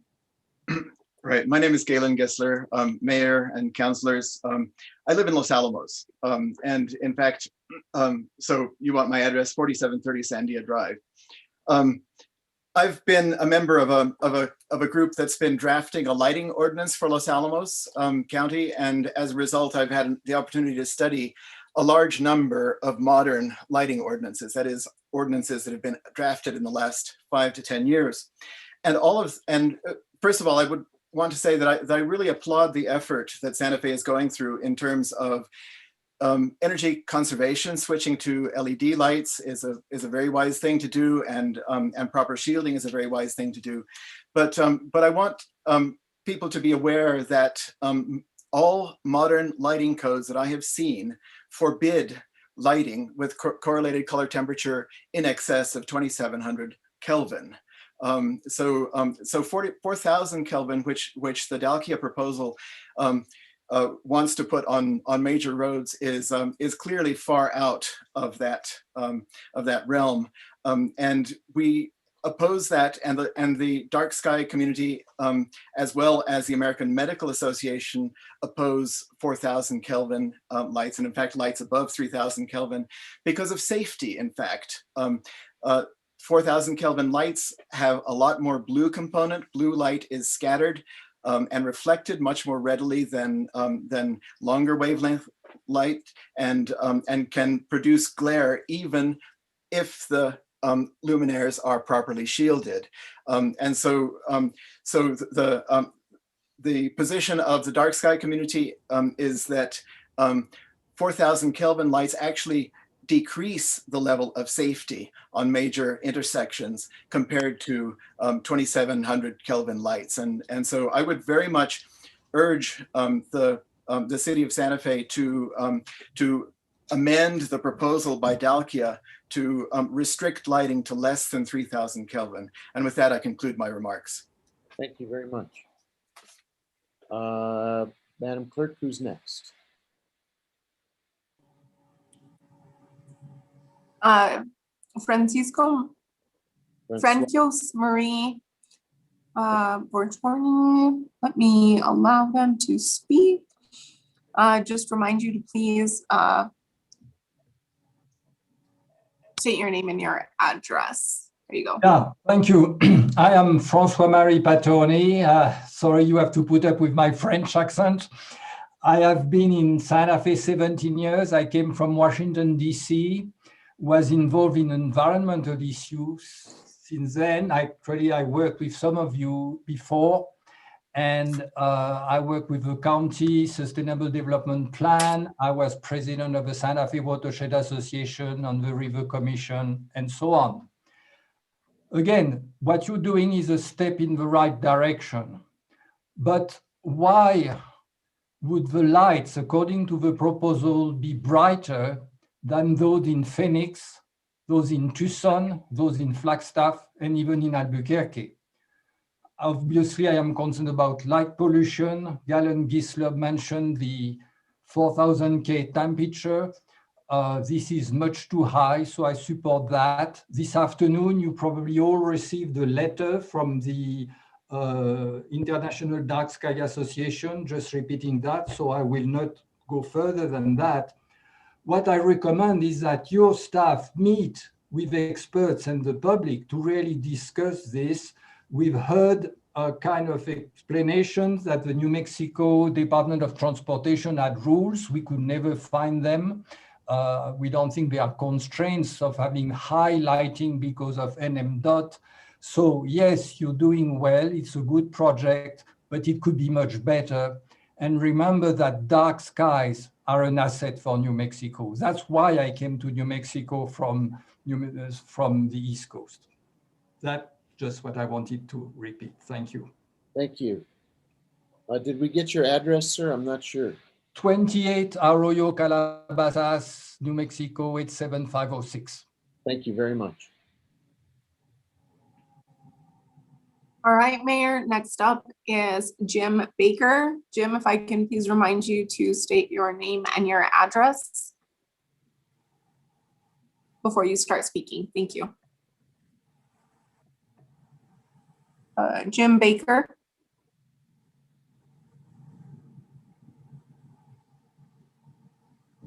Can you hear me?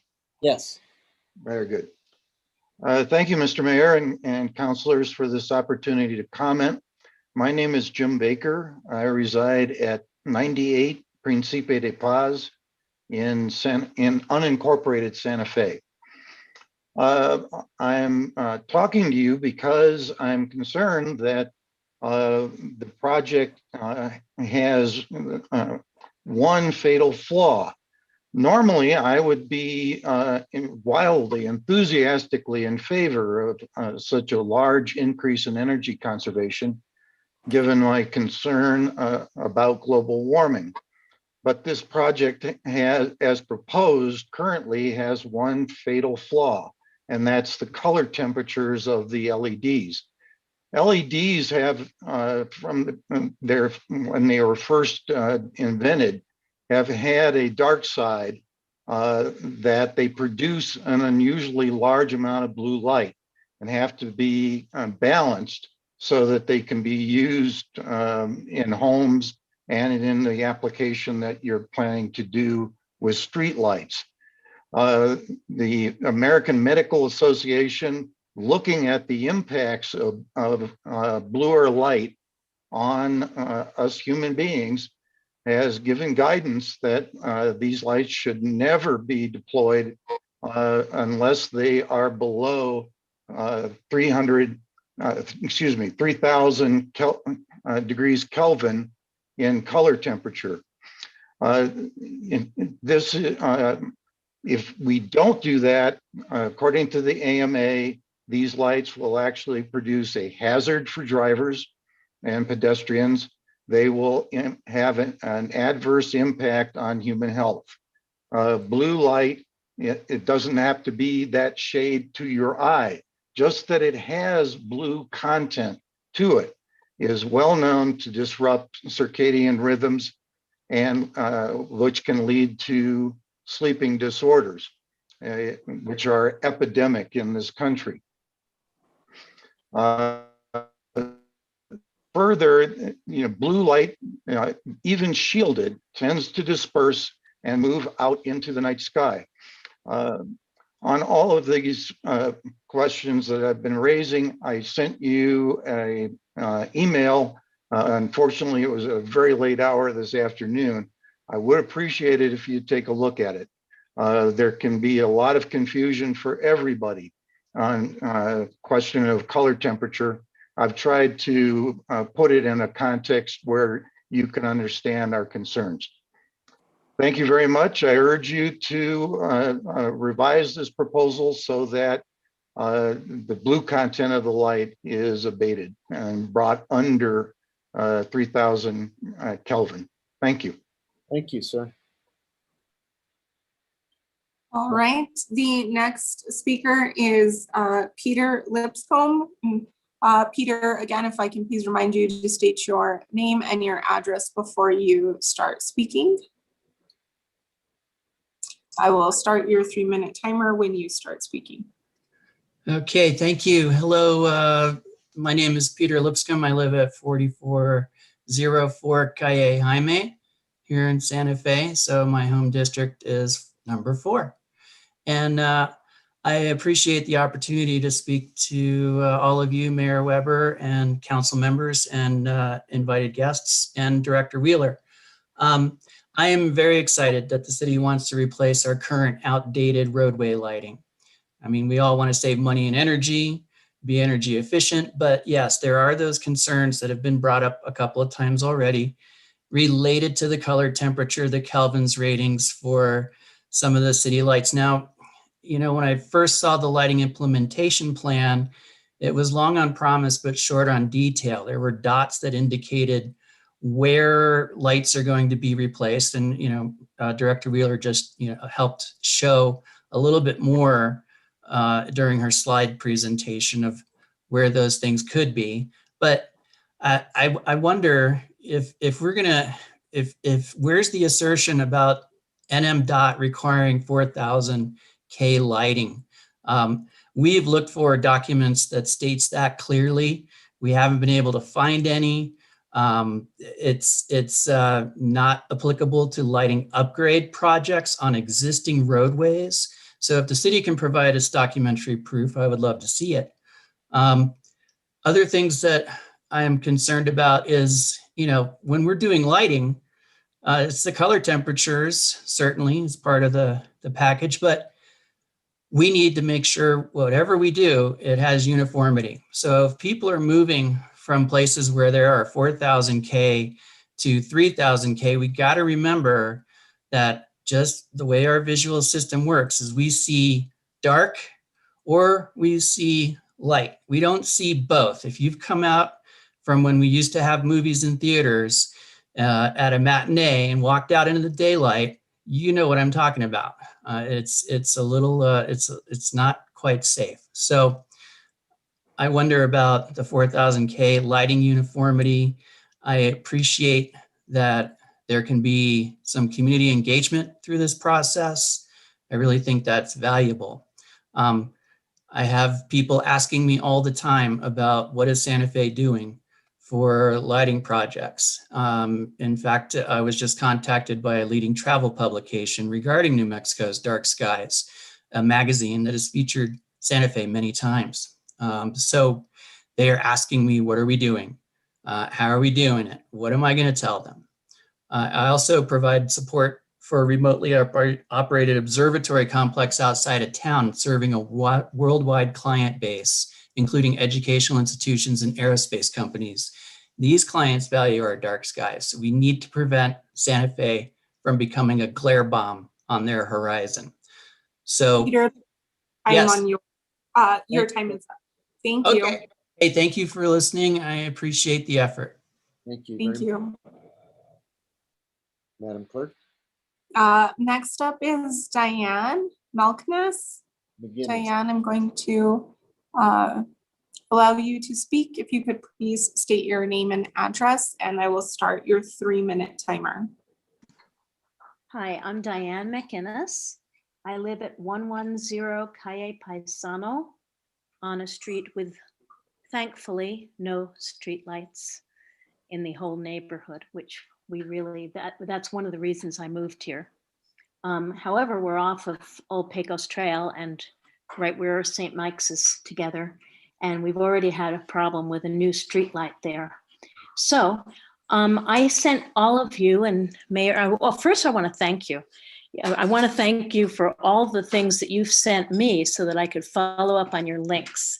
The mayor, some of the council people, Mike Garcia, Carol Romero Worth, I can't remember the others, but anyway, I did do that. And so as a result, I didn't get a letter back to you till 3:56, but I hope you'll look at it because it has a lot of links and a lot of information. And I was very happy to hear, I think his name was Gaynor from Los Alamos, because he stated basically what I wanted to state, which was that the Kelvin rating is the problem. 4,000 is far too bright. And it actually, he mentioned this, but it can cause, according to the AMA, disability glare, especially for our older people. And there's a lot of older people here in Santa Fe. And it has an impact on drivers, so it makes it more difficult rather than safer to drive. And it has caused so many problems with residents that even in Davis, California, the residents demanded and succeeded in getting a complete replacement after the city had already spent all the money on installation to get rid of the 4,000K, and they were successful. So that could really cost the city if you go in the wrong direction. But I want to thank you. I'd like you to be sure to read the email with all the links. But I want to thank you for what you're doing, because I'm very happy to hear that we are addressing dark skies. I think it's a great thing for tourism, which will bring money. And I would like to know how to get on our Director Regina Wheeler's contact list so that I can be part of looking at the lights. And I hope you will never put lights in my neighborhood. They're not there now, so I don't think you're going to be digging. I hope not. We also don't have paved streets, which is another reason I moved here. No paved streets, no lights, it's dark, but has been an enormous change in the last 5-6 years because of Cerrillos Road. I can see it from here, and I'm up at Old Pecos Trail. Okay, just I hope you'll address some of the commercial things on Cerrillos Road, like the equipment rental place that has ridiculous lighting. Thank you very much. Madam Clerk? The next individual to speak is Albert Schultz. Albert, you will be, there, I just gave your permission to speak. Please state your name and your address, and I will start your 3 minutes. Hello, can you hear me? Yes. Yeah, my name is Albert Schultz. My main address is 208A La Cueva Road in Glorieta, 87535. I do have a residential property in downtown Santa Fe on Cienega Street, where there are a couple of glare bomb streetlights that I've become very well acquainted with, and look forward to having a change to those. I think it's a great project for the city to undertake a replacement of the streetlights, and I think the energy savings and general reduction of things like glare and light trespass are very commendable. Like other speakers, I'm very concerned, however, about the quality of the light, and I am very sad to think that these good intentions are undermined by using the 4,000K lights that are proposed. 3,000 to some extent, but 4,000, as has been said, are really out of bounds. And I think if you propose something that is dark sky friendly, you need to walk the talk. You need to make good on that by being a little more attuned to what really does constitute a dark sky lighting scheme. I appreciate the chance to speak, the mayor and councilors, and I also appreciate that Director Wheeler took the time to give us a presentation. There were a couple of things that caught my eye there. It would have been nice to see on the Venn diagram that in addition to the ambiance and energy use and safety, et cetera, that there was a dark sky category also. Perhaps it overlaps all of those. I was also not really satisfied that if you consider brightness and height and color temperature and perhaps other things as variables in the lighting equation, they're not all interchangeable. And I think the quality of the light, the color temperature particularly, is one that cannot be compensated by the others. So I urge you emphatically to reconsider the 4,000K lights. I look forward to this if it goes forward, and to the chance, like other speakers have mentioned, to participate in something like community guided design. Great. With that, I'll end. Thank you. Thank you very much. Thank you, Albert. All right, next up is, let's see, Stephanie Beninato and then Jake Snyder. Thank you, Stephanie Beninato, PO Box 1601, Santa Fe, New Mexico. I live in South Capitol, and I noticed that most of the lights in the downtown older areas are P&M lights.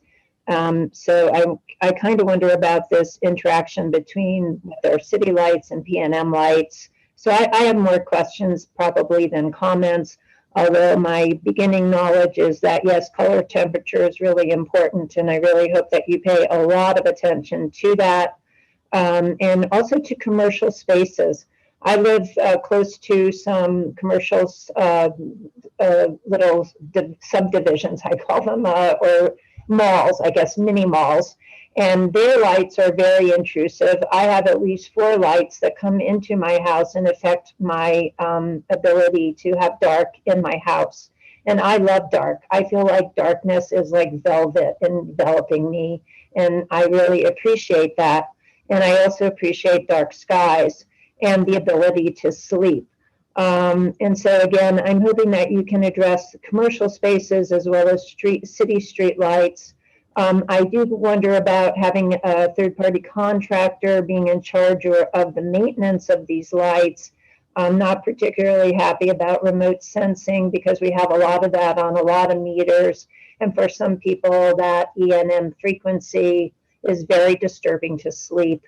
So again, lowering the light is nice, but then again, if you increase the EMF radiation or frequency, maybe you're sort of off, not really getting as much benefit as you could. I appreciate that there will be community engagement. I too would like to be on the contact list because again, I have 4 streetlights that affect my property, some of which are at least a block away. And I do support the people who have a lot more knowledge about this than I do. Oh, I know another question is, how is this, if PNM subject to the PRC, how does this third-party contractor come into that regulatory scheme? And also, how long will this project take in total? And are there areas that you're going to concentrate on first? That kind of information I think would also be helpful. Thank you. Thank you very much. Madam Clerk, I think we have Mr. Snyder next. Yes, we do. The last speaker, at least that I see with their hand up, is Jake Snyder. Jake, if you would, again, please state your name and your address.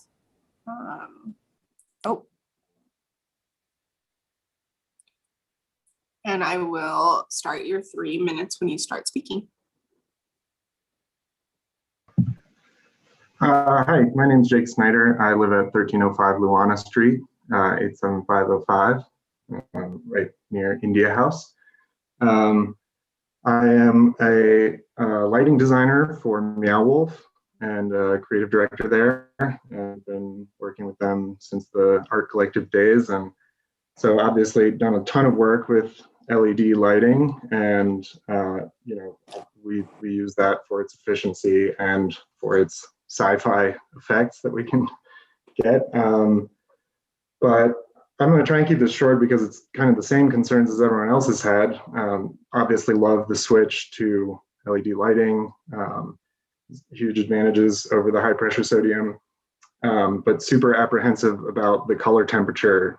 Just when I was talking with the Meow Wolf lighting team about this story, everybody just couldn't believe that we would be going with something as blue as 4,000 Kelvin for street lights. And I guess you could look up a lot on the internet and read about circadian lighting and the effects of blue light on sleep and scattering and dark skies.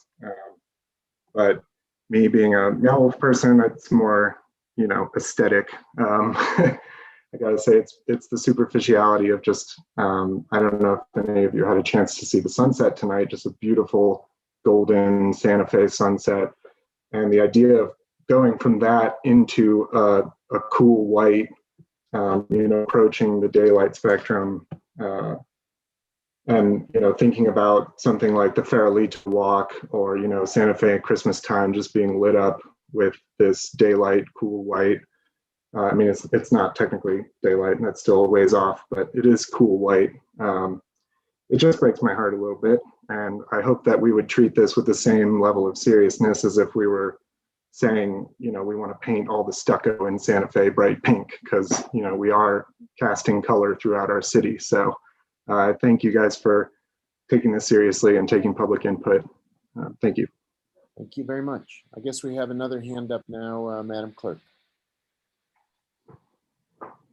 If you are going to speak, please, I think it'd be great for us to know how many folks are still waiting to speak. If you don't have your hand up, I don't know that you do want to speak. But I think Madeline Carey wants to speak, Madam Clerk. Yes, that's correct. Her hand did go up. Madeline, I will unmute you and start your time. Great, thank you. I'm Madeline Carey. I live at 1674 Community Cruz Blanca, and I just want to express love and gratitude to everyone participating in this. I studied biology and urban planning, and I am fascinated with how the human-built environment interacts with our natural environment and all the complexities that go along with that. And this is 110% one of those issues. I also work broadly in the climate policy space, and this is exactly how every positive step we try and take goes. We want to conserve energy, and we run into other initiatives we're trying to push forward in other dimensions of the broader climate action movement. So I am really impressed and grateful for all of my fellow citizens' comments and all of the expertise that we have in the community, and really grateful to the city, both the council and the staff, for taking the time to do the due diligence on this. And I really believe that we can solve the majority of the issues, and it might take us a little longer and we might have to interact a little bit more. But that's always been my experience with how these things go. And just sort of gratitude and pride for the city of Santa Fe tonight, and belief that we will find our way forward through this. So thank you all. Thank you very much. Okay, I don't see any more hands in the attendee room.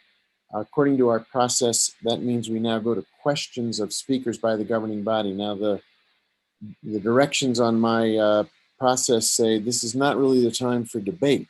Debate will come after we have a motion. But if there are questions that involve clarification or technology specifications, matters of specifics, we'll go to questions, then we'll go to a motion, then we'll get some debate. So I see 3 hands are up. I actually didn't see whose hand went up first. I'll just take it in the order that it's across the top of my screen. Councilwoman Villarreal, you can go first, then Councilor Garcia, then Councilor Casa-Sanchez. Actually, Councilor Garcia and Councilwoman Casa-Sanchez was after, and I'm third. Thank you. I actually didn't see the hands go up, so just the way it appears on my screen. Councilor Garcia, you have the floor. Thank you, Mr. Mayor, and thank you, Councilwoman Villarreal.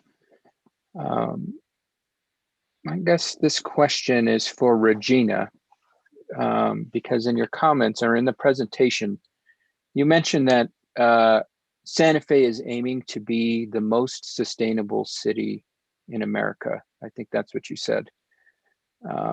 If that's our aim, why are we not moving forward with this solar LED process? Mayor, Councilor Garcia, there isn't really technology that can support having every single street light be solarized yet. That's would be great in the future. And sometimes you take these first steps and you're moving in the right direction. So LED lights take very little energy. So if there does become a really solid solution to make all of our lights solar LED street lights, we could easily retrofit to that. But I don't think the technology and reliability is there for that yet. Can we, I beg to disagree, because there's lots of cities that have implemented solar lighting. So can we implement solar lighting as part of our plan that we're going to test out during this testing phase potentially? Because I believe there's probably lots of places in our city where it doesn't necessarily need to be connected to the proposed infrastructure, and that will need continuous lighting, and we wouldn't necessarily need to dim them. So I would like to recommend that we move in that direction if possible. Mayor, if I could, it looks like Dalkia has a comment and information on that they'd like to respond. And so this is Jean-Christophe Laurenson, who we've been working with for a couple of years on this project to bring it to you now. And this is the Director of Operations, Kevin Kay, next to him. Hi, good evening, everyone. Mayor Weber, members of the governing body, thank you for this opportunity. Yes, Councilor Garcia, as a lighting company that partners with many cities, we strongly believe that solar lighting is the way to go. I don't pretend that we have the universal truth, but today we have concern on the lighting performance for solar lighting for roadways. While we feel very comfortable for solar lighting for pedestrian paths, bicycle paths, and in park lighting, for example, yes, they are ready. But we, as a company that take like commitment on the lighting level for long term, we really have a vested interest in finding the right technology partner for solar lighting for roadways. In Albuquerque, where we have converted all the existing electrified infrastructure to LEDs, we are actively pushing for solar lightings where additional lights are needed. And this is where it also makes even more sense from a financial standpoint. And I think this is something that we'll be also actively looking with the city of Santa Fe. Does that make sense? It does, and I wasn't necessarily proposing putting solar lighting on even major roadways, but there's places in our city where there are existing street lights or lighting in neighborhoods that we could transform into solar lighting. So I would hate for that to be completely off the table, especially since we're trying to be the most sustainable city in America. I think if we're going to talk the talk, let's walk the walk. Let's show other cities how it's done. I mean, like I said, there are cities across the country that are currently implementing this type of lighting measure. Let's learn from them. Let's learn where it works well, where it doesn't. We've got to remember we live in a city that has over 300 days of sun a year, and so let's take full advantage of that. So once again, I would highly encourage us to somehow implement solar lighting into this plan. And I guess my next question more so revolves around the plan in sense, because I just want to make sure I'm fully understanding the process. So tonight we're approving the contract potentially, and then there will be a plan proposed that will come back in front of the governing body. Am I understanding that correct, Director Wheeler? Mayor, Councilor Garcia, yes, a lighting design is what we would bring back that shows exactly where, how many lights, what type, color, lumens, and location. Okay, thank you so much for that. I guess just another piece of advice as we're moving forward with the plan. I think it was the support we heard from our community members who took time out of their schedule to call in tonight. Overwhelming. Nobody wants 4,000K lighting. So I would recommend we don't move forward with that in our implementation plan either. My next question is more so around the process, the contract. This contract has a value of roughly $3 million. What was the reason why we're not going to a formal RFP process? Is there not another vendor, whether it's local or that has expertise, even across the country, that could provide these services, Ms. Wheeler? I mean, I guess my question, I can't wrap my head around why are we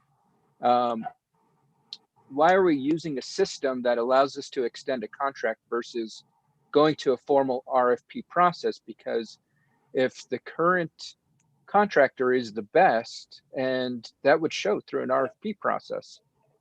So I guess I'm just want that clarification, because it's not a 5-figure contract. This is $3 million, especially in a time and age where we are in a budget crisis, and that's a lot of money. Thank you, Mayor, and Councilor Garcia for the question. Yes, there are a couple of reasons for this. The biggest reason is that we are getting a huge benefit from a partner that has already done this as a partner with PNM. So Albuquerque is in the same boat. We are in half of the lights are owned by PNM, and so it's and half of the project is regulated by the PRC, and there are utility rates involved. So Delkia has gone through the whole process of coordinating with PNM. They're also taking on the lighting design, even of the PNM lights. And then what the process, they've worked through a lot of hiccups in the City of Albuquerque process about like how to get it converted to the new LED rate really quickly and efficiently. We actually have some of the same exact people that have done it before. And so they've been educating us the whole way through. So the use of existing contracts is in our procurement code for a reason. We get to leverage the public procurement that Albuquerque just did. So they asked that question. They went out to the marketplace. Who's the most qualified? Who gives the best price? Who has the best services available? And they just did that a couple of years ago, and we're leveraging that result as well as the expertise and the local presence of a streetlight maintenance company. So there is not another one. PNM is the only streetlight maintenance company in New Mexico right now, and now Dalkia exists to maintain the streetlights at Albuquerque, but those are the only two companies with a local presence for streetlight maintenance. So there are some particularly compelling reasons why to use that approach in this project. Thank you, Director Wheeler, for that clarification. I really appreciate it.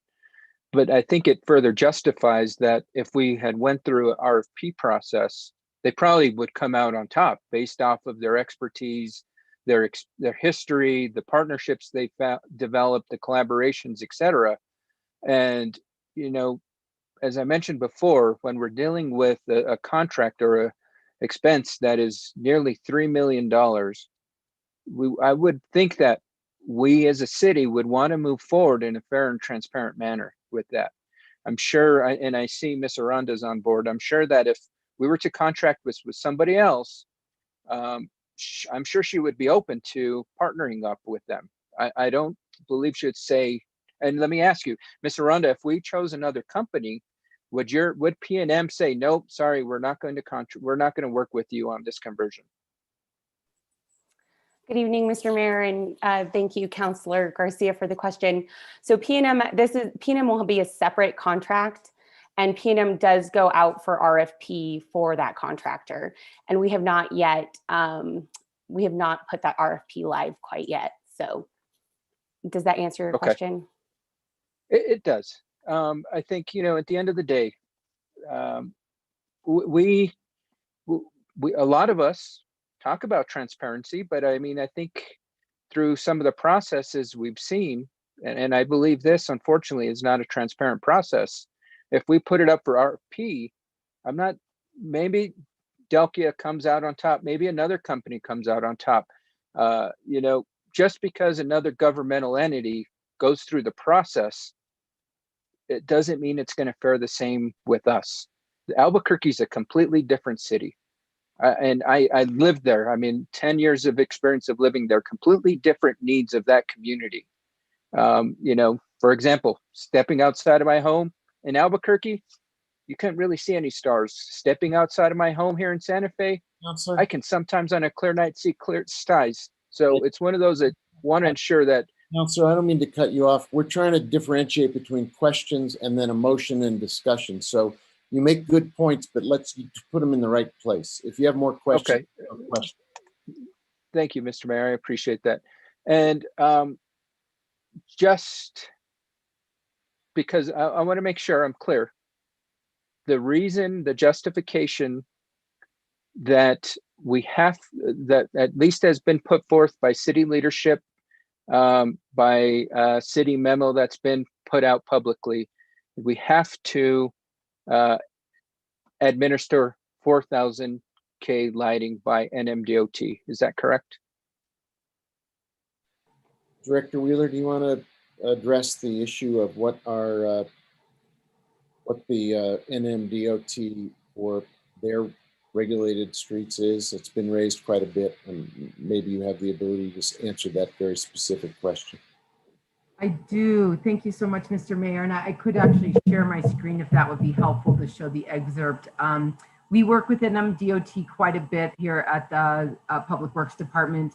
Most of the roads we build are funded by either federal or state funding. And so we're very familiar with a very large document of specifications that are required to be implemented to the letter on any DOT roadway. In that book of specifications, it does require 4,000 Kelvin lighting minimum, 4,000 to 4,500 Kelvin lighting on the DOT roadways. In Santa Fe, that actually means St. Francis for sure, that's a state highway. We're actually in a sort of a advantageous situation right now where we're about to take ownership of a number of DOT roads. So Cerrillos is coming into our ownership, except for the piece between St. Michael's and St. Francis. So that'll still be a DOT road, and that'll get they're gonna put 4,000 Kelvin on that road. We're getting Pecos, St. Michael's Drive and Old Pecos Trail. So I think how we do have the constraint with DOT, but what my thought was as we move into the stakeholder engagement process in our design, certainly DOT will be one that we will engage and make sure that we're meeting their specification and understanding their specification. But the other thing for the governing body to remember is that the reason that DOT has that specification, it's a safety specification. And so it'll be really important that we as a group responsible for the safety and security of the people in our community operating vehicles and pedestrians on our streets are safe with the lighting design that we come up with. And so I think that they'll be very helpful partners in, you know, us looking at alternatives on the roads that were formerly DOT, but that we now own. So we do have more flexibility. I hope that answers your question. And I can. Yeah, I mean, the ultimate answer is yes, it's NMDOT is your justification. Okay, thank you so much. I think that's all the questions I had, Mr. Mayor. Let me double check. We can come Councilor. Yeah, I think I'm good. Thank you, Mr. Mayor. Very good. Thank you, sir. And Councilwoman Villarreal, you had the correct order before. Who's next? Councilor Casas Sanchez? Okay. So Councilor Casas Sanchez, followed by Councilwoman Villarreal, followed by Councilor Villalpando. Thank you very much, Mr. Mayor. Thank you, everybody, for being here tonight. I just have a few additional questions. So one of my questions is, you know, if we approve the contract tonight, I'm curious about, this is probably a question for Dalkia, about your flexibility with our lighting design. So if we decide to go with something that is different than what has previously been proposed, do you guys have that flexibility to be able to adjust to what we determine throughout our community process? Mr. Mayor and Councillor Casas Sanchez, thank you for the question. So maybe before addressing specifically this question, I'd like to clarify two things about Dalkia. The first is we do not manufacture any product. We are technology agnostic. And so we have no temptation of pushing one product, one color temperature over the other. The second thing is most of our partnerships with cities are long-term agreements. So we are not in the business of coming, changing lights, and leaving the cities. So it is key for us that the lighting solution that we implement actually is the right one for the city and for its residents. And that's our model, I would say. Going to your question, and I'd like to take this opportunity to recognize the work of Director Wheeler and its entire team leading to where we are today. We have spent thousands of hours on making sure that we have a project that stands financially and operationally and gives us the flexibility to move forward with a lighting design where we can adjust. So first, I have a feeling listening to a lot of the residents of Santa Fe that we are not that far, because if we want to share, we started and we anticipated this lighting design effort that we plan to do over the next months with the residents. And the vast majority of the light that we are looking at are actually 3000 Kelvin. So the short answer, this is the longer answer, but the short answer is yes, we have the flexibility. Our role is to guide and recommend and with the support of the community and bring back to the governing body something that is the right balance between dark sky, environment, as well as the other guidance. Great, thank you for that. My other question has to do with I know there's a discussion that these lights would be on dimmers. Now I am still trying to wrap my head around understanding the technology and the science. I spent a while being a little researcher today, but I'll just ask the question directly. So if we install the lights and then we dim them, does that impact the watts? Does it impact the kelvins? So which of these measures that we have been discussing are impacted if we dim a light? Thank you. Director Wheeler or folks from Dalkia? Sure. Mayor Weber, I'll take this question. Thank you, Mayor Weber. Thank you, Councilwoman Casa-Sanchez, for the question. So what we are providing with these lights is a smart ready capability by putting a sensor on every light that a city owned. These sensors have the capability of dimming and are not necessary. And what they would do is would reduce the wattage. It would not affect the color temperature in dimming, but it would reduce the wattage and the overall lumens that are exerted out onto the roadways. Again, these are capable of dimming. It is not in our current plan to schedule this dimming, but we will listen to the community and apply the dimming capabilities as needed. Kevin, perhaps you could describe how dimming capabilities are usually implemented, if at all. Yes, the dimming capabilities are usually used by cities during the hours where there is less usage of the streets or the pedestrian pathway or the bicycle pathways, in a way to increase the energy savings during those times of the night. So it is a way to reduce further than the LED wattage conversion already provide, and go one step further in the energy conservation effort. And I would think it would be a dark sky improvement as well in the middle of the night. And it is as well as a dark sky improvement. You're correct, Director Wheeler. Back to you, Councilor Casa-Sanchez. You still have the floor. Thank you. And that actually leads me to some questions about dark skies. And how do we measure dark skies? Is there a mechanism of measuring the light pollution and how that's impacting the general dark sky presence in the city? And is that something that we are doing? Director Wheeler, do you have an answer to that? Do you know? From all the research that I've done over the past 2 months, I'm not aware that we will be measuring it, but I do know we have specifications that meet dark sky, which is the scatter of the light, the shielding. But I don't know if Dalkia can shed any light on how to measure the impact on the sky. I think it's a big study because you read about Tucson maybe when you did research, and I think they take like satellite pictures and they compare, and so I don't expect that we'll be measuring it. I don't know if you can add anything to that, JC or Kevin. We can measure it at the micro level, for example, at a fixture level, and so with the different criteria, the color temperature, and the uplighting and the shielding, that's the easier way to measure the compliance with the dark skies. And then if we want to measure it more at a macro level and at a city level, this is where we involve satellite image or pictures from above, and the reduction of the glow and the overall.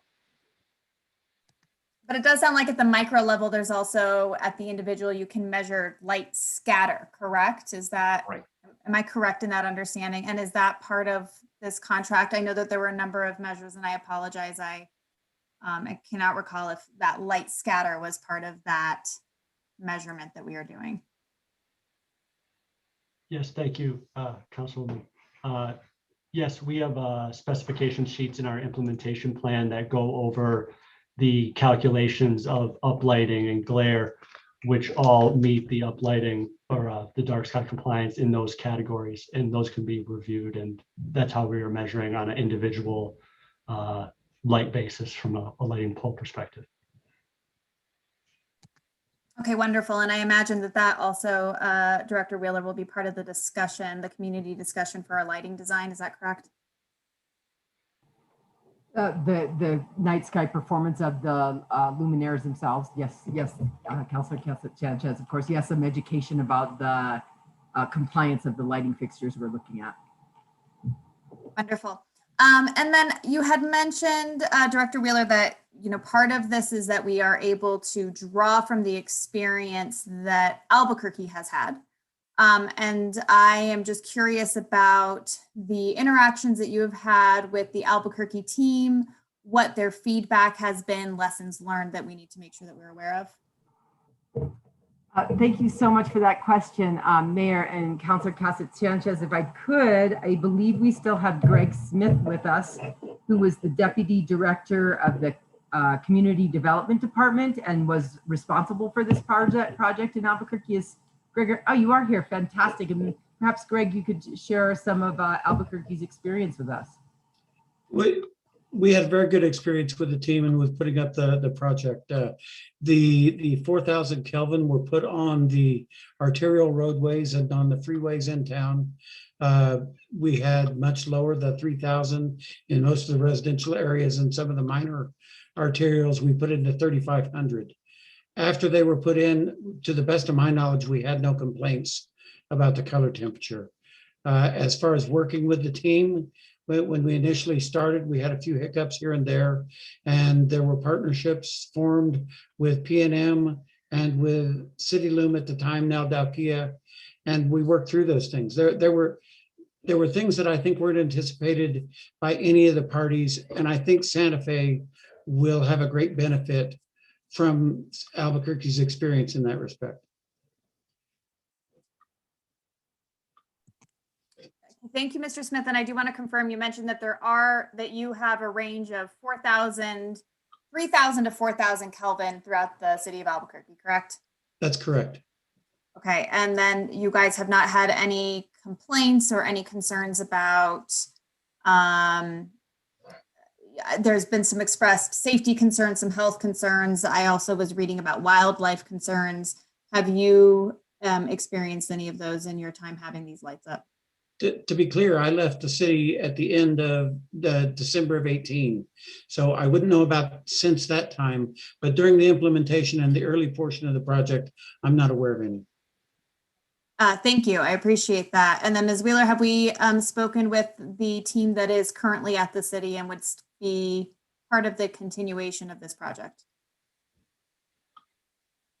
We've mostly been getting information through Greg and the Dalkia team. We haven't been in close contact. And then also, I think we have the PNM team that we have working with is also working on the Albuquerque project. Is that right, Jamie? Do you guys have any experience from the Albuquerque project?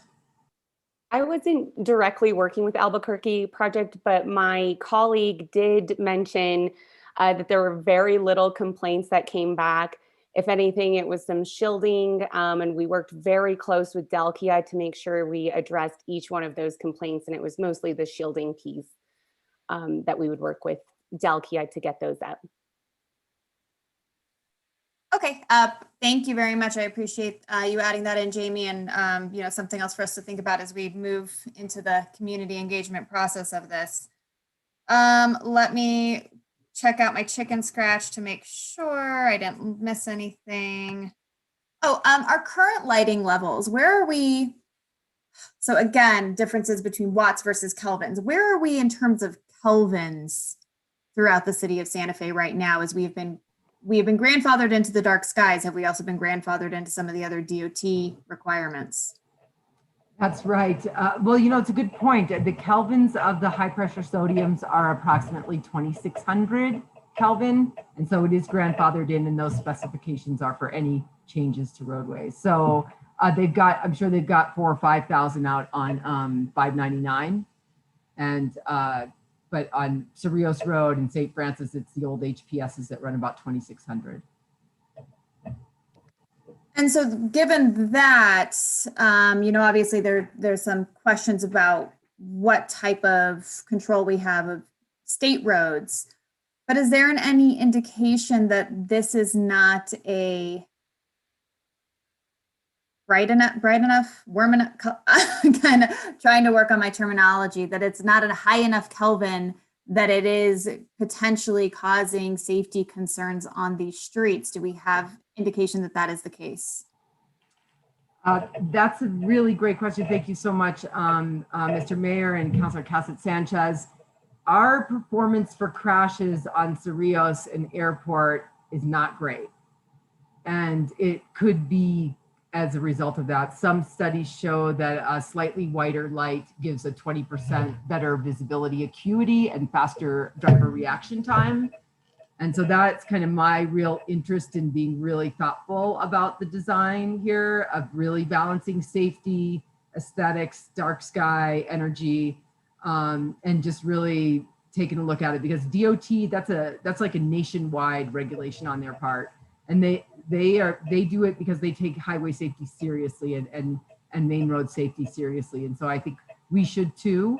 The great thing ongoing after we do the project is that because of the analysis capabilities that we'll have with our system in the CMMS software, is we can do cross-sectional analysis of crash and crime and dark and light areas. And City of Albuquerque is actually taking that underway right now. That's their follow-on project, where they're cross-sectioning crime and crash data with light levels and adding light poles to reduce crashes and crime. That's interesting. Thank you for sharing that with me. I think that those were all of my questions for the moment. I really appreciate the Dalkia team. Thank you, Ms. Wheeler. Thank you for Jamie for being here, and I will yield the floor. Thank you. I guess the next is Councilwoman Villarreal, followed by Councilor Vihel-Coppler. Thank you, Mr. Mayor. And I want to thank all the folks that wrote us emails with their praise and also concerns. I think it sparked a lot of good conversation, lots of research, back and forth with the staff about what we needed to understand. And I do appreciate staff for taking the time to get through this. It's a lot of work. At first I did have a question about the competitive bid. However, I do see the advantage of having a city actually do a lot of the legwork for us. It doesn't mean that we're going to have the same results, that the same kind of outcome as to what we decide with the lights, but it does help us to break down kind of some of those deciding legitimate firms and companies. So I think that that's a good thing. There were, Councilor Casas Sanchez actually asked a lot of the questions I was pondering, especially with the dimming. So that was very helpful. I did want to just make a note that all of us know that we get, at least prior to our upgrade for the constituent relationship management system, our CRM, this was the #1 call for service was lights. PNM, luckily we have a good relationship with them in order to make those calls, to support those calls. But that was the #1 complaint from our constituents, considering the fact that there's a lot of lights out and we'd have to go back and forth with PNM. And then I'm not even adding the costs that we've spent, that we've had to go to court for safety issues as it related to non-functional streetlights. So we all know this is a good thing, that we need to move forward with this transition. And I think it's just working out those details of design that are most important, I think, to all of us and to our constituents. Let's see, one of the questions I had was about a demonstration site or doing some testing. And the reason why I bring this up is because I actually think we have LED already in town, that I don't know if it was a pilot project or how it came about, but I live close to Frenchie's Field and there were lights that were converted to LED. Director Wheeler, do you know a little bit about that? When that was done or where it was done in town? Mr. Mayor, Councilor Villarreal, I don't know about where and when, but I do know that we would definitely have some LED lights in where new developments have installed them. So some new developments are using LED lights, of course, right off the bat as they've been built over the last years. And so we will definitely, I'd love to have Dalkia talk a little bit about the part of the public engagement that will include demonstrations. Yeah, I think that'd be important. And I think there's already examples, like the one I just mentioned. I want to say it was a pilot project.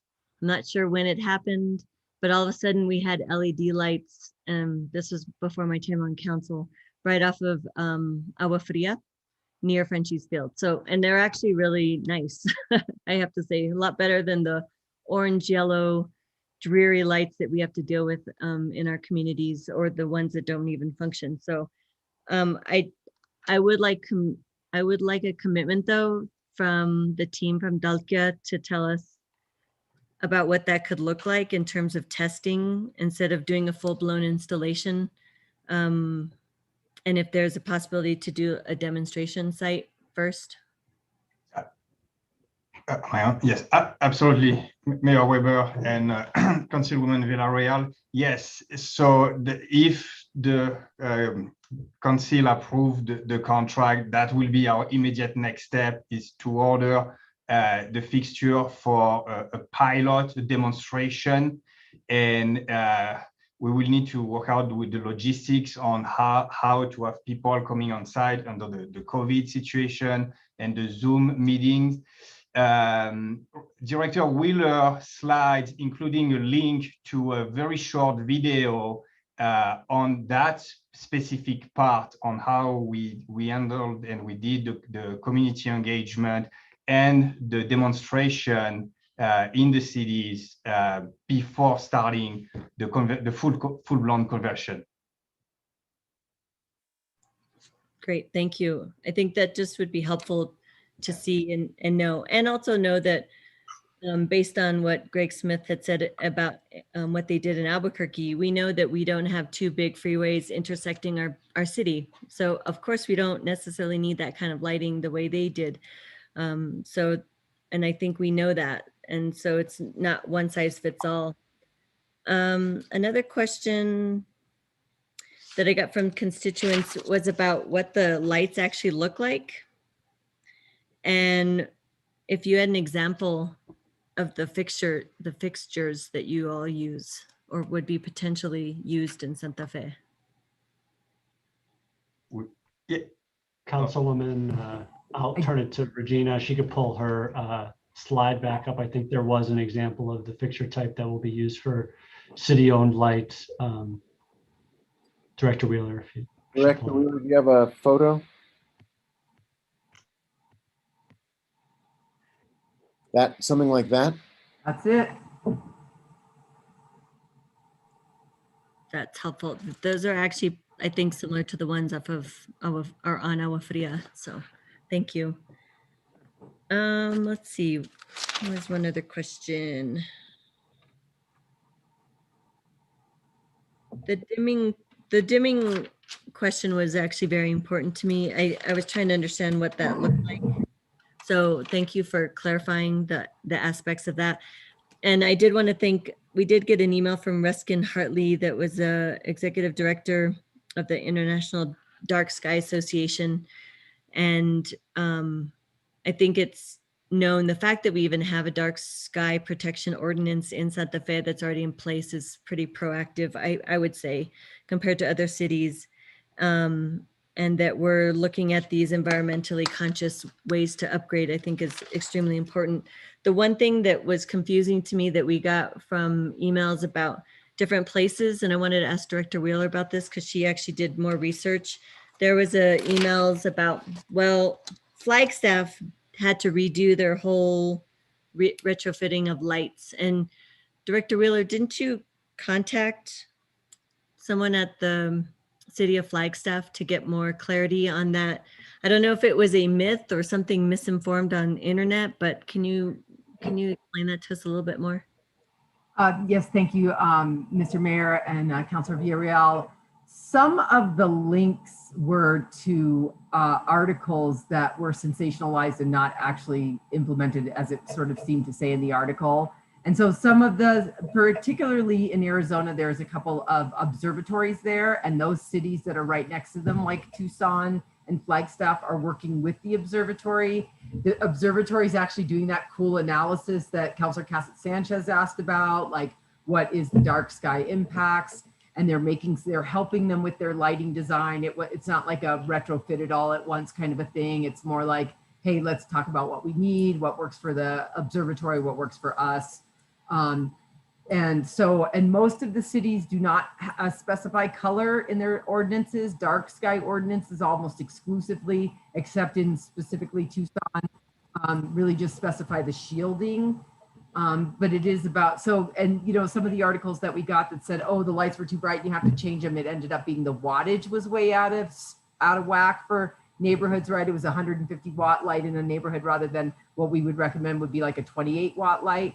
So I think, there's just a lot of details. It's a complex issue, and, just taking an article at face value is a little bit tricky. You kind of have to dive in a little more.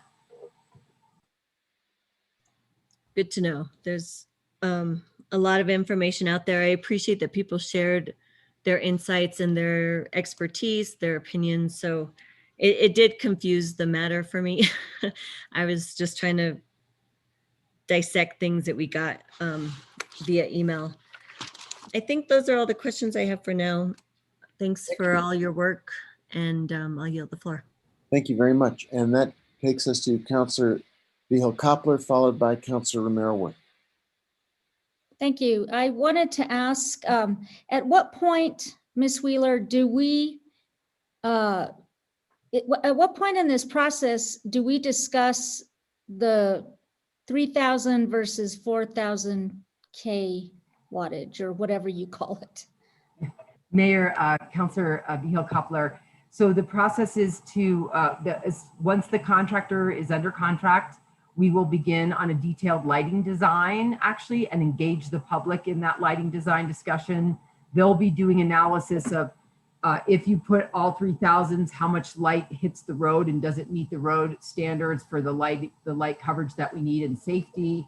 So, I mean, I think that you said at what point, it's at that point from when you start the contract for the next 2 and 3 months, we'll be engaged in a lighting design, and then we would bring it back to governing body, and certainly should engage the counselors in some of the public engagement in their district to come to the demonstrations and to learn about the colors, the wattage, and help us in the process. Thank you. I will say all of the comment from constituents that I've received, as well as phone calls, has been about the wattage and way too much proposed. And so I think if this is going to gain any support from the people we serve, the wattage is probably going to have to come down. And I realize now that's not a decision that's being made now, but that is something that I think is really important. And I guess the simulations, or whatever you called them, will bear that out. So next I want to ask about the DOT. And do we have that? You mentioned they are mandating things. Is that in writing somewhere? It is have the excerpt here. Did someone else start to speak? Did you? Let me see if I can share it on my screen. Let me just get it. I don't need to see it. I just want to know, is it in writing? Yes, it is in their specification book on page 89, I believe. And we also found it online. If you'd like to see it, I have it right here. Sure. I don't need to see it now, but I I wanted to know that it existed. And then the second question about that is, if the city takes over those roadways, are we still mandated to follow that? I don't believe so. We'll definitely engage our stakeholder NMDOT in this process, but I don't believe so. I believe it's up to the city after that. And that, so which comes first? Pardon? Which comes first? When do we take over those poles? I think it's close enough that DOT, we get the roads June or July 1st. So we're right there, and they'll be happy to relinquish that. I would just like to reiterate, I think the safety guidance from DOT is worth really understanding and making sure that we match it from whatever approach that we take. So then technically, or I guess realistically, there would be no mandate. The city could decide, certainly with safety concerns in our decision making. Mayor, Councilor Vigil Koppler, actually St. Francis will remain a state road as well, 599, and they're on and off ramps. And then a little piece of Cerrillos between St. Mike's and St. Francis are all DOT roads and will continue to be DOT roads. And do I understand that there's what their requirements are those only for new roadways, or they also apply to existing? Because if they apply to existing, we wouldn't comply. Mayor, Councilor Vigil Koppler, yes, you get grandfathered in with old technology. So the rule was established after we had already installed our old lights, but whenever you make a change to the technology of the lighting on the roadway, then you have to come into compliance. Even if it already exists? Yes, because we're retrofitting the lights. Okay. So if a resident asks for their particular street light to be shielded for some reason, because I know we have that now in my neighborhood, because these lights shine into people's houses. And let's say we make a decision that they're going to get the biggest amp for the buck. And so then, like we do now, we ask PNM to come and change it or do whatever, or turn it off. If a resident asks for something like that, who pays? Mayor, Councilor Vigil Koppler, we're planning on installing extra shielding during the retrofit at no charge. So that's really included in the project budget. And we wouldn't be putting the biggest light for the buck, hopefully, on anybody's. So our strategy is to install the new light that has a more focused beam. And if they still have light coming in their house, then to install a shield for them at no charge. We also have the capability with these new lights to turn a light off. So there's quite a bit of ways that we can respond to constituent issues with lights. Okay, and then, so my understanding is that we still have some decision-making to do about 3,000 versus 4,000. Most of the people that have called me and written me don't want 4,000. DOT says we have to use 4,000 in majority of places, but when we don't own those particular roads, we can do what we want. If a resident asks for a light thing to be changed, then we pay, not them.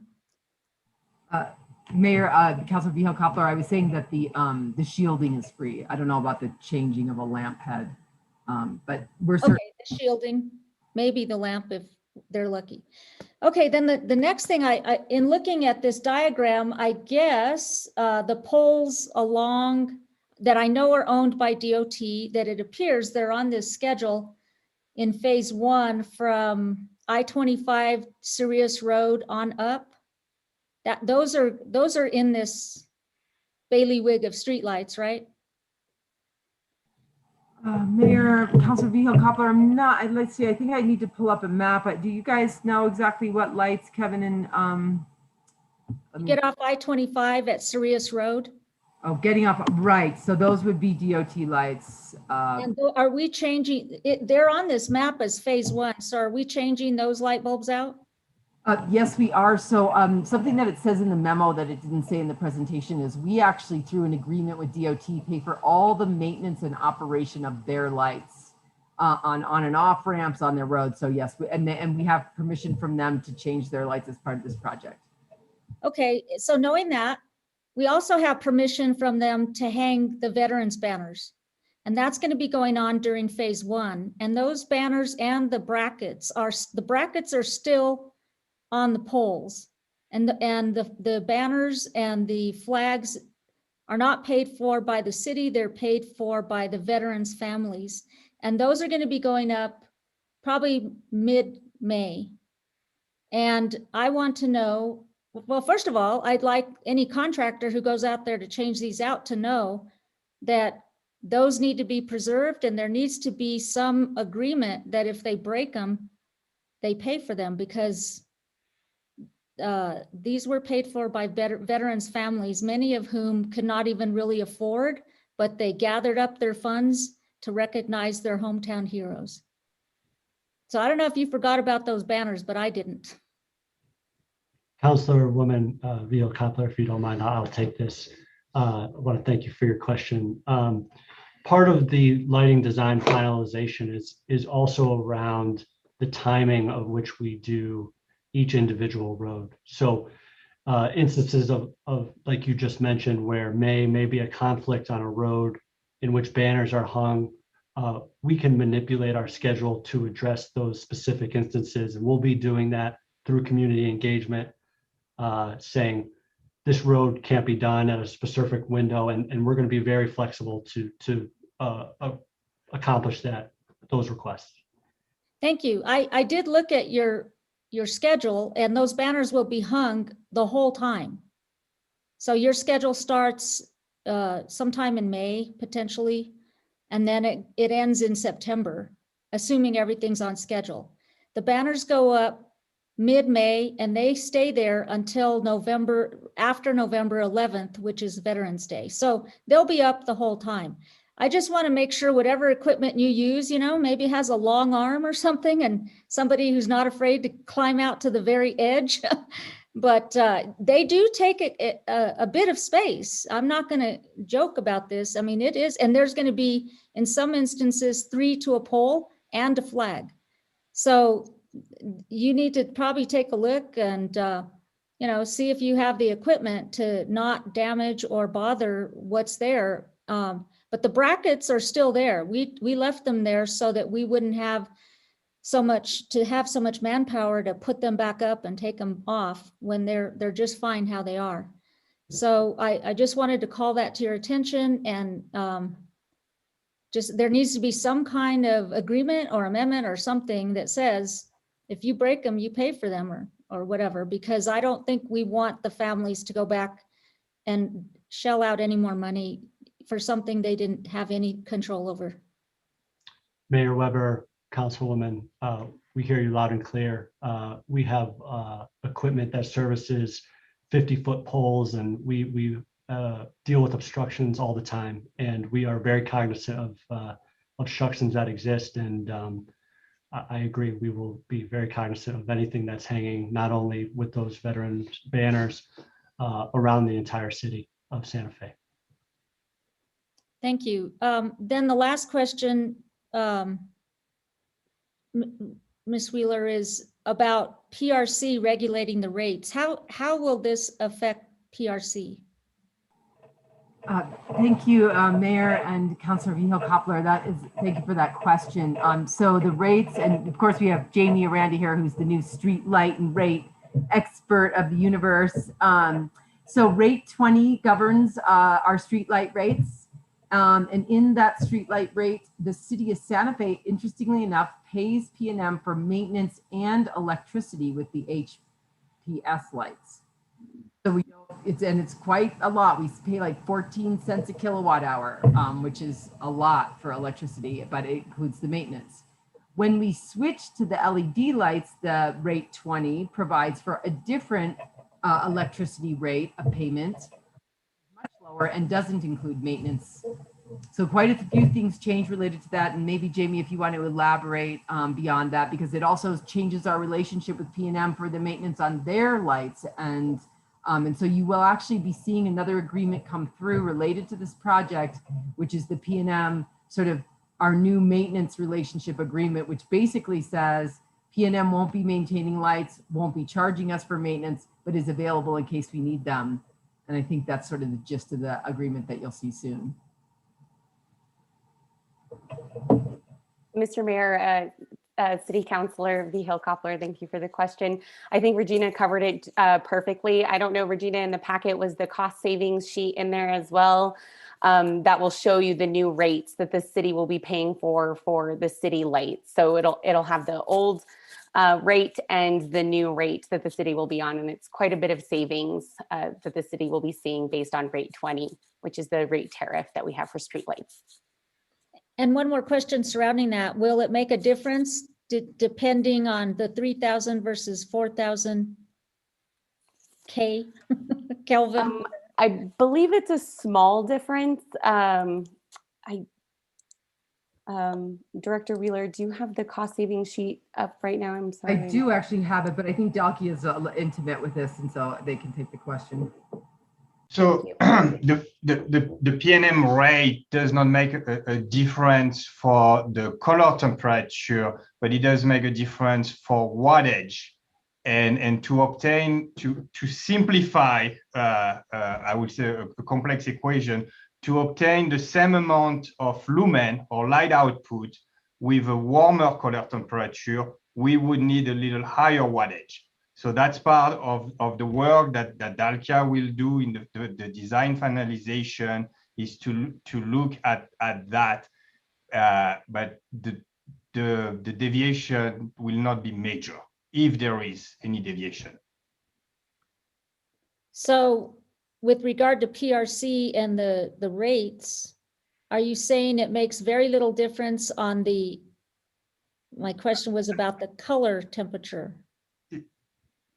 I'm gonna, if I could, Mayor, Councilor Vihel-Coppler. So what I've learned and what JC is trying to say is that what makes the difference in the rates with the PRC is the watts of the bulb. To get the same lighting that you need for a particular street that 4,000 would give you, in a 4,000 Kelvin bulb, you could use a lower watt. In a 3,000 Kelvin bulb, you're gonna have to use a higher watt. So it actually becomes more expensive for the city. But better for the night skies. So actually increasing the wattage is actually directly impacts the night sky. So it's not free. There's no free lunch. No, but what I understand is the 3,000 Kelvin is what people are urging us to move toward if we do this, because it protects the night skies.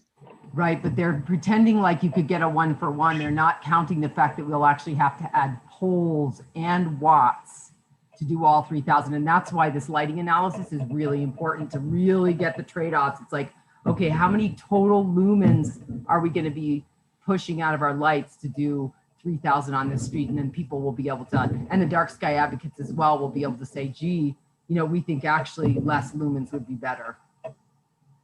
I guess we'll see that when we have a demonstration. Okay. I appreciate your answers and your time and your report. Thank you. Thank you, Councilor. I guess the next two people would be Councilor Romero Worth, followed by Councilor Garcia. Thank you, Mayor. Just a couple of questions about main roads. I understood the main roads in the city to be 599, Cerrillos, St. Mike's, St. Francis, and Airport. You threw in a sixth one, which is Old Pecos Trail, which it has a very rural feeling, despite the fact that it has a bit of traffic. You've scared my constituents by saying you're going to put 4,000 Kelvin lightage along that road. So I just want you to put everybody's minds at ease.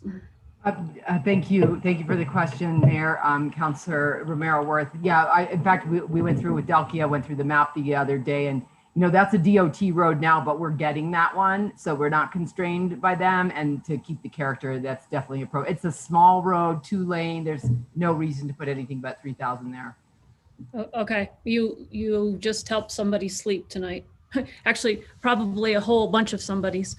I don't know if this is the proper time to ask this question, but I think it's important to for people to understand that we are paying for this project through the energy savings. Is that correct? And maybe I don't know whether Dalkia or you, Director Wheeler, wants to just give us a quick snapshot of that. Yes, absolutely. Thank you so much for the question. We project a savings about $500,000 a year from this project.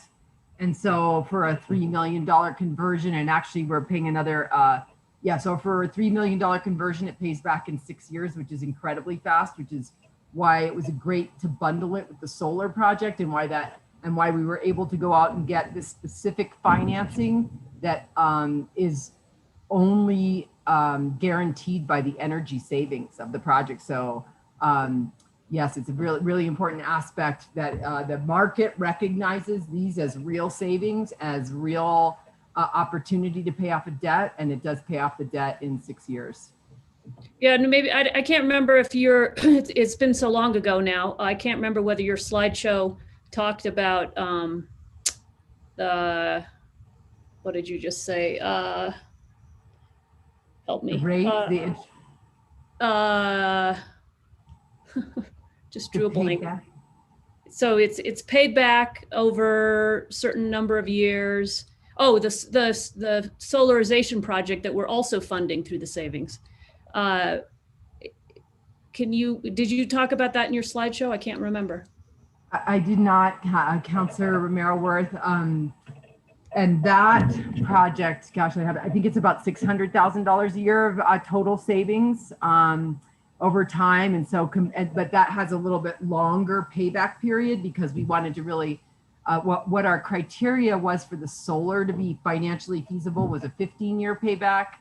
And so that has a little longer payback, and the streetlights brought it, just made the package really solid. So solarizing city buildings is connected to this contract, and we'll pay for it through part of the savings from the conversion of the streetlights. That's true. It actually made the financing much more advantageous. We ended up with a great rate and a lot of interest, and so the solar is part of this project. Yes. Okay, and I want to go back to dimmers for a minute because I was told that we would so what you're saying is we have the capacity for that.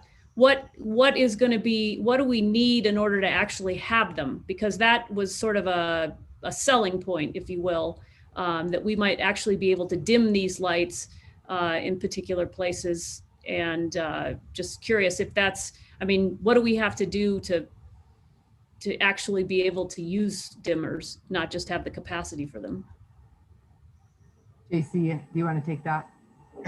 So just before addressing this question, we are installing those smart controls. They have the two categories of benefits. The first one, they help us be more efficient with the operation and maintenance. And also, so there is operation and maintenance savings. And that was one of the reasons to install them. And those savings are factored into the financial model. And then there is additional savings that are not factored today that will be on top of the payback that Director Wheeler mentioned. The technology is there, it's readily available. It will be for the governing body to decide if and when they want to activate the dimming on the lights. And it could be done on individual lights, on group of lights, and we will be happy also to discuss that with the governing body in the future and fine tune when, where, how much dimming to once again balance the additional energy savings, but making sure that we provide the right light at the right place at the right time. So, sounds like planting trees. Really quick. But at additional expense, right? No additional expense. So it's just a question of when we know what areas need to be dimmed, and we have a plan for that, you guys can do it. Mayor, Councilor Romero Worth, I'd just like to reiterate that the dimming strategy is generally used as an overnight. We don't need so much light anymore. We're going to take an energy savings. It's not as much like, I don't think it's really used. Is it, JC, used for like a neighborhood that really wants to be sort of underlit from a street lighting standards perspective? To the best of my knowledge, no, because there is then other consideration on that liability of the city, knowingly being underlit. It is not a technology question. It's really a policy question. Okay, and so if somebody has a, so I can't remember, I've read so much, talked to so many people, this idea that if you're doing a new development, you place the poles in ways in front of houses so that they're not shining into living rooms. We don't have that luxury. We have poles already existing, and sometimes they haven't been placed advantageously, and they are bothersome to people in their homes. That's what the shields are for then, right? So I have constituents who, in the course of this, have told me that they have problematic lights. So in the conversion here, we might be able to alleviate some of that specific pole problem with the shields. Yes, That's Tiffany. correct. So, If the light doesn't do it all by itself, since it's more focused, then we could add a shield as well. Okay, all right, great. And then I know you addressed this a little bit about this, and I think, again, it's a little confusing. So if you could just, I know the hour's late, but just it's important, I think, going back over this idea. I wrote down, I went back through some emails, people told me the increased lighting brightness was gonna be too much. The increased intensity was going to be too much. The unnecessary brightness was going to be too much. The light pollution was going to be too much. The bright lights were going to be too much. I don't know. Can you just help educate us again? I mean, there's definitely an issue with the kelvins and the spectrum of the color of the light, and the closer you get towards blue, blue's bad for a whole host of reasons. But this idea of intensity and increased brightness. I mean, that is, again, I guess that goes back to watts, right? Mayor, Councilor Romero Worth, I'll let JC and Kevin take that. It is both. I would say it watts, which will be the intensity of the light, as well as color temperature, which will be this more like warm, orange, yellow, or a little cooler going towards the white, or at the extreme, which is not out of the question here, the blue feeling. And so I think there's really one thing that was said tonight, and this is part of our core model at Dalkia, is there is no one size fits all. Every city is different. Every lighting design that we have done is different. And it's really actually talks to the uniqueness of Dalkia, is this ability at cross-layering, not only the roadway categories, but the specific characters. We talked about some of the lights that are classified in one roadway, but that are really not a few minutes ago. And that's what this next few weeks and few months will be about. We'll be fine-tuning. And again, in what we have modeled and what we have, I will call it the preliminary planning and not the final design, but as a vast majority of 3,000 lights, it will never come to our mind to put a 4,000 light on a residential street. So it's extremely important, it's close to our heart, and we understand what we have initially in mind, and that will be up for discussion, community engagement, is a very limited application for the 4,000 Kelvin fixtures on the high traffic, high speed roadways, which are less than 20-something% of the lights today. But everything is, like what I'm saying, is on what we started to do, but it's really the plan is to do it once we are under contract with the city. Okay, thank you. Last question. So another segment of road I just want to flag and also make sure that we're not putting 4,000 kelvins on is St. Mike's from Arroyo Chamizo to Old Pecos Trail, kind of like Old Pecos Trail itself, kind of rural area, not terribly lit up. And I think that's, given that that's a state road, hopefully we have some control in that kind of transition from commercial to residential. Okay, Councilwoman, thank. yes, we we've noted that. I don't have that off the top of my head, but we will note that and see what we can do during the engagement process. Okay. Thank you, Mayor. Thank you, Director Wheeler, for all your work on this. Really appreciate it. And thank you, Dalkia, for all your work on this. Thank you, Councilor. Councilor Garcia, you have the floor. Thank you, Mr. Mayor. My question finally came back to me. The question, or actually it's two questions. Ms. McSherry, tonight would be the appropriate time to amend the contract that's in front of us with Dalkia. Mayor Weber, councilors, if Dalkia is willing to accept an amendment, then that would be tonight would be a good time to do that. Okay, so then let me follow up my question with yeah, you answered my question. Thank you so much. I'm sorry, I didn't mean to cut you off, Ms. McSherry. I didn't know if you So had there more to can say. be, contracts can be amended during their terms in other ways, and we often amend contracts. So if there is something that's mutually agreeable to the parties later on in the term, we are also able to amend it at that time. Okay, great, thank you. And so Kevin and JC with Dalkia, I'm going to put a proposal in front of you, and it's right now it's hypothetical, but would you be open to a clause in the contract that said we can't install more than 3,000 Kelvin lighting in the city? Because I know that you had mentioned you're not in the business of selling equipment, et cetera. You're more so implementing it and maintaining it. So if we were to say, okay, we're not moving forward with 3,000 or higher, would that be a deal breaker for you? So, Counselor, thank you for your question. We believe that during this design finalization, we are going to be able to address the specific roadways, road types, community engagement that gives us the best lighting design for the city of Santa Fe.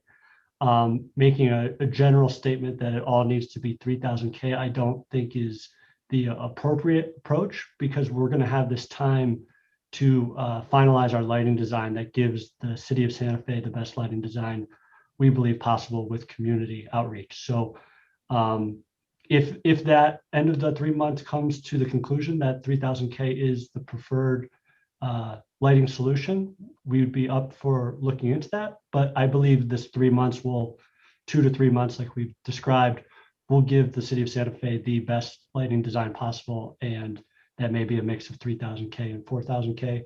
And we'll work with constituents and the governing body to come to that conclusion. Okay, so I guess let me ask that again, though. Would it prohibit you from signing the contract if we stipulated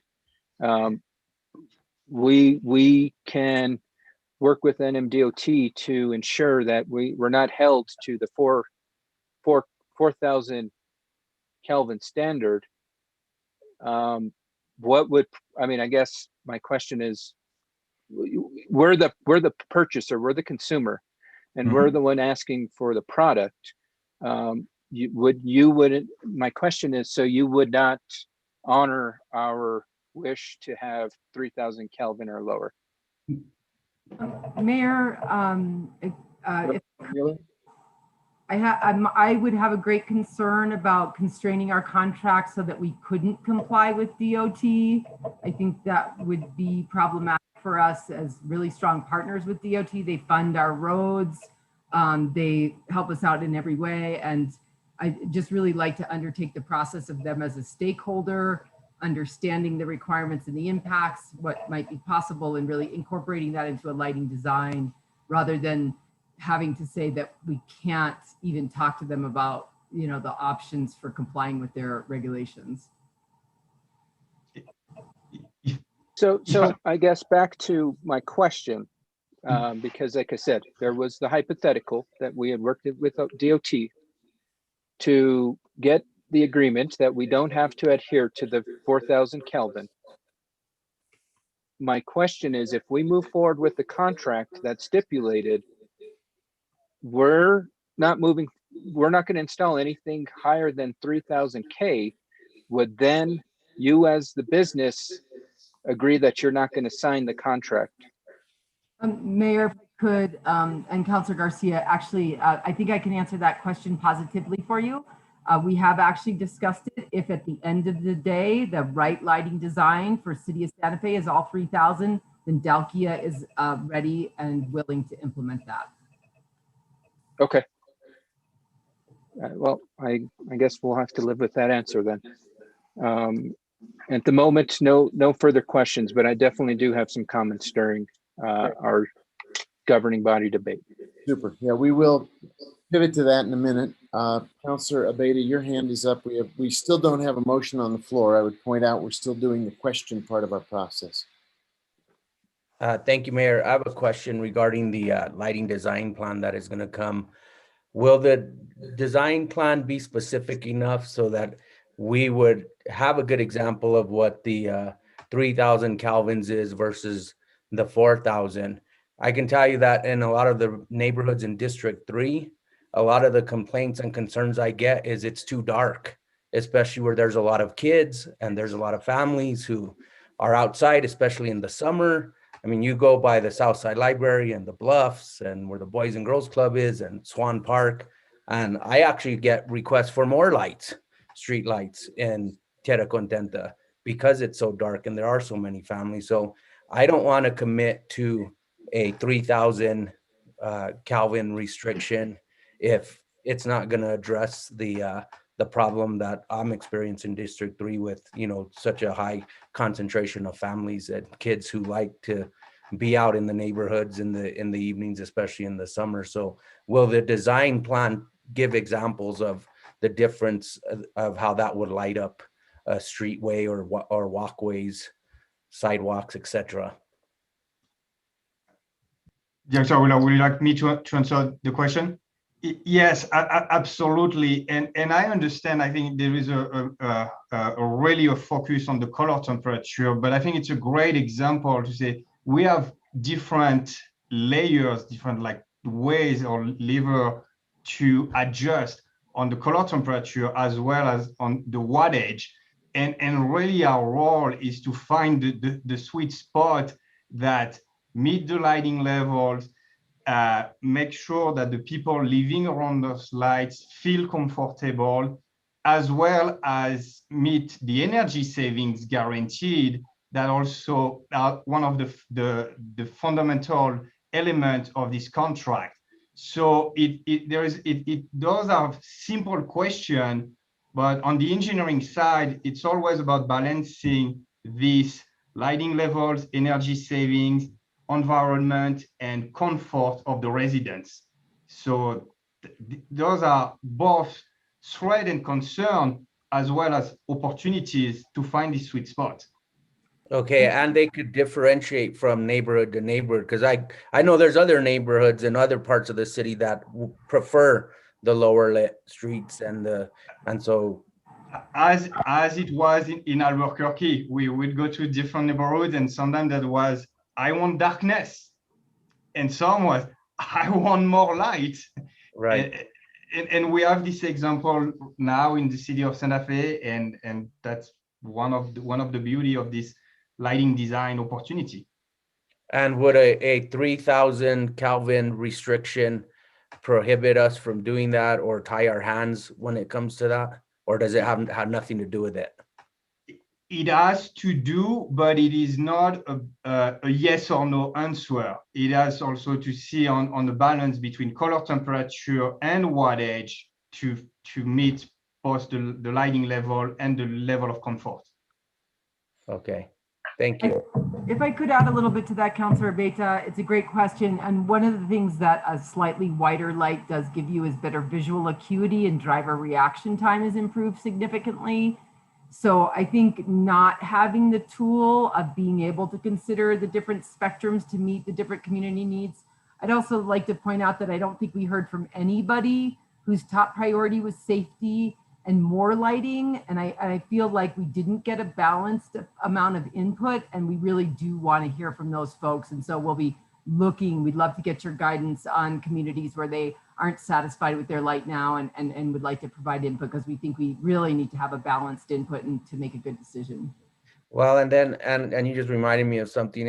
It's not just safety in the sense of children, but on the south side, we have a lot of cars that have been broken into, especially recently. We have a lot of cars been stolen, homes have been broken into. And so myself and Councilor Rivera, we're getting the opposite. We're getting, we need more light for that purpose too, because we have dark streets and we have vehicles that are getting broken into at 2 a.m, 3 a.m, because you can't see if anybody's walking down the street. So I agree with you. I think we do need to pull that perspective more into the conversation as we move forward, especially maybe with these neighborhoods on the south side who have been experiencing a lot of these types of incidents recently. Thank you. Thank you, Mayor. That's all my questions. Thank you, Councilor. I think we're ready to move to a motion, and usually we ask one of the main sponsors to make the motion. Councilor Lindell, you have the floor. Thank you, Mayor. I'm going to make a motion to approve on this. And outside of the motion, I just want to thank Director Wheeler for an astounding amount of work that she's done on this. Thanks to the other guests that are here tonight also, but I know that Director Wheeler has put an absolute ton of time in on this. And I'm very, very respectful of the answers that she gave us and the last minute work that went into this. So I move to approve, Mayor. There's a motion Second. from Councilor Lindell and a second made by Councilor Merrill Worth. I see 3 hands are up to this. Now we're in discussion of the main motion. Councilor Merrill Worth, your hand was up first, Councilor Garcia second, and Councilor Casas Sanchez third. Mayor, at this time, I'd like to also move an amendment to extend the work phase from 6 months to 9 months and to engage the public prior to seeking governing body approval of the lighting design and converting the street lights to LED lights. Well, there's an amendment that's been proposed by Councilor Romero Worth. Is there a second to that amendment? Second. I heard Councilor Sanchez's second. So the appropriate thing to do now is to discuss this amendment. Are there, Councilor Merriworth, did you want to explain your proposal, or do you want to? Just briefly, Mayor, I know, again, the hour's late. This amendment basically allows us to do what Director Wheeler had described in her presentation. It extends the work time so that Dalkia can really work on the lighting design plan and come back to us. And then we will approve their lighting plan. And if we approve it, then they would go to actually converting the streetlights. And I would yield to Director Wheeler if I missed anything in that. Thank you, Mayor. Councilor Romero Worth, I think that's exactly what we would like to do as well. And just for the record, the contractor is okay with that amendment to the contract. Thank you. Mr. Mayor, yes, we are okay with that amendment. Thank you. Councilor Garcia, followed by Councilor Rivera, speaking to the amendment. Not speaking to the amendment, Mayor, just on my own debate discussion. Okay.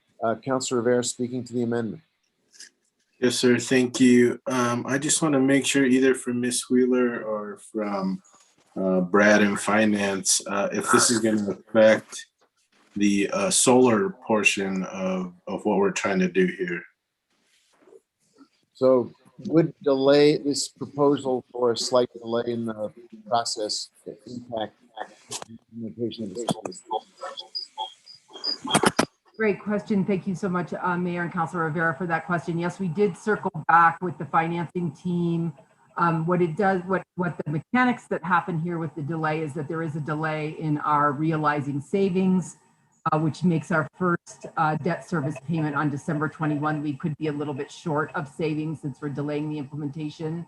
Working with Mary McCoy, Finance Director, and Brad, Bond Counsel, and our private placement agent, the answer is that we can work with Sterling they'd probably work with us on an adjustment. And if not, it's not a huge liability for the city and we can handle it. So Very good, thank you.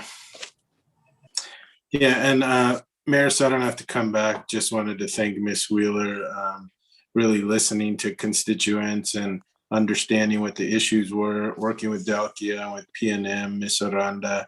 She's done a fabulous job. So thank you, Ms. Wheeler. Appreciate it. Councilor Garcia, we're going to hold off unless you're ready. You want to talk to this amendment. Councilor Beta, do you want to speak to this amendment? Yes, yeah, specifically to the amendment. So the amendment is for 9 months. What will that do as far as installation?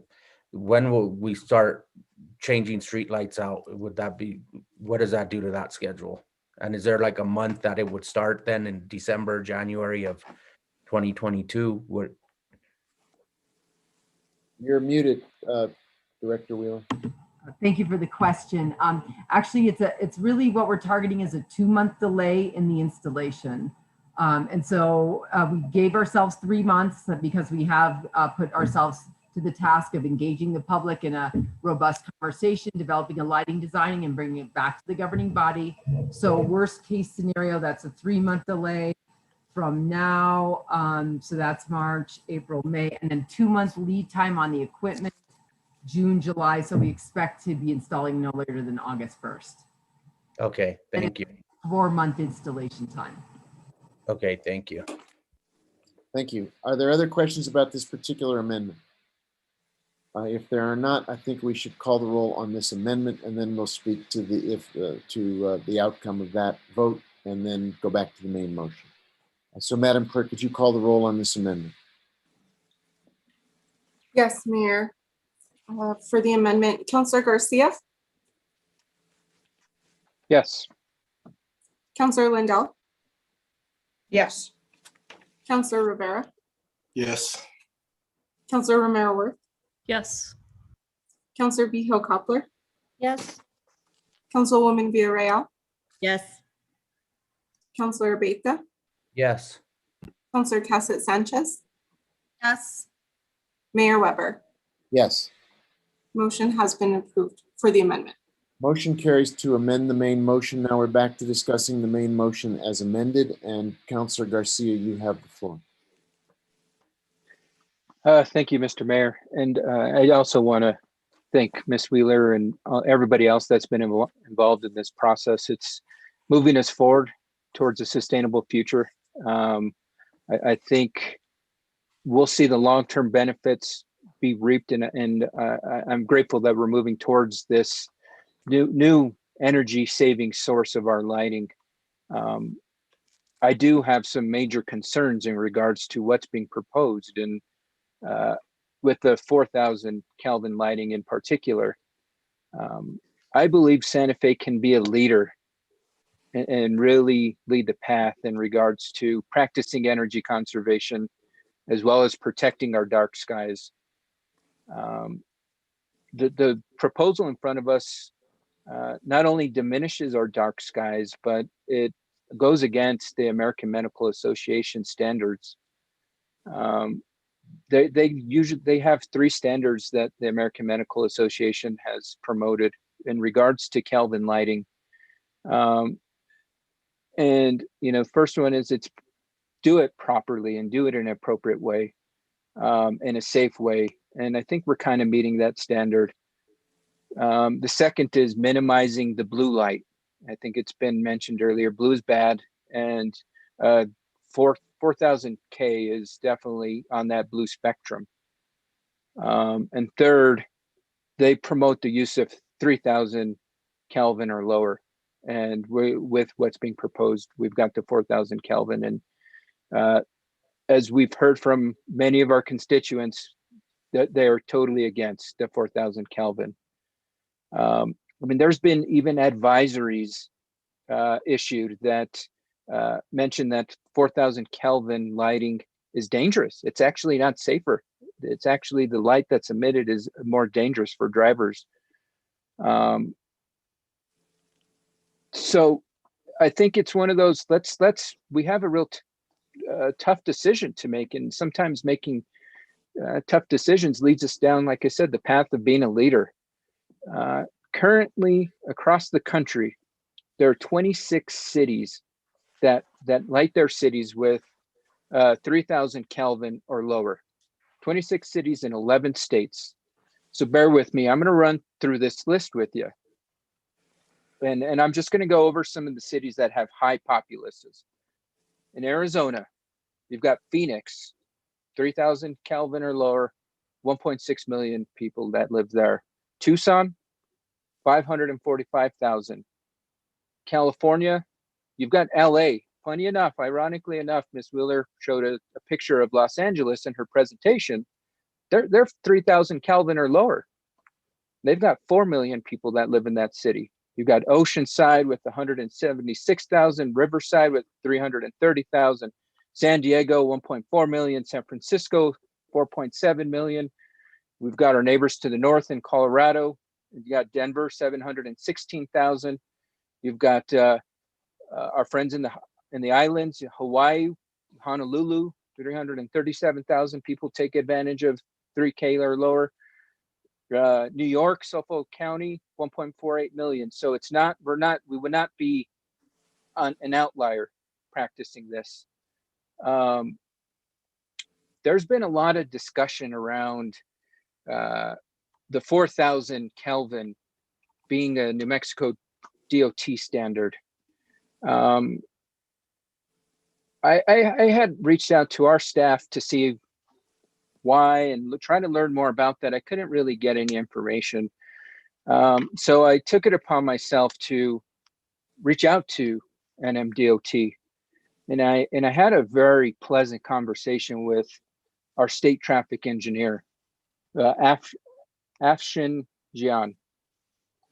And so when I spoke with Mr. Jian, I told him what we were planning to do in the city and how we wanted to respect our constituents' needs and concerns, but also maintaining a safe city. As it was mentioned earlier, NMDOT, they take their safety practices very seriously. And in that conversation with Mr. Jian, he committed that we can work with them on our Kelvin lighting.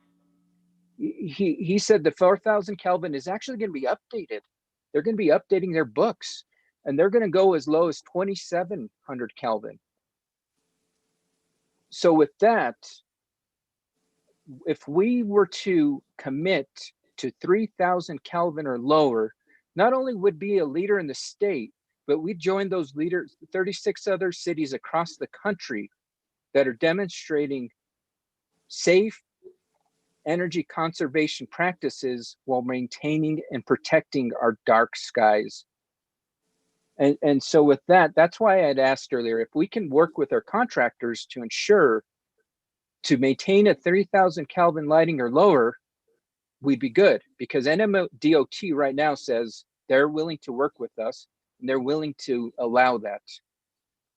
So I think that we, as I mentioned, we really need to ensure that we are talking the talk and walking the walk in regards to ensuring our dark skies, maintaining a safe community, and ultimately listening to our constituents' needs and concerns. I mean, we were overwhelmed by the concerns we had from constituents this weekend. And for us to disregard that now and say it's NMDOT standards, well, that doesn't stand anymore, because Mr. Jian committed to work with us to go as low as 2,700 Kelvin on state roads. I think we can do better. We will do better. And I hope that I can entertain and I can have my colleagues' support in ensuring that we're not going to go above, I would hope 2,700 Kelvin, but 3,000 Kelvin be the max for our city. The studies have shown that it's not necessary, and we've got the approvals to not necessarily abide by the 4,000 Kelvin requirement that currently NMDOT has. I do have an amendment that am introducing to this ordinance as well. For some reason, I couldn't see it in the packet. I don't know if my colleagues see it in the packet as well, but I'm more than happy to read it, and that way I can introduce it.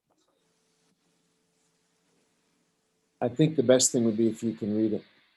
Sure, absolutely. So the amendment would go on page 4, line 18, and it would insert the following new paragraph. Whereas the city recognizes the need to regulate outdoor lighting in order to preserve dark skies, reduce light pollution, reduce or prevent glare, reduce or prevent light trespass, conserve energy, promote a sense of safety and security, and ensure aesthetically appropriate outdoor lighting in keeping with the character of Santa Fe. And so that is the language of the amendment. The basis of this language is from section 14-8.9A of our land development code. So it's some language that we currently have.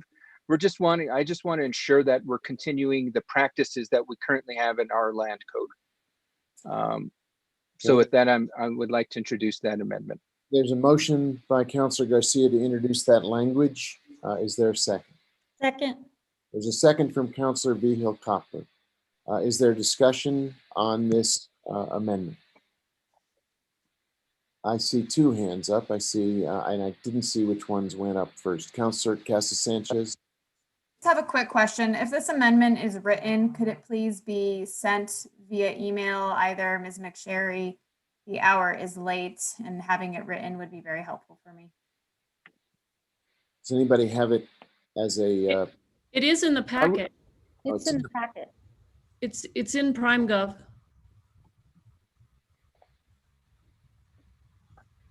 Thank you. It's in the middle. It's in the giant documents. Thank you. And Councilor Merworth, your hand is up. I just have a quick. I think you're muted, Councilor Merworth. Thought I undid that. I just have a quick question. I realize the language is being taken from our, I think Councilor Garcia said, our land use code. What we're talking about here is street lights. What this amendment talks about is a little bit more broad. I'm not sure if that's intentional. You're saying outdoor lights, which could include a whole host of things. And I don't know whether you're happy with that the way it is, or whether it should say to regulate our street lights in order to do all these things. Because outdoor lighting is a much broader category and captures way more than street lights. So I don't know whether that has any impact on the rest of the bill or the author's intentions. Thank you for that question, Councilor Merworth. It's in relevance to this ordinance, which is pertaining to street lighting. So if it needs to be clarified, I'm more than happy to make that change. But it's in relevance to what this ordinance is about. So then it should say street lighting rather than outdoor lighting? Sure, I'm happy to make that amendment to my amendment. I would have to withdraw and restate my amendment, but it's just it's in 2 places. It's at the beginning and the end. Right. So as I mentioned, I pulled it from our current land use code, which is currently approved, has been approved. So I figured it would be good to go with something we've already approved in the past. So Councilor Garcia, you are, well, before you do anything, let's get Councilor Rivera's comments. We'll get everything in discussion before there's any adjustments. Councilor Rivera, you have the floor. Thank you. Councilor Garcia, you just went through a few minutes of talking about the Kelvins, yet this doesn't address anything with the Kelvins. So not sure how it's fixing what you talked about for some time. Can you address how this fixes the 3,000 Kelvin concern that you have? Thank you for the question, Councilor Rivera. Unfortunately, it doesn't. we would have to modify the contract to ensure that the contractor doesn't go above the use of 3000 Kelvin. This is more so to ensure that as we're working to implement this new lighting system, that we are working towards protecting our dark skies as well. It's a huge concern of our community that we are not going to be able to walk out of our front door and see the stars. I mean, it's night and day.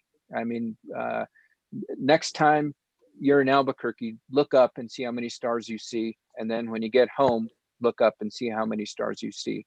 It's a completely different space. And the concerns that we've heard from our community members, they don't want to lose that night sky. And we've also got to remember, yeah, and sorry, I didn't mean to count you off, Counselor, but we've also got to remember we've got to be great neighbors as well and great stewards of our environment, because we're not only polluting the night sky with lighting for the city, but we're polluting it for surrounding communities as well. No, I completely understand. I just don't see how this addresses your overall concerns, but I'll just leave it at that. Thank you. Thank you, Councilor. Sure. Councilwoman Villarreal, your hand is up. You have the floor. Thank you, Mr. Mayor. Can you tell me, Councilor Garcia, where is this being placed? On page 4, line 18. Of what? Of this ordinance.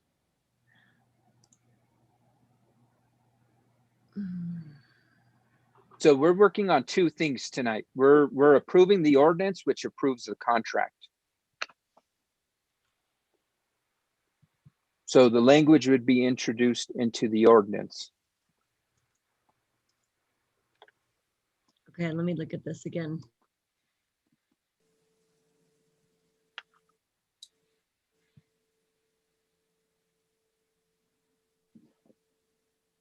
I don't have any other questions. I just need to figure out where it's being placed in the ordinance.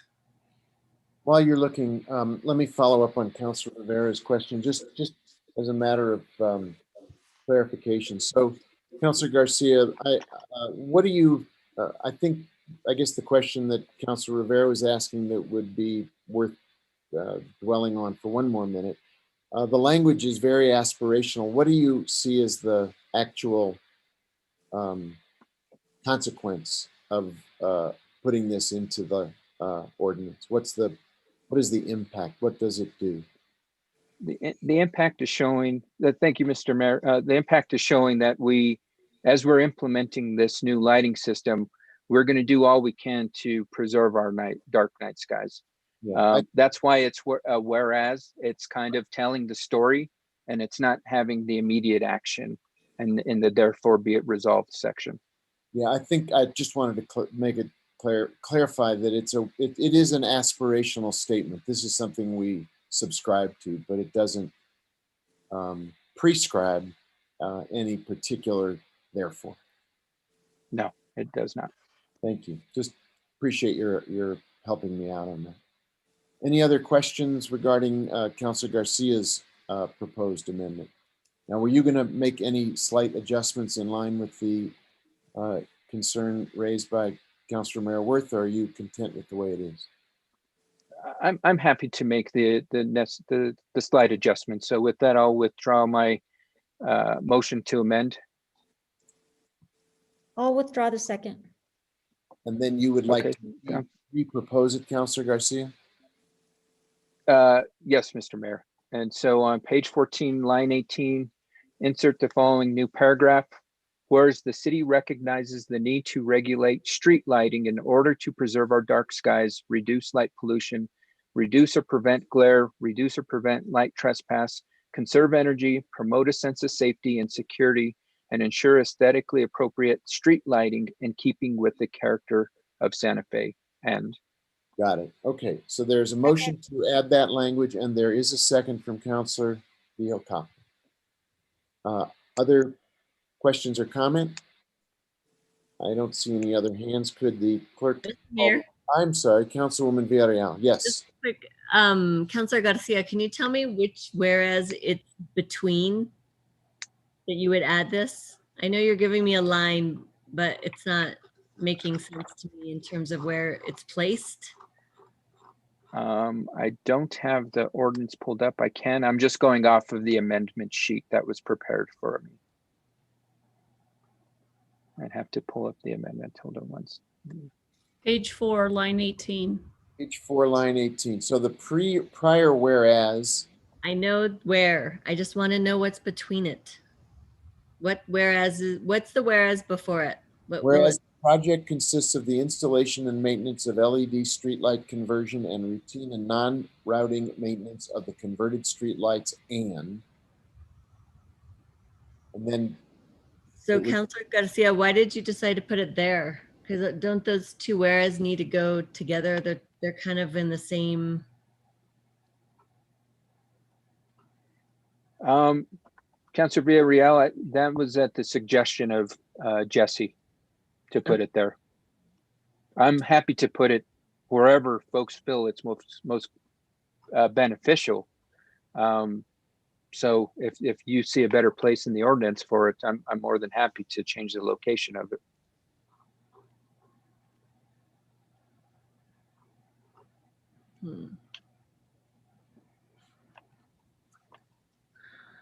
It's kind of randomly placed, but I guess I don't really know where else it would go because there's very specific whereases in this one, and this is more aspirational. The other ones are a little bit different, so that's all right. Okay, thank you, Councilwoman. Are there other questions or comments regarding the proposed amendment? Seeing no other hands, would the clerk please call the roll on the amendment proposed by Councilor? Whoa. We have a little feedback. Sorry about that, Mayor. I was watching on both YouTube and my iPad. Councilor Lindell? Yes. Councilor Rivera? Yes. Councilor Romero Worth? Yes.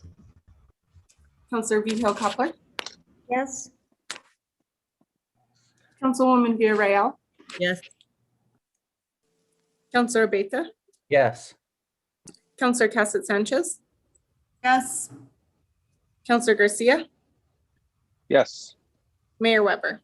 Yes. Amendment has been approved.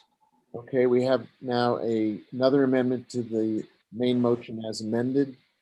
Other questions or comments regarding the main motion as amended? None, Mr. Mayor. I just want to reiterate to folks, now that we've got confirmation from NNDOT that we don't have to adhere to 4,000 Kelvin, I would really encourage my colleagues to look at what would be most beneficial for our city. And if there are locations that do need 4,000 Kelvin, I think we really need to take that into some really serious consideration. With that, thank you, Mr. Mayor. You're welcome. Any other comments or questions? I would, Councilor Lindell, you have the floor. Just briefly, Councilor Garcia, could you go back to your source with that and get that in writing for all of us? Councilor Lindell, I do have that in writing, So I spoke with, and just for full transparency, I spoke with Mr. Ashburn this morning, had a conversation about what we were doing, what our options were. And as I mentioned, he was very supportive. I'll read you just even some language. I don't really need for you to read it to me. If you could just send it around to us, that would be great. Sure, Thank absolutely. you. I'd be happy to distribute that. Thank you. I also think it's important. Oh, Councilor Merriworth, your hand is up. I didn't mean to cut you off. Sorry, I just put it up. I just would urge a little bit of caution here. Speaking to one person at New Mexico Department of Transportation probably doesn't have the complete authority to, give us carte blanche to do whatever we want. I appreciate the sentiment. And I think we need to understand the power structure over there and who has the authority to give us permission to do what we would like to do to be responsive to the folks that have been sending us emails. And I think, this 3-month period in the lighting design plan will help us determine what our actual needs are. And, you know, we've heard some places need more light, some places maybe need less light, and whether 4,000 makes sense anywhere, I don't know, but the next 3 months are certainly going to tell us that. And I think we need to, you know, probably need to consult with more than one person at NMDOT. Thank you, Mayor. Thank you, Councilor. Mr. Mayor, I mean, in that point, this is the state traffic engineer. This is not just somebody that is I talked to. This is the state traffic engineer. This, I don't want to call him to question his credentials. I think the city attorney's hand is up. Mayor Weber, Councilor, just on two points, I would just discourage councilors forwarding emails to each other. So if folks want to know what something said, it would be probably good to hear it now. And then certainly the standards were incorporated into the DOT's rules currently. So certainly DOT could change their rules, and maybe this engineer knows something about their intention to change them, but they would need to change to not apply to us as far as I can tell at this point. Mr. Mayor, on that point, I feel it's relevant for me to read my email. I think let's just put it out in the open. So if I may request that I can do that. Sure. So after my conversation with Mr. Ashburn this morning, I said, thank you for taking the time to speak with me this morning. In regards to our conversation, you confirmed to me that the city of Santa Fe can request a special provision to install lower than 4,000 Kelvin lighting on NMDOT roadways that are located in Santa Fe as long as they are equal in performance. You also mentioned that you will be updating the specs for highway and bridge construction manual to accommodate for such special provision requests. Please let me understand, or please let me, if I understood our conversation correctly, the mistype on my part. Thank you again for your time you provided me today. Then he writes back, Mr. Garcia, it was good talking with you regarding the upgrading of lighting fixtures in Santa Fe to LED this morning. You are planning to upgrade the fixtures that are on New Mexico Department of Transportation roads, and you have maintenance responsibility for lighting. The following applies to these facilities. LED fixtures of equal or better performance to replace any high intensity discharge lamps may be installed. They need to provide the following. A, adhere to ANSI/ISNA RP-8 guidance. B, provide equal or better average minimum luminance requirements with proper ratios for the given facilities. Refer to luminance in chart RP-8. Fixtures must be an NMDOT approved product list or an accepted fixtures that has been certified for City of Santa Fe by Federal Highway Administration for federally funded projects. D, newer retrofit fixtures are acceptable. E, adhere to NMDOT specifications. Refer to following discussion number 2. F, dark sky compliant. And then it goes number 2. LED fixture color temperature may be at 2700 Kelvin. NMDOT will add this color temperature as an option to 3000 Kelvin, 3500 Kelvin, and 4000 Kelvins in our specifications. 3, this upgrade will be at City of Santa Fe's expense. I have stated some technical terms that the designers at your traffic section are familiar with. They're within contents of our earlier conversation. Please let me know if you have any additional questions. Thank you. That was the email. So it provides the clear-cut information that we can ask for a special provision, and he confirmed this morning that they would approve it. No, he did not confirm. Councilor, he did in my conversation with him. He did confirm he would approve it, Mr. Mayor. You just read to us did not say that. And if you had that information this morning, Councilor, only as a request, since you speak of transparency so frequently, it certainly would have been generous of you to call that, share that with me and others, because it's an important piece of information that we all need to digest and have a chance to make sense of. So, and to actually have the ability to ask questions. We could have invited him to be with us here tonight. It would have been interesting, but that's water under the bridge. So we have a motion as amended. Is there other discussion? If there is no further discussion, could the clerk call the roll on the motion as amended? Counselor Rivera, Yes. Counselor Romero Worth, Yes. Counselor Vijo Coupler, Yes. Councilwoman Villarreal, Yes. Counselor Abeyta, Yes. Counselor Cassett Sanchez, Yes. Counselor Garcia, Yes. Counselor Lindell, Yes. Mayor Weber, Yes. motion has been approved. Thank you. So we have that piece of work has been completed. It's 10:49. I just note that for the record. Could you read the next item on the agenda? This is also still in the public hearing domain.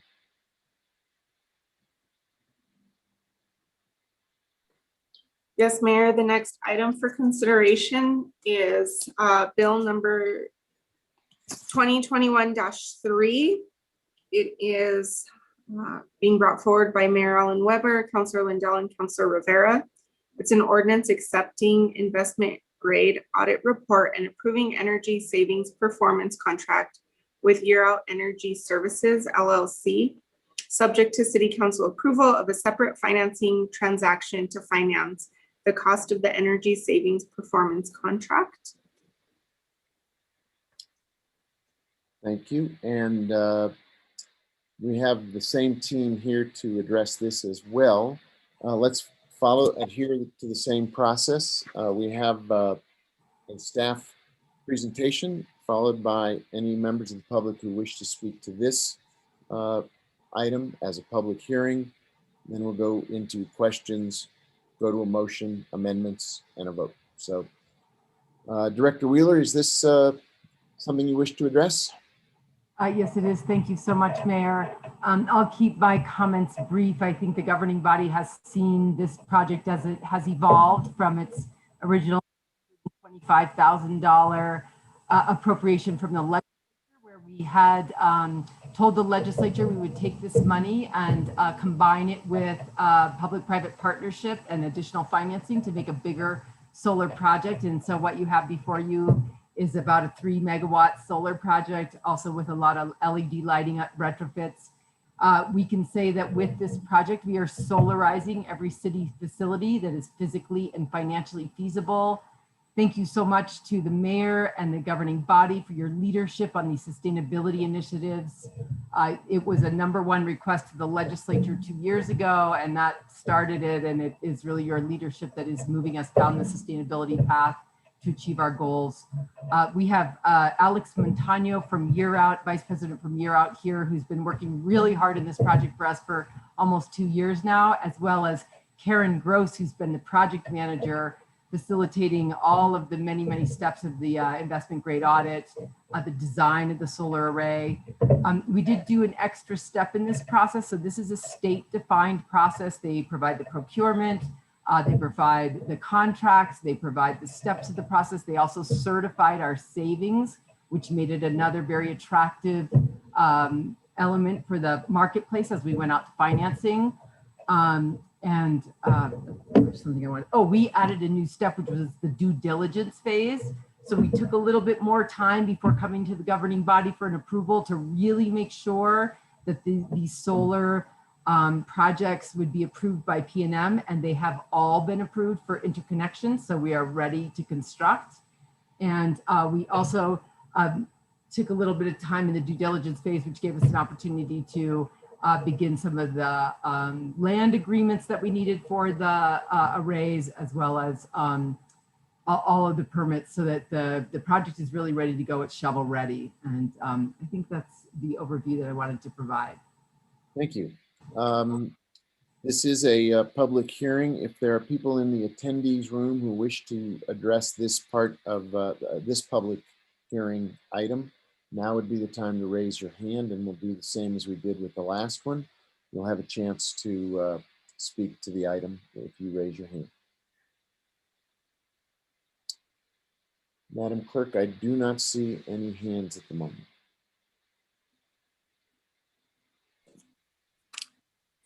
Correct, Mayor. I don't have anybody that has their hand up to speak on this item. All right, in that case, let's come back to the governing body. If we're following our process, let's go to specific questions, not debate, not argument, but a specific question if you want some clarification from Director Wheeler or others who are part of the team on this item.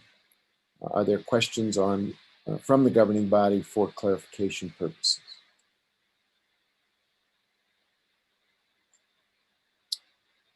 Is there a motion from one of the sponsors?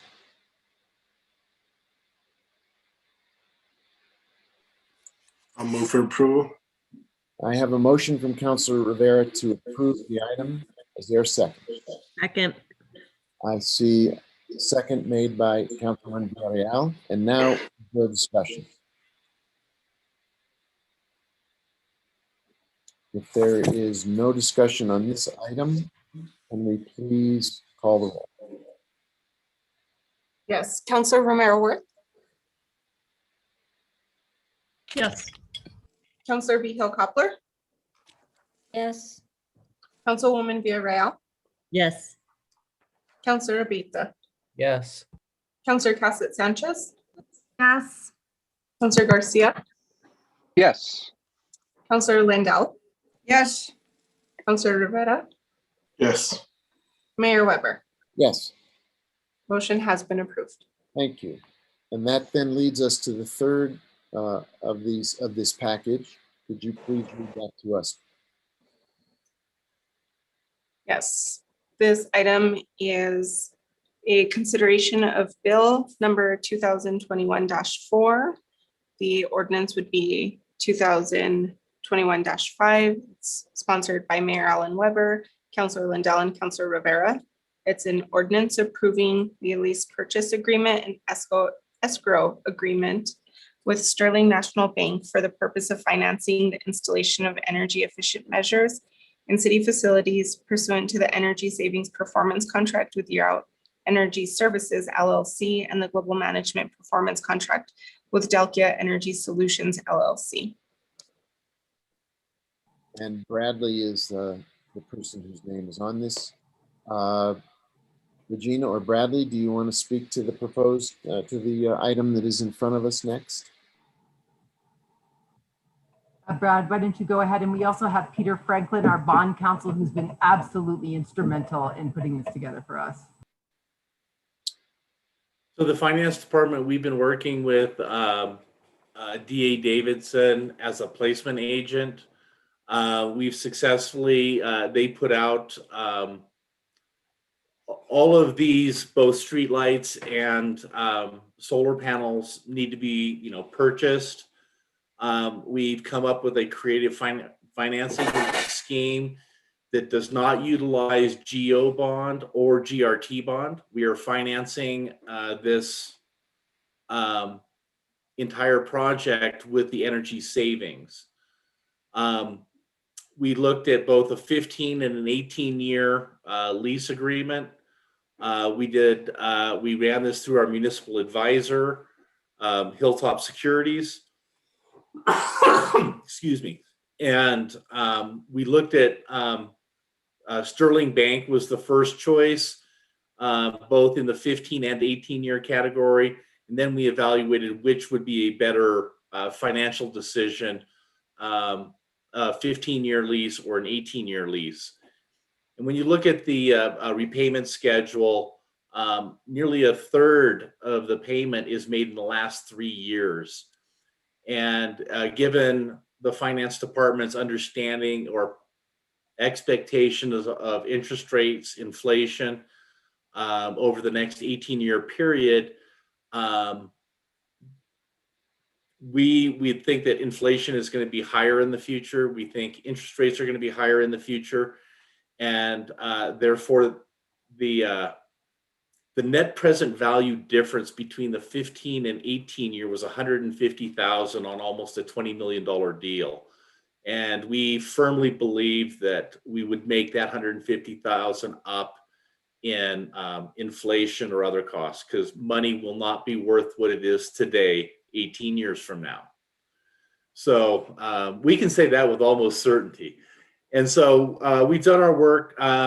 It's a good package, and hope everyone can put this thing together. Thank you, Bradley, and thank you for your work. I know that there's a lot that went into this with you and the whole team. Is there anyone, we'll turn now, following our process, is there someone in the attendee room who wishes to speak to this part of the, to this hearing, which is also part of the two prior ones? If you wish to speak, please raise your hand. I don't see any hands going up. We'll go back to our process. Questions from the governing body, not so much debate, but specific clarifying questions about the financing. Councilor Vihel-Coppler, your hand is up. You have the floor. I want to make sure I understand this escrow agreement that's in our attachments. It's blank and it seems to be a draft. So I don't know, why aren't the names filled in, and who is the escrow company?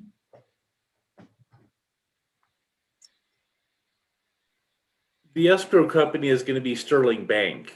And the reason why they're getting the escrow agreement is they're going to get the money when they, they have the money, and they're going to pay the purchase and installation costs of these projects. And so they just want to make sure that, you know, they have control of the money, and they're making sure that the product is what they are, you know, financing, and that it was installed. It's just part of their, if Peter can make it any more clear, please do. Peter, can you address the question raised by Councilor Vihel-Coppler? Peter Franklin. You're. Can you see me, hear me? We hear you, but we don't see you. That's good. That's for the best. No, Brad is correct. The Sterling Bank is acting like a construction lender, and they're releasing money as progress payments are due. So where are they located? I believe they are located in Kansas City. So I want to ask, I know that this council has gone on record as, you know, believing in public financing and the like, and I think that may or should go along with local banks or credit unions or anyone like that that might fit the bill. How is Sterling Bank chosen? The placement agent, D.A. Davidson, put together basically a schedule of savings and said, okay, here's this cash flow that we're going to have. And that's about the same amount of cash we need today to build out this project to achieve those savings. And so they took that and they shopped that to a number of their banks, including Century Bank was one of the local banks. Century Bank was one of the bidders on the project. So they go out to their client list and solicit financial institutions or other people who want to put up the $20 million to buy this equipment for the city, own this equipment for the city, and then get paid back by the city over the next 18 years.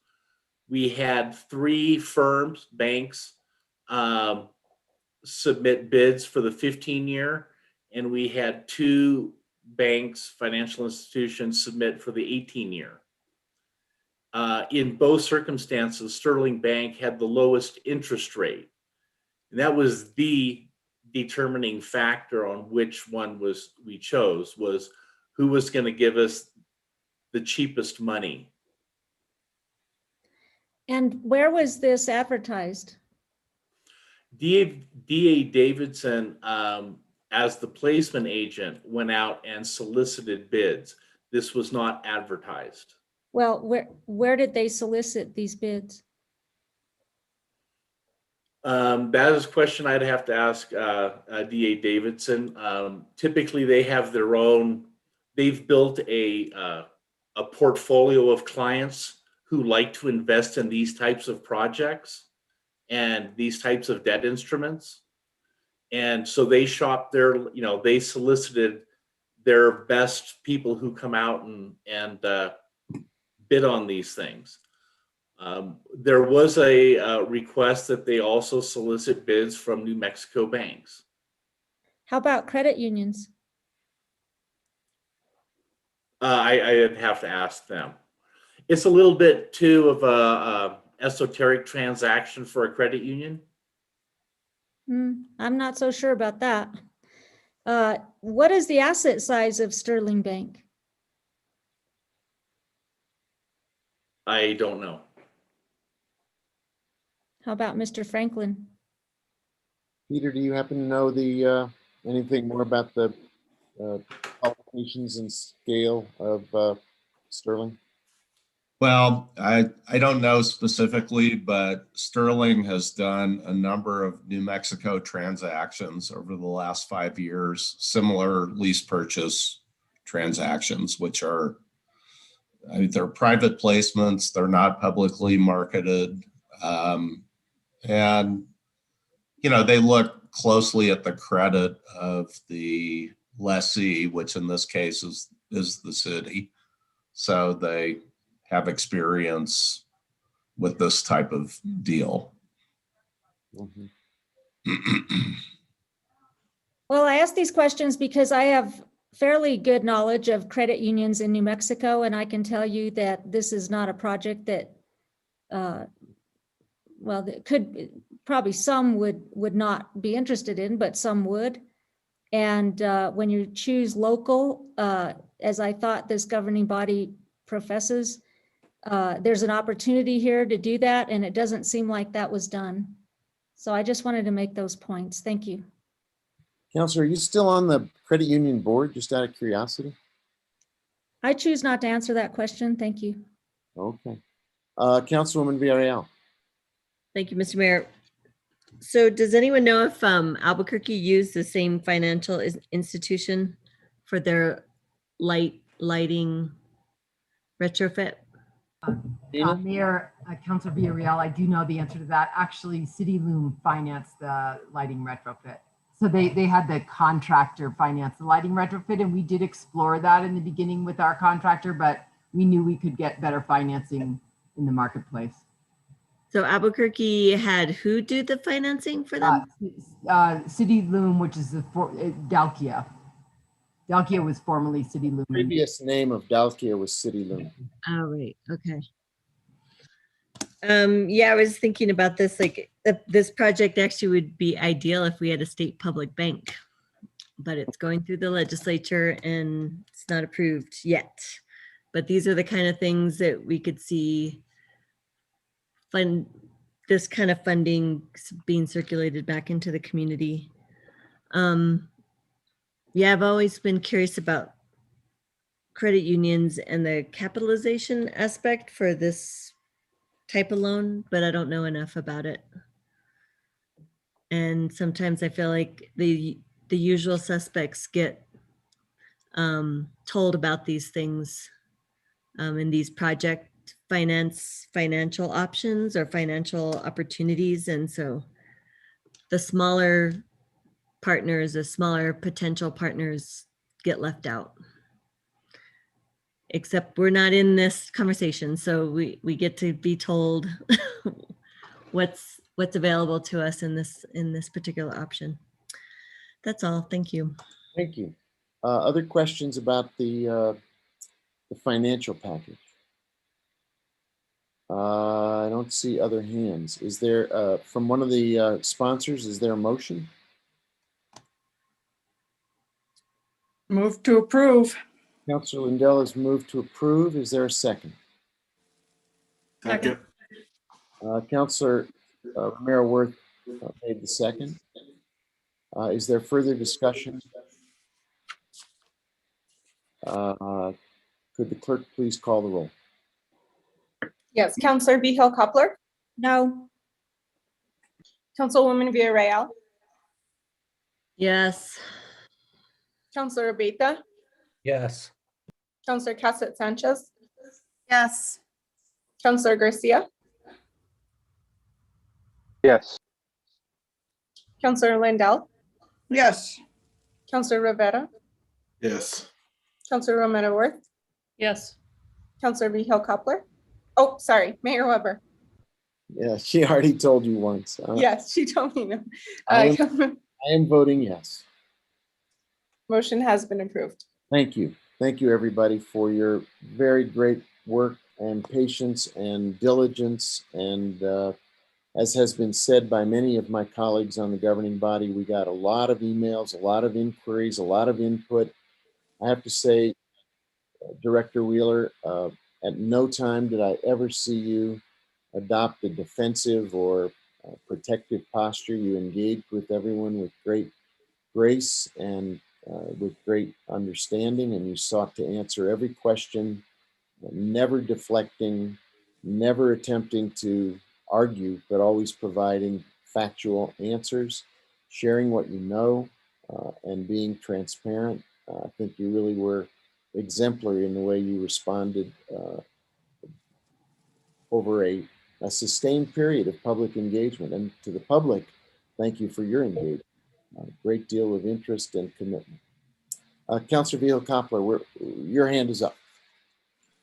Mayor, before we move on with the agenda, I wanted to be clear, when we amended the agenda, did we say we were going to do executive session last? Yes.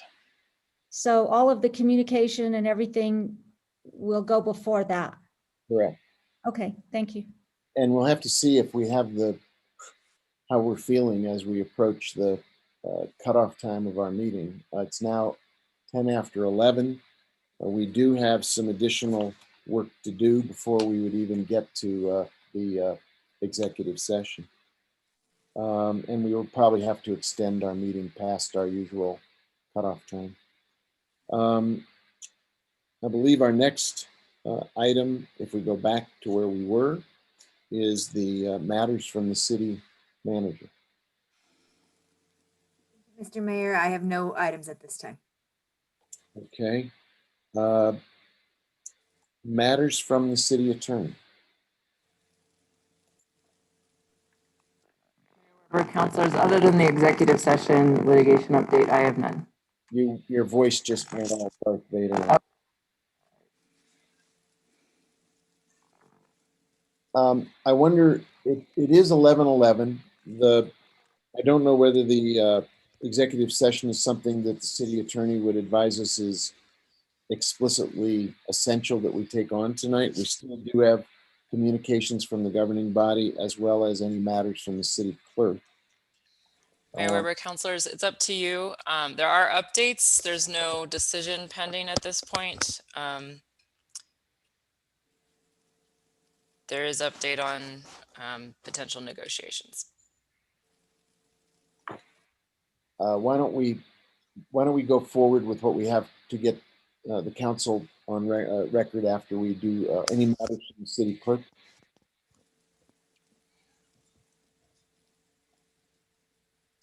Madam Clerk? Yes, Mayor, I just wanted to know a few minor changes. One is that we put out a guide for liaisons, and we'll be changing some of our noticing for meetings, as Councilor Garcia mentioned. Transparency. I would like to give more notice for our meetings, so this will allow that to happen.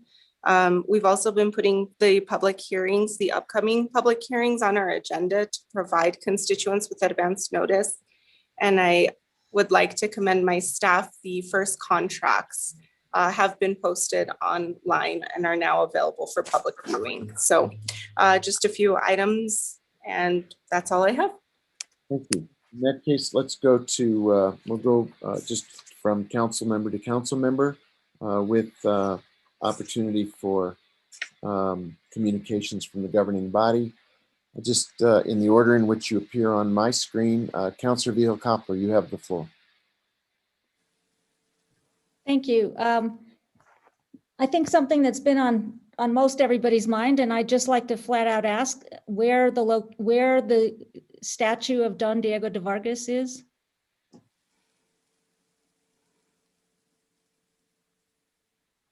I'm not sure who you're asking. Well, I think I would be asking you. I can report that the statue of Don Diego has been moved to safekeeping at a city facility where it is now, where it should have been all along, and it is in safekeeping.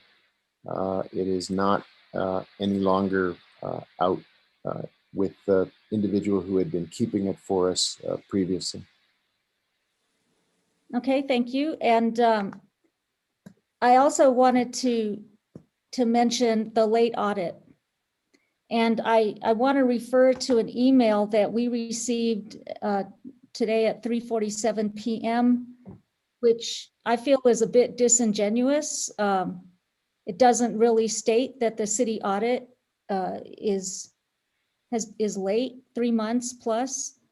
This has been not reported in any meeting that I've been aware of.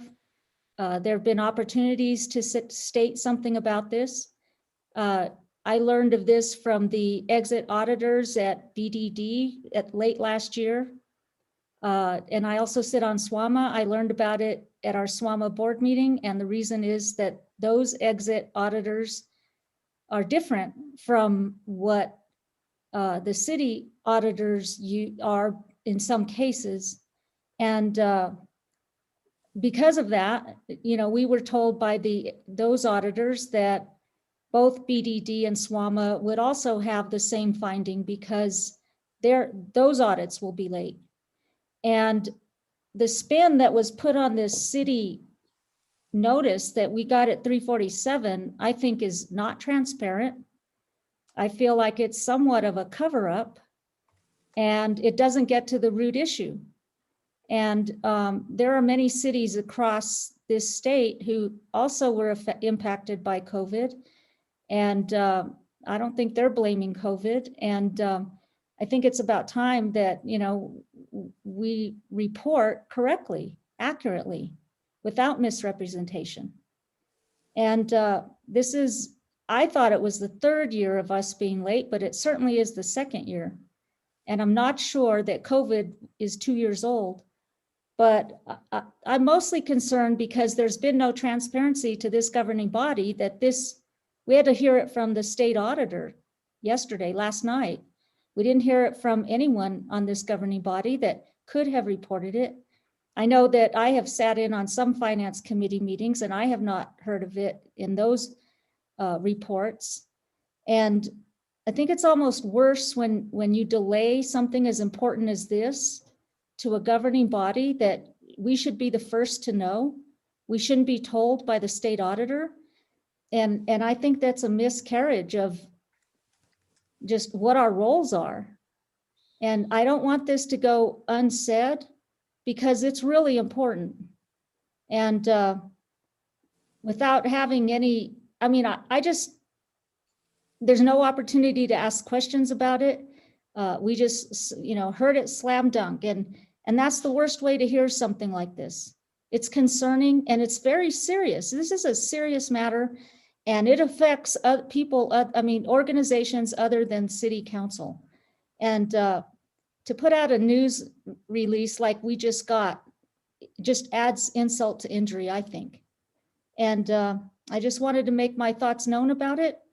And I'm not a happy camper about it. And I don't know about the rest of the council, but I truly hope that there can be some proactive, upfront communication to us as a governing body, because this is where it should be heard first. Without that, I think, I feel like disrespected in my role.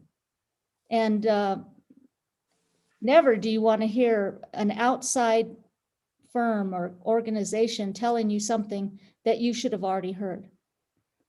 As it is, the whole community will read about this in both newspapers tomorrow morning, contrary to what our own release said. So, I'm not about this. I don't think this is a way to operate. And I would be remiss if I didn't say so. Thank you.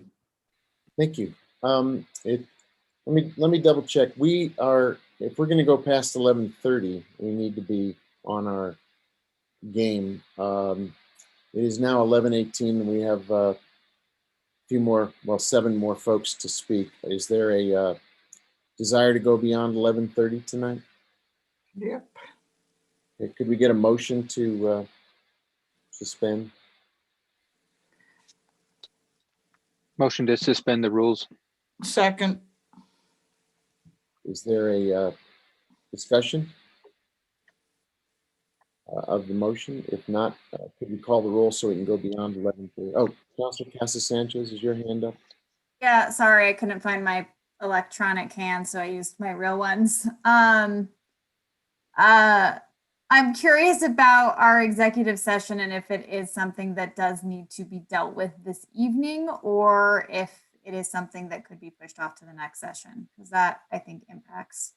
Well, I think we're going to go beyond 11:30 no matter what, just for the record. I think if we've got 11 more minutes and 7 more people, I'm guessing we'll crack 11:30. But I don't mean to take away from your asking the question of the city attorney regarding delaying the executive session. Mayor Weber, councilors, we do not have to meet, but I could, if you would like to have input on some proposed next steps that are not absolute decisions, but they're part of the process in the taxation and revenue lawsuit. Okay, so if we want to have input, we got to talk tonight about it, is what I'm hearing. Okay, great, thank you. Any other questions regarding the motion to go beyond 11:30, suspend the rules? Madam Clerk, can you call, oh, Councilor Theo Copper, your hand is up. But you are muted. I have a quick question of Ms. McSherry. Is there a possibility to send the options that you spoke of to us by confidential memo and we provide you input that way, or you prefer in-person discussion? Mayor Weber, councilors, I could describe the status of the lawsuit in an email and get feedback. I just wouldn't be able to, you wouldn't be able to listen to each other's okay conversations that way. You'd have to send it to me individually. Yeah, thank you. Okay, can we call the roll on the motion? Yes. Councilwoman Villarreal, Yes. Councilor Abita, Yes. Councilor Casa Sanchez, Yes. Councilor Garcia, Yes. Councilor Lindell, Yes. Councilor Rivera, I've always wanted to vote no on these, so no. noted. Councilor Romero Worth, Yes. Councilor Vigil Coupler. Maybe. Yes. Okay. Mayor Weber, I vote yes. motion has been approved. Thank you. Councilor Rivera, did you want to explain your vote? Just kidding. Let's keep moving. Councilor Abeta, you are next in the Hollywood Square. I don't have anything. Thank you, Mayor. Councilor Garcia, you are next. Thank you, Mr. Mayor. Just want to give a shout out to all of our city crew workers that helped with the inundation of snow we had last week. It was awesome in the sense we got a lot of snow, but it was also awesome that our city team was able to keep the streets nice and clean and clear for folks to be safe on the roads. I am gonna once again call for a work session on affordable housing opportunities and how we can fund the trust fund. I know I had called for one a couple weeks ago, but I'd like to put that back on everybody's radar. I think the time is ripe. We need to make some major decisions, and I think we all need to do it together.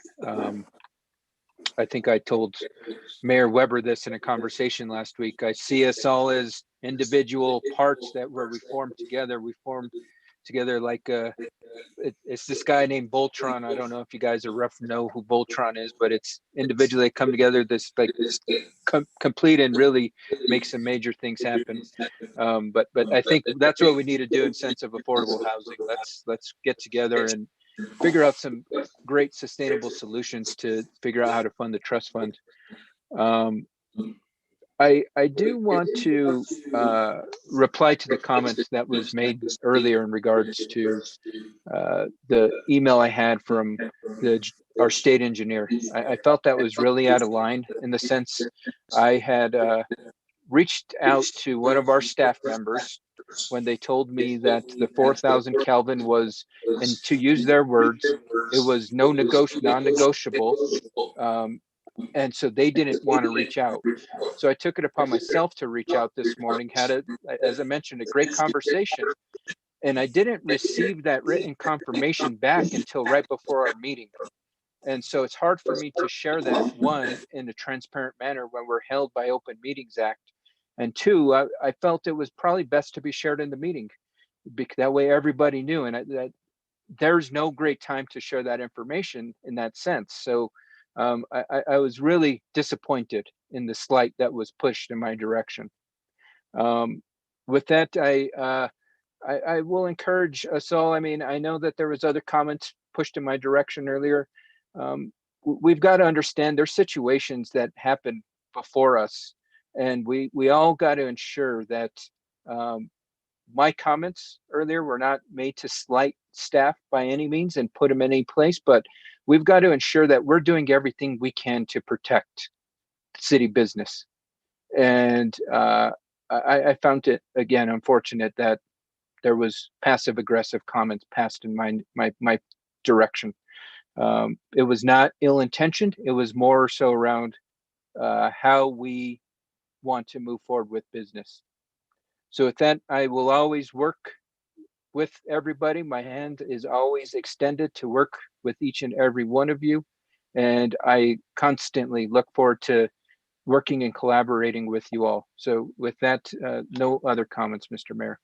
Thank you, Councilor. Councilwoman Villarreal, you have the floor. Thank you, Mr. Mayor. I just wanted to tell Councilor Rivera that I voted no on extending our time, and I didn't make a big deal about it. I'm just kidding. Wanted to wish my nephew a happy 13th birthday, even though he's in another state right now and just missing my family. Also, I would like to request either from the chair of the finance, Councilor Abeyta, or in an executive session that we get an update about the audit and where we're at and our plans to complete what we need to complete. It is frustrating to get an email from the auditor, state auditor, when we should have been talking about this, even if it has to be an executive session for some reason. I just think we needed to talk about it before it was told to us. So I agree with my colleague about that. I would like to have a work session about affordable housing.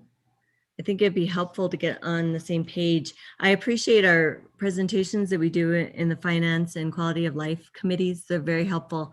They're really like lay of the land, but I guess I would like to see more about prioritization and how we can start moving forward with some possible financial strategy, so that if we need to put something on the ballot for November, that we're prepared and we know what has to take place to get that done.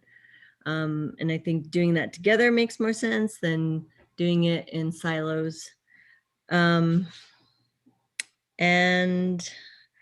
the other thing was, I just wanted to mention to my colleagues that the Community Development Commission, which I chair, we have our annual RFP review from all the applicants that apply for the Affordable Housing Trust Fund monies and also CDBG grant monies. And those presentations that the nonprofit partners and other community partners that are applying, those are open to the public. So you can definitely jump on the Zoom when it happens on March 3rd. It will happen in the morning. You can definitely listen to folks that are applying, just to, if you're curious. The deliberations and other decision-making about the funding is closed to the public, so. And I think the application process for folks that were applying the deadline was today. So we don't know how many applicants we have received yet, but I'm sure there'll be a lot, as usual, and always a lot of requests, but never enough money to give out. So if anyone has any questions, you can certainly ask me or Alexandra Ladd. That's all I have. Thank you. Thank you. Councilor Casa Sanchez, you have the floor. Thank you very much, Mr. Mayor. You know, I'm actually curious if the audit was mentioned in finance, because this was not a surprise to me. So I'm curious if that had been a discussion, but I do want to put on the record that this was not something that came to me out of the blue, that this was information that I know I have had discussions with, I believe potentially mentioned in Finance Committee. You know, I think that's about it. I do want to say I've had a really wonderful week interacting with our staff on a number of different things.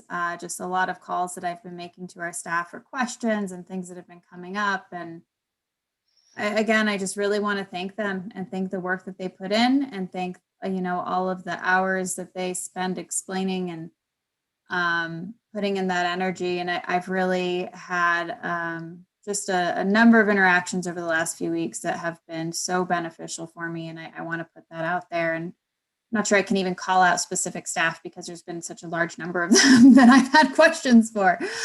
So I do want to thank our staff. I know it's a lot. I know that they do a lot. I know that we have a lot of questions and a lot of demands, and I greatly appreciate that. I have nothing else tonight. Thank you.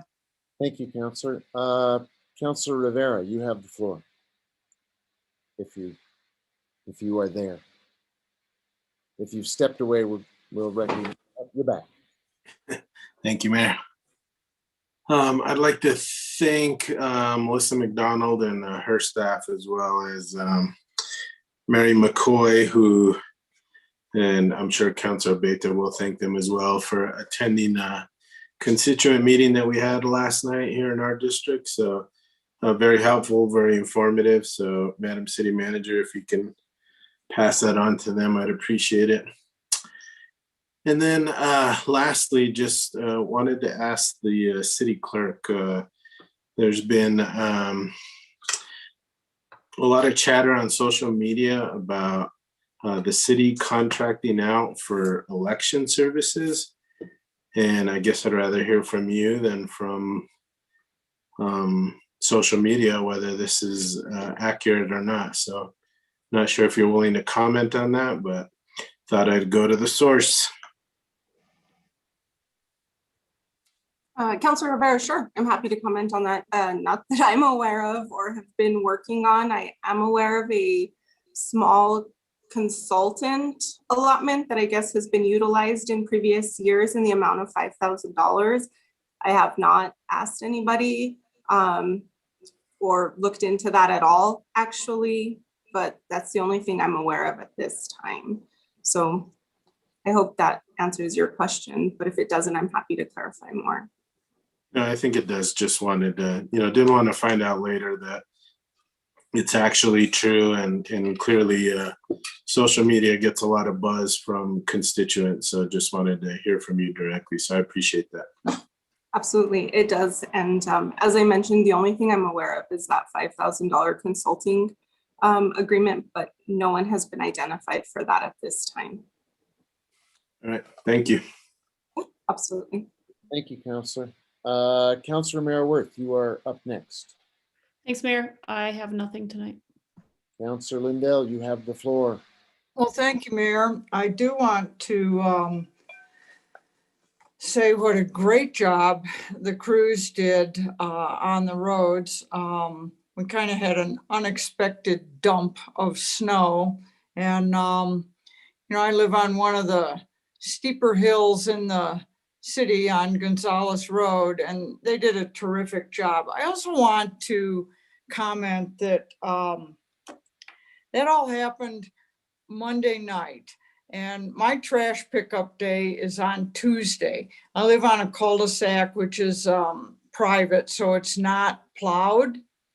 And I'll tell you what, there aren't 5 people in this country that could have maneuvered a trash truck the way that the guy did on my cul-de-sac that morning. Why he didn't get stuck is beyond me. He was awesome. And I stood out there and watched him and applauded. It was just amazing. Such a high skill level to drive that truck and get it turned around in so much snow on a hill was really amazing. So big shout out to all those folks that worked in the snow on Tuesday, and the roads were in great shape. I appreciate it. And it's a tough job, man. That's hard work, and it's super stressful. So thanks to the entire city crew. Thank you, Counselor. I think I'll just take 1 minute to say a few words of appreciation to our friend Joe at the Interfaith Shelter, who is retiring. If you look at people who have made a phenomenal contribution to our community in very tough circumstances, and has always been a good listener and a willing advocate and a partner, it's Joe. And many of us have spent some time at the Interfaith Shelter volunteering. We know that Joe has really poured his heart and soul into that facility, probably saved more than a few lives and made a difference in even more. So he's retiring, and we want to wish him well. We want to thank him for all of his amazing work. He'll be around for another 30 days or so before he actually physically retires, but it'll be a chance for us to send him some good wishes, some thanks, some words of praise for really moving Santa Fe forward on the journey we're on now, which is to end chronic homelessness in our city. And so, Joe, thank you. We're really grateful. That completes that agenda item. Now, it really does boil down to the will of the governing body as far as the opportunity to participate in the executive session with the matter that the city attorney has identified. It is 11:36. I know it's been a long night. A lot of energy has been poured into all of the issues we've discussed. What's the mood of the governing body at this point? I want to we could certainly go into executive session with the understanding we'll try to limit our time to between now and midnight, say, and come out of it at midnight. And if there are any unanswered questions, then use the email device. Is that, I'm seeing some heads nod. So yeah. If we're willing to take another 15 minutes or so, 20 minutes, perhaps Councilor Rivera, if you're willing to make a motion to take us into executive session. Yeah, before I do that, can I ask Ms. McSherry how long she thinks this will take? Mayor Weber, councilors, I think it's going to be pretty quick. It's just a matter, it's a quick update and potential for input. All right, because I voted no on going longer, so I just want to make sure that before I make this motion, we're all good. So I make a motion that we go into executive session to discuss the matter listed on the agenda as recommended by the city attorney. Is there a second? Second. Councilor Lindell has made a second. Can we call the roll? Right, Councilor Beta, Yes. Councilor Cassett Sanchez, Yes. Councilor Garcia, Yes. Councilor Lindell, Yes. Councilor Rivera, Yes. Councilor Romero Worth, Yes. Councilor Vigil Coupler, Yes. Councilor Villarreal, Yes. Mayor Weber. Yes. So let's go into the other room for a quick update from the city attorney. We'll come back here. Well, we have no action item when we return, but we will have to come back. So let's meet in the other room.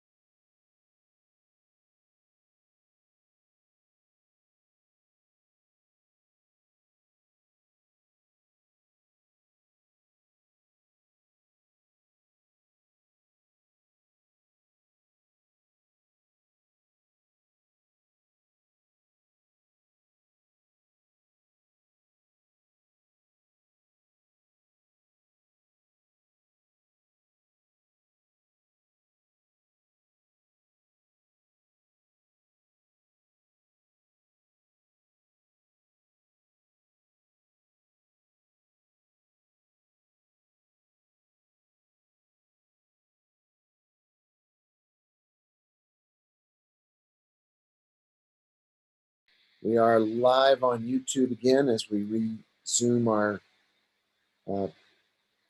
governing body meeting coming out of executive session.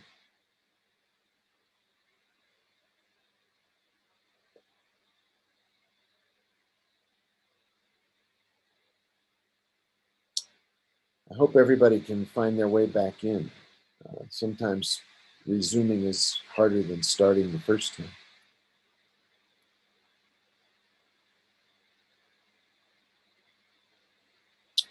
For example, I don't see our city clerk yet.